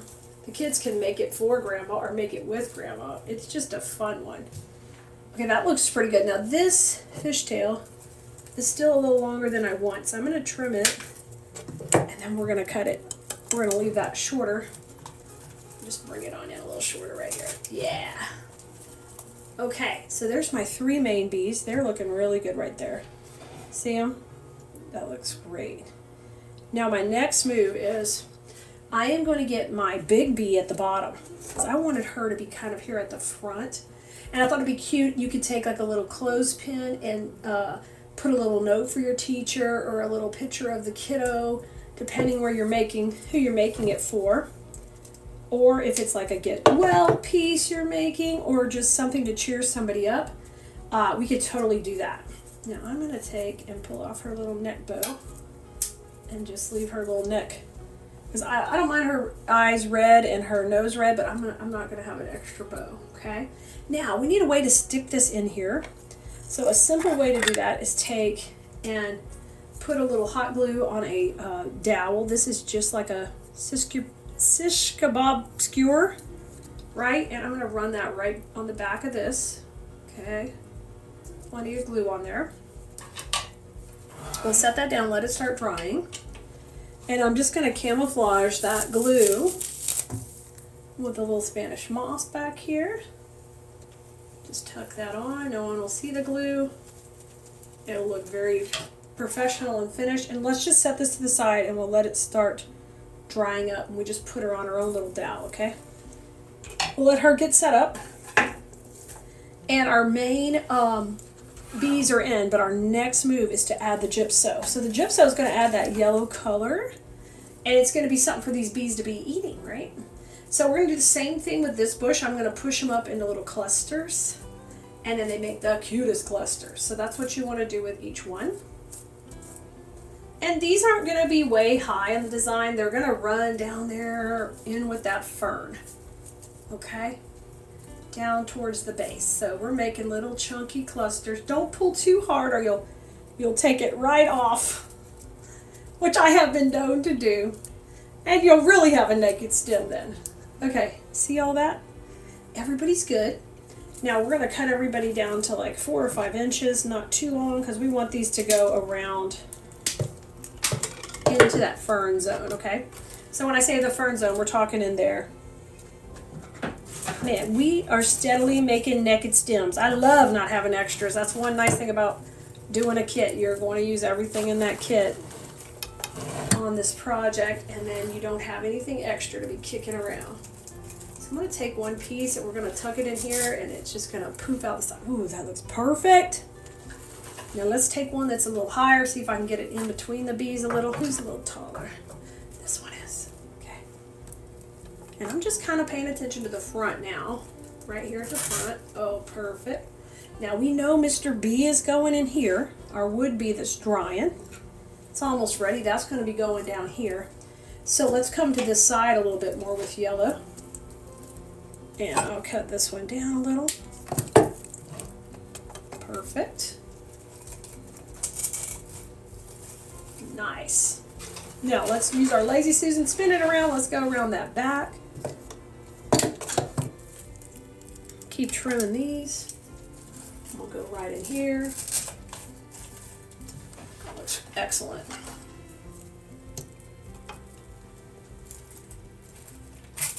All right, that gives me 2 more pieces. I'm going to put these aside with my fishtail.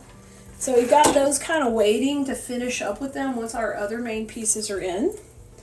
Now, grab your cute bee. She's ready to go. She's all staked up.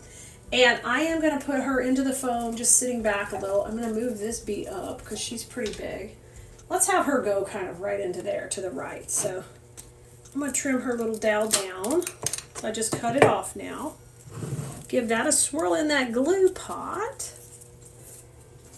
And for those of you who are asking about the glue pot, it is an electric skillet that we use specifically and only for hot glue. Oh my gosh, she's so cute. So stinking cute. Look at her. Look at her right there. Y'all, it's so cute. I'm loving her. Now, perfect. Now what I want to do is I want to put one little cluster of our gypso right in front of her, because that's perfect right in there. I just gave that a swirl in my glue. I'm just spreading apart my fern. I'm going to put this just right here. All that fern coming between. That looks super. Look how cute. So adorable. Okay, our last touch is our little bees here. And they come with some glitter grass, but we're not going to use that. So actually there is going to be one thing left over. You can keep that glitter grass for another project. But these we're just going to have as little fun bees flying around. And a little bit of something in the back too. So on these cuties, what I like to do is just kind of fluff out their cute little wings. And maybe we could have one of these to the front and then we'll have the other 2 in the back. So I think what I'll do is I'll cut this one down and have her go just right here at the front, kind of coming forward. Yeah, right in here. She could just pop right there. It's just the fun textures of the different bees are a lot of fun. Now onto the back. So on here, a great method when you're using 2 of anything is to do one high and one low. So we're going to do one high right here in the back, and then we'll do a low one just kind of right below it. Over to the side. It'll give it a real natural look right here over the side. And then the back of our design has a cute little bees on there too. Oh my gosh. Y'all could print, you know, you're beautiful. You could do any of the bee cute sayings and just pin it right there to the main bee's wings. I think it's so cute.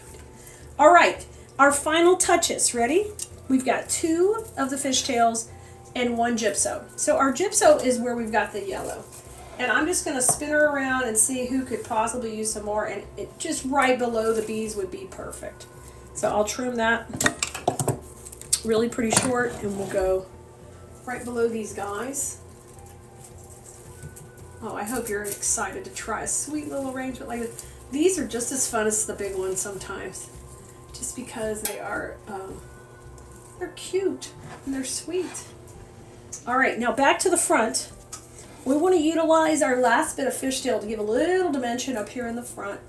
And I like for things to break the plane of other things. So that means they kind of overlap. So I think a piece would look really good right behind her wing there. So I'm going to trim this down. And we'll put this piece in right here behind this guy. It's kind of popping forward a little. I love it. Excellent. I can maybe go a little bit backward. It's kind of coming in here between that. There you go. And these wings also can bend, so play with them. All these great wires really let you have dimension, so definitely utilize that. And then my last little piece, I'm going to make it pretty short, and we'll also have it work forward right out of that, right into this piece of the gypso, right in front of Miss B. Here in the front, so she definitely has that tucked in feel. Yeah, just right there. And look at that. Look at that. She is so stinking cute. She's tucked in, she's hiding, but adorable. Are you seeing this? I love it. You can take these fern and make sure you fluff them a little too, so they really reach out and they touch. They have that little bitty curve like a real fern would. But are you kidding me? To make our bee door hanger, and I want to make this one totally different than I've ever done this type of design before. and we're going to make her really grand is what I'm planning on doing. So I want her to have a ribbon hanger that hangs up way above her antennas up here. So I'm going to turn her to her side, and I'm going to show you how to do that, okay? Now, what you're going to need is an awl. The kit for this is going to come with 3 different ribbons, and you can pick which one you want to use for the hanger. I'm using the yellow stripe. And then you're going to need 2 pieces of 18 gauge wire. This is not going to come in the kit. You're going to have to grab your own of these. This is what we're going to use to add support behind the ribbon, but no one's really going to know it because we're going to hide it behind the bow, okay, when it all comes down to it. So this project's going to have 2 bows, and we are making the top bow right now. You can eliminate that from your design if you want, but I wanted to really give you all another option to make this one really fun for summer and, you know, make her like the queen bee, you know. So let's do it. So grab your awl, and that is just, you could also maybe use a screwdriver, but this seems to work pretty well. And if you flip her over, there is the frame, the metal frame of the base here. And then there is a little grapevine. And what we're trying to do is just kind of get under there like this and stick that awl through. You can see it coming through. And that'll give me a little space in here to run my first hanger. Now, I probably need this a little more wider because I don't want it to come behind her antennas. So let's do that again. Let's go wider out here so that the actual hanger kind of comes beside her antennas, but not taken away from how cute she is, right? So I'm going to run that right where I left the hole for the awl. Okay, and just take, and we're going to just twist this around. Okay, perfect. First piece in, okay, right there. Now the second piece, we're going to work our way across and push this in right here. I love it. And we will put this piece in too. So I've got 2 pieces of wire going, and we got them underneath the little metal frame, so I know she's going to hold together good. And I got it through her little burlap head, and I'm going to twist that around. So you can do that on both sides. Okay. Then we will kind of make sure that's not going to poke anybody, yourself, or tear up your door or anything. Tuck that under a little bit, this little end of the wire. Okay, so bring those together, and now you can kind of see how this would work. We're going to try to cover that with ribbon and have this hanger way up here, right? So we got to start. Now, what I want you to do is start down here, right kind of where that wire's coming through. And see what that would look like. That would look pretty sharp there. And then we can take and just cut that and tuck that right under the grapevine. I think we could glue that under. Okay, and that would come up to there. And then her antennas, we could gently move them a little bit forward. Hold them tight. Be very careful. We don't want to pop them off. But that would work. So I'm going to take and cut a strip of ribbon that would go from here to here with a little bit extra. So every project's going to be a little bit different, but I want you to measure that out from each side and just cut this a little bit longer so we've got plenty on either side, because we're going to glue that little edge in when we get to that part. Okay, so we know we got enough ribbon trimmed. Now I want you to decide how high you want this. I'm going to take and twist these together to make my hanger right now, so just twist these. And you guys do not have to do this if you don't want to put in all this extra little detail work, but I think it's fun to make it really polished and finished, especially when you're going to make it for you. Okay. So now find the middle of your ribbon, and we know that's going to be up here at the top, right? And I want that to be the top of the hanger right there, okay? So perfect. And I am going to take and leave that there to hang. And basically all the weight is going to be taken by this wire, but we're going to let it hang off that ribbon right there. Or you can put it down a little bit lower, and but we're going to keep that where the bow is going to be. Or we could just make the bow right here and just have this go right over this wire. You can pick whatever you want, but I think it would work. It worked well either way. But let's take and start right here with our little loop we just did, and let's put a cable tie right there. We're just going to gather that, and I want you to take and put that right here at the top and just pop a cable tie over that. And that's going to hold that right into place. And we did that in that middle of that ribbon, so we've got plenty of room to be able to go on either side. So let's trim that off. So there's our hanger that's going to be right above the top of our bow. And then what we're going to do is we're going to come down here and we're going to be able to just kind of put a little glue around this and just take and sandwich and hide this right in there. And then no one's going to see it. All right, let's take and glue it down right now. So I'm just going to lay this right here, and we're going to try to run that right down that center stripe, and that'll kind of help me keep it even. Doesn't have to be too fancy, but I'm just going to take and put a little bit, just a little glue down there. And then we'll just sandwich it right over. And just line those edges up. There. Okay, perfect. Now let's do the other side. So just take and lay it right in the middle of the glue. In the middle of the stripe. Not the glue. And get a little glue on your stick. Just going to run that right down the edge here.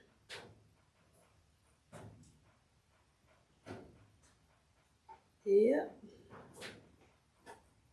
And then we'll just sandwich that right over the middle to make a match up on the edge. And if you need a little more glue, you can do that. Add it wherever you need it. And then I'm going to finish this little part right here when I have it up on the wreath stand to get that really neat and clean right there. I can try to get it close. Let me see. Let me cut it right to here. Just going to cut it straight. But basically, we just made our own custom little hanger. It's a little more finished. Okay, now the other side. Do that same thing. Right there. Y'all, in this kit, you get the whole roll of ribbon, so you can do as much decorating as you want for your hanger. So once our hanger is done and all glued into place, then we're going to make the bow. It's going to go on here. And you're going to love it. Okay, perfect. Okay. Now that looks really clean and polished and finished. And we've got our cute hanger on there, right? It's going to be going up on the door. Now let's make our bow that goes with this, okay? Now we're making a little bow to go up here at the top, okay? And make it super duper cute. I don't need really long tails, but 6 or 8 inch tail I think would be fine. And I'm going to make this match the bow we made earlier. So that means it's going to have yellow in the back, then polka dot, then the stripe, okay? So let's do that. And our bow we made for the bottom of the design was, it was pretty big. It was at 6 inches. So we're just going to go 5 on this one. We're going to go a little smaller. So the tails, we know we need them to be shorter. Bring this dude over. If you go 8 inches, that'll be perfect. It'll be right at her antennas. So let's go with 8. I think that would be fine. All right, there's my first tail put in. And we said we're staying small, so we're going to go 5, twist, and 5 on the right. And we're going to keep this smaller than the last one we did. So I'm going to do, let's do 2. I think we'll twist. I'll do 2 of the polka dot here. I like that. Okay.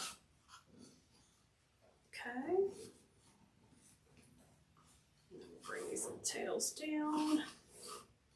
Cut them to match. Now let's go with the polka dot. The black polka dot. I'm going to do the same thing. Cut it at an angle. I hope you guys love these kits we put out. I mean, they make it so easy for you to create. project right along. Okay, and I'm going to go about the same, right around 5 for the polka dot. Just one of these going in. And then let's come in with the stripe. The stripe.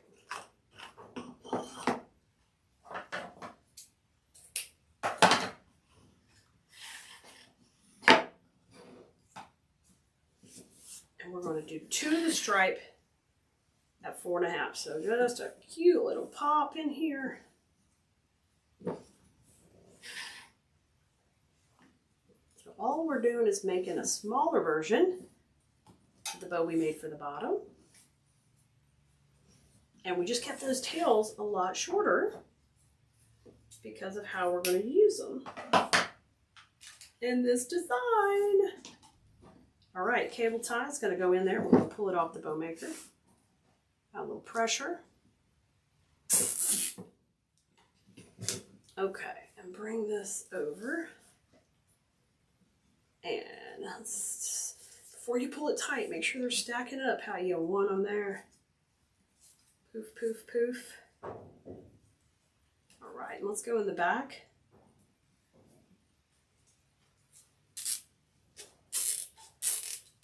Okay, shape it up.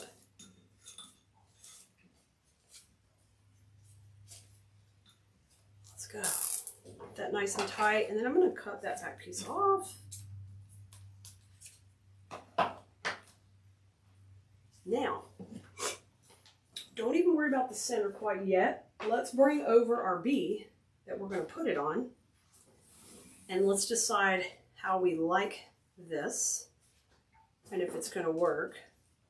Well, it's perfect. It's perfect there. So I'm not going to do the center yet. I'm going to go ahead and attach her to the bee up here.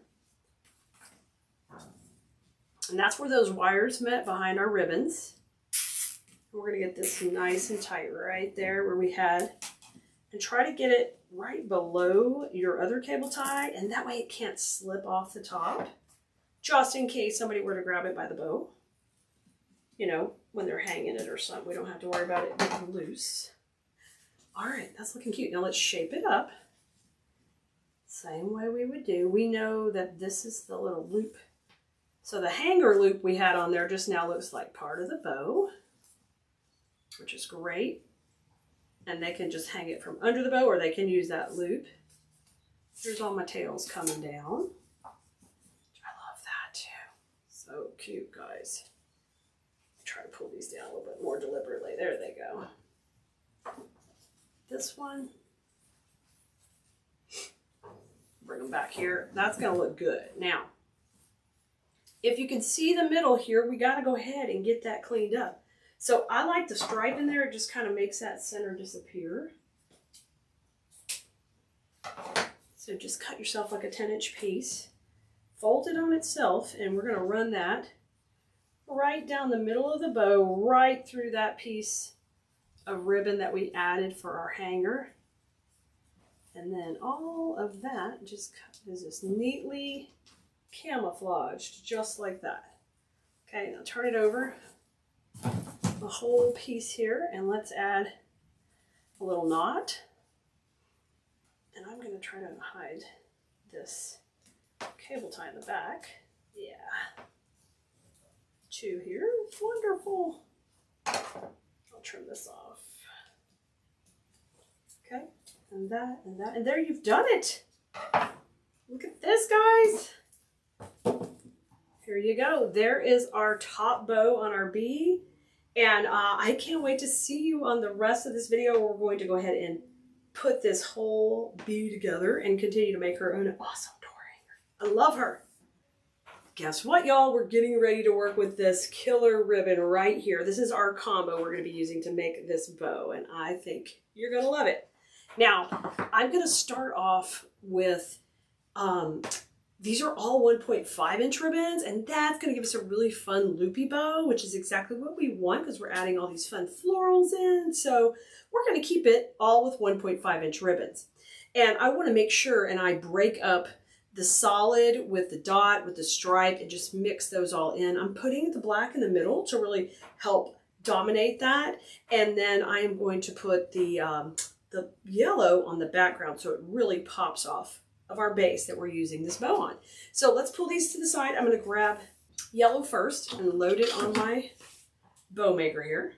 This bow is kind of the one that is draping down the door in our design. So I want to take and make sure I let it do that. So anytime you really want it to feel very long and drapey, you're going to go with 20-inch tail.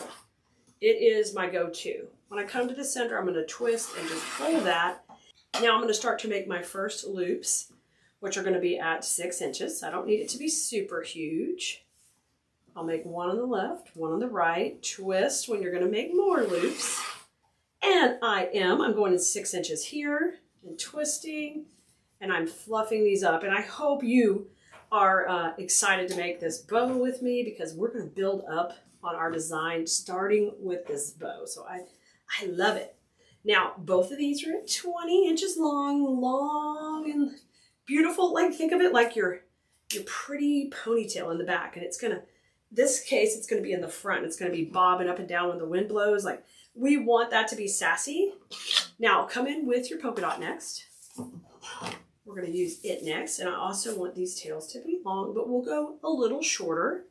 I love to tell a story with my ribbon, letting it kind of lay down and hang down. So we're going to do that right now. Bring my next layer in. And I'm going 16 inches here. Okay, we're going to twist. No, 18 inches. I didn't go that much shorter, 18. And let's go a little bit smaller, 5.5. Twist with our polka dot. 5.5 right here. Scrunch, we're just doing one loop of polka dot. We're going to layer this bow up.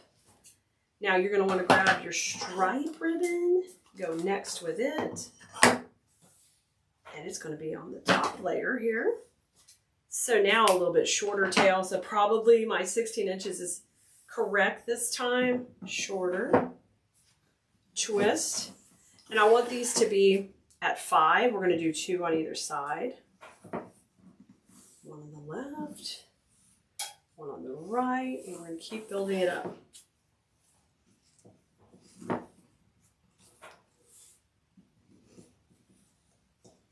Okay, and fluff those out. Make sure they look pretty good. I'm going to make this one a little bit shorter here. There we go. And cut those opposite. Fantastic. I love how we layered up. That's looking really good. I'm ready to take it off my bow maker, and so I'm going to grab my cable tie here, and I just run that right beside those main dowels and pull that up, add a little pressure. Okay, rotate that to the back. And what you're going to want to do now is take and shape it up how you want it to come together, and make sure you separate those layers out. So see all that dimension? That's really important. It'll make your work stand out and look that much better. We are always teaching that and doing that in design school, how important that dimension is, whether it's in the bow or the design. It just makes things look so next level. Now, my other cable tie is going to go in the back, and we'll put a second cable tie in, and that's how we'll attach it to our finished piece. We're ready to put it in.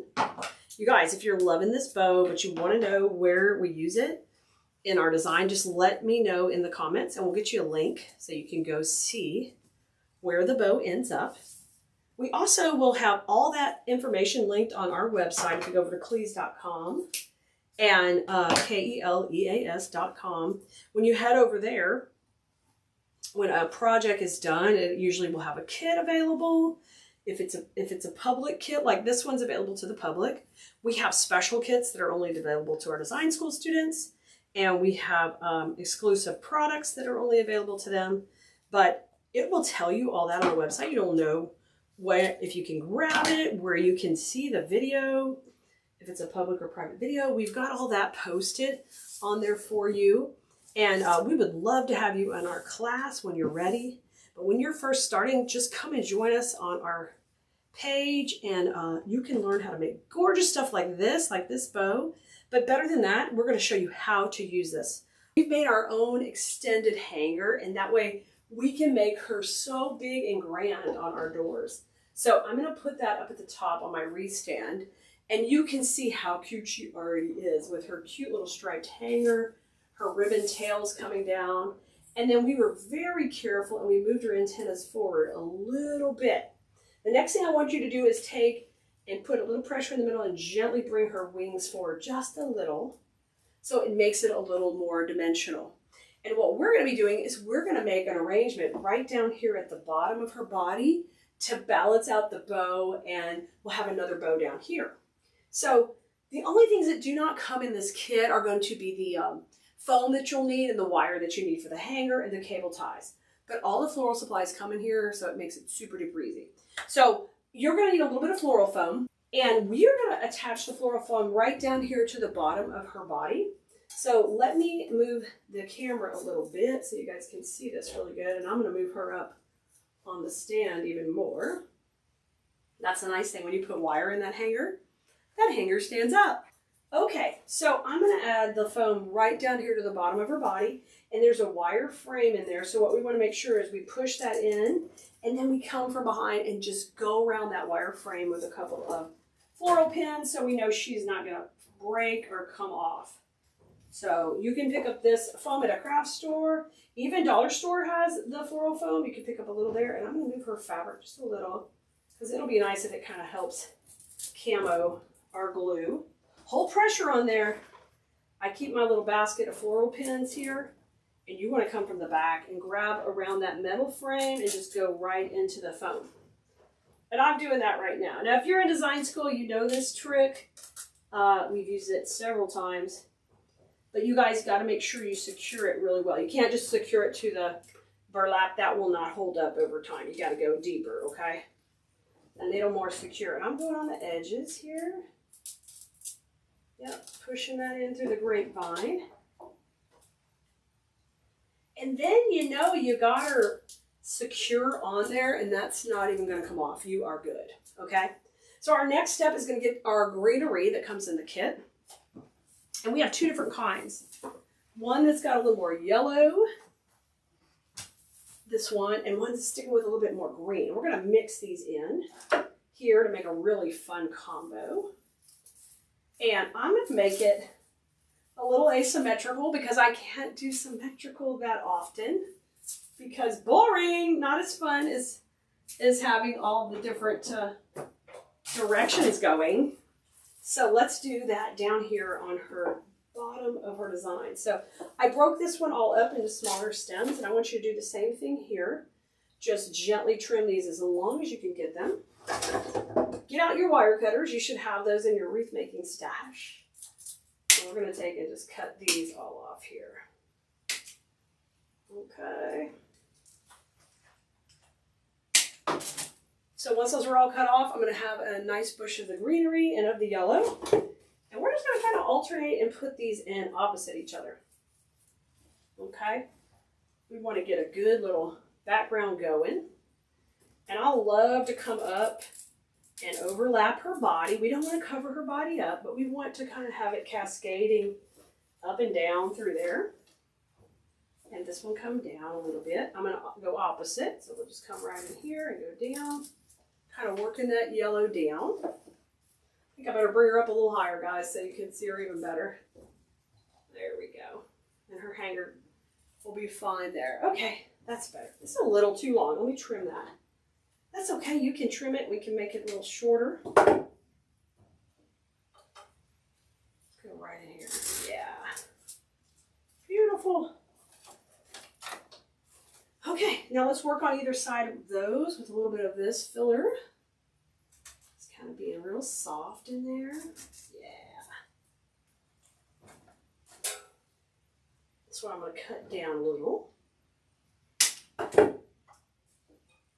Y'all, when you're creating and you're getting in your creative zone and enjoying it, it's such a relaxing, peaceful place to be.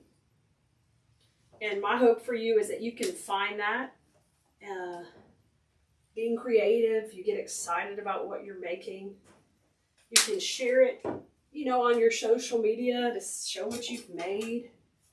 You can even one day, if you decide, hey, I think I want to make a few and sell a few. I'm enjoying this process. You can do that too. Just think it's absolutely so fun to be creative. Hey, and you can give these as the greatest gifts. People will be blown away when you show up with this type of gift and you say, I made it. They are going to lose their mind. Okay, so we kind of got a little triangle made on either side right now. We've got a little greenery, a little yellow. Now let's come out a little bit from the center. Now, we're leaving a spot open we call the bow zone, and that's something we do in design school. And we're doing that right now too. We're leaving a little area going. And this is going to be going a little left to right. It's not symmetrical, and that's okay. We like that. We want it to feel very natural. That's the type of design I do. It's very natural and flowing and lots of movement. Especially in the spring, it should feel like it's a wildflower garden. That's what I love. We're going to put this one on this side, okay, and we got them all in. All right, so our next step is going to be to get the bow in before we add anything else, so we can work all the florals around the bow. That is one of my favorite things to do. Plus, we've got the cutest bees going in here. So let's grab our bow, and I'm going to put it in next. If you don't know how to make the bow, we'll have a link here to the video, and I'll show you how to do that, as well as a link to where we made the hanger and the wire covered ribbon to do the hanger. Okay, so we made a bigger version of that bow up there, but they're identical, okay? Now, instead of being symmetrical and just going in the center, which you could do, we're not. We're going a little bit sideways, so we get that fun, not identical look. Now, this is done on a cable tie to tie it on, but in this case, I'm going to be pinning it into the floral foam, so I'm going to take out the cable tie and add a metal U-hook to the back. You can make it out of wire too if you have extra 18 gauge wire when you made the hanger. You can make your own back here, that's fine. I'm going to put this in. I'm just wiggling it in.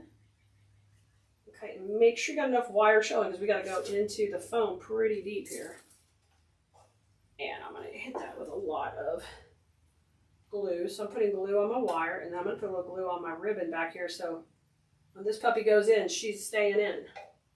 And remember, we don't want her symmetrical. We're having her go a little sideways here. Oh, I'm going to have her go this way. That's my plan. So watch her go into the foam, hear her crunch, and make sure she is getting plenty of glue. She's going to stay into that foam. That way she will not come out. Ooh, that looks good already. So we're going to let that glue set up before we fluff her too much.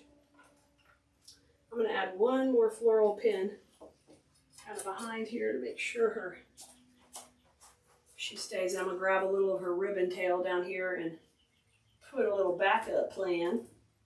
You guys can always do that. Okay. She looks cute. Now, we're not done yet. We've got more bees to put in. So let's grab our big bees first because they're kind of the star of this show.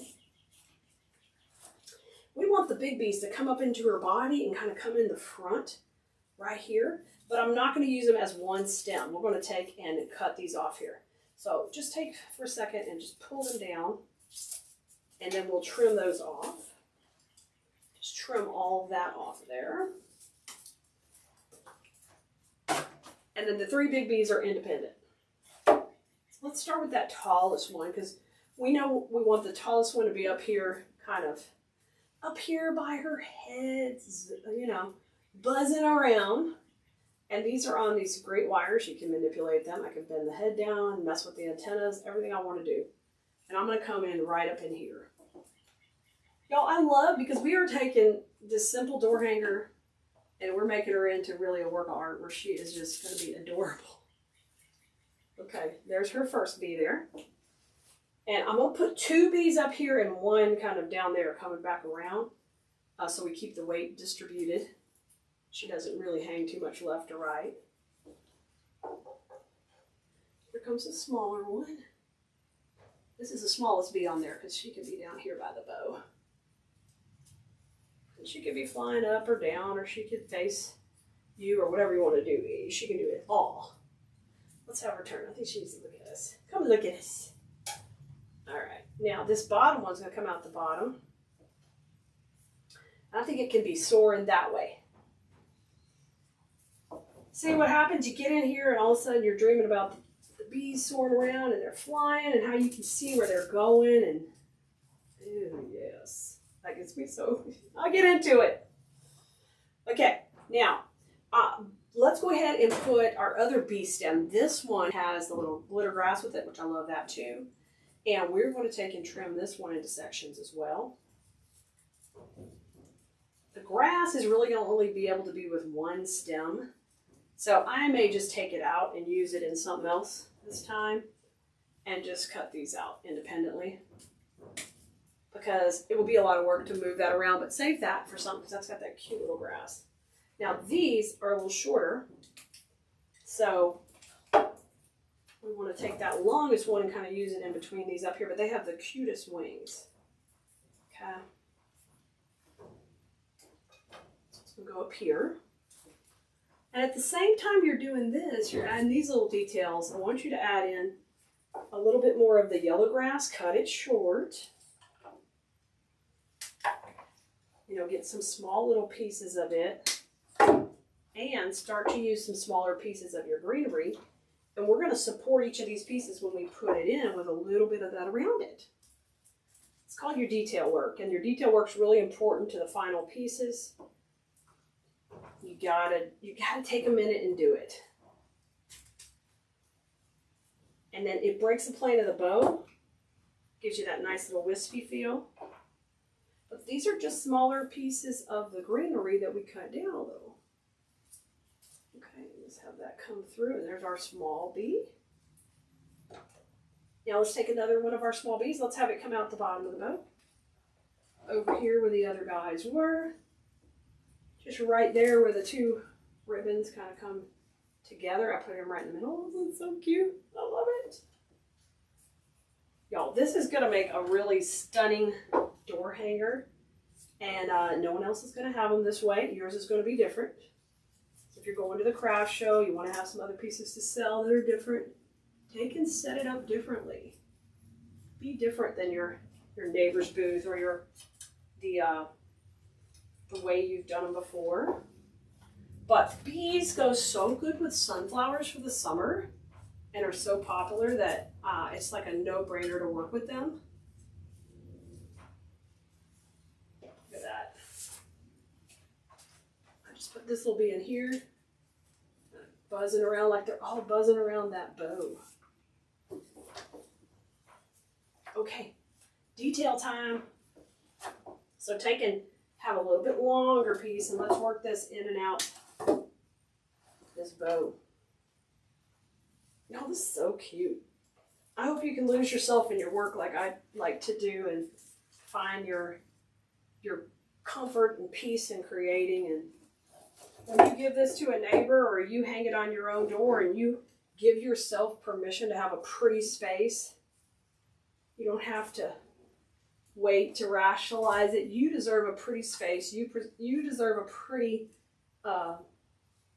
front entryway every time you walk in. You don't have to wait to get permission or rationalize that. Some of us have a hard time rationalizing spending money on ourselves. We're always busy investing in our business. But you know what? I believe that time is coming to an end for you. And that you're going to allow yourself to have beautiful spaces, pretty entryways, pretty doors, pretty offices, pretty craft rooms. Let yourself do that. You deserve it. Don't be like Keleas and wait. You deserve to have an area that's gorgeous, decorated the way you want. You go get it, and you make it nice. Oh my gosh. Those of you who have big, cute porches, you guys got to do the bee theme. So stinking cute. All right, let me put a little more yellow on the right. This last fill-in is just filling in. You keep looking back. You see where she needs a little more loving. You keep filling her in. And then the last thing you want to do is, like, if you can see any of the floral foam from the sides or the edges, I generally would just cover that with a little Spanish moss. We've got our natural colored, not natural, we have light green Spanish moss in stock right now, which would work great for this. It's a good one that goes into the fall too. But if you only had dark green in stock in your craft room, that'd be okay too. These are the smaller pieces that came off those big ones. I'm just going to bring those in. I'm just going to keep tucking them in between these layers. I'm watching the ribbons, just pushing that in the foam. And then those little bits of greenery just poke out and add all that dimension. It's so cute, guys.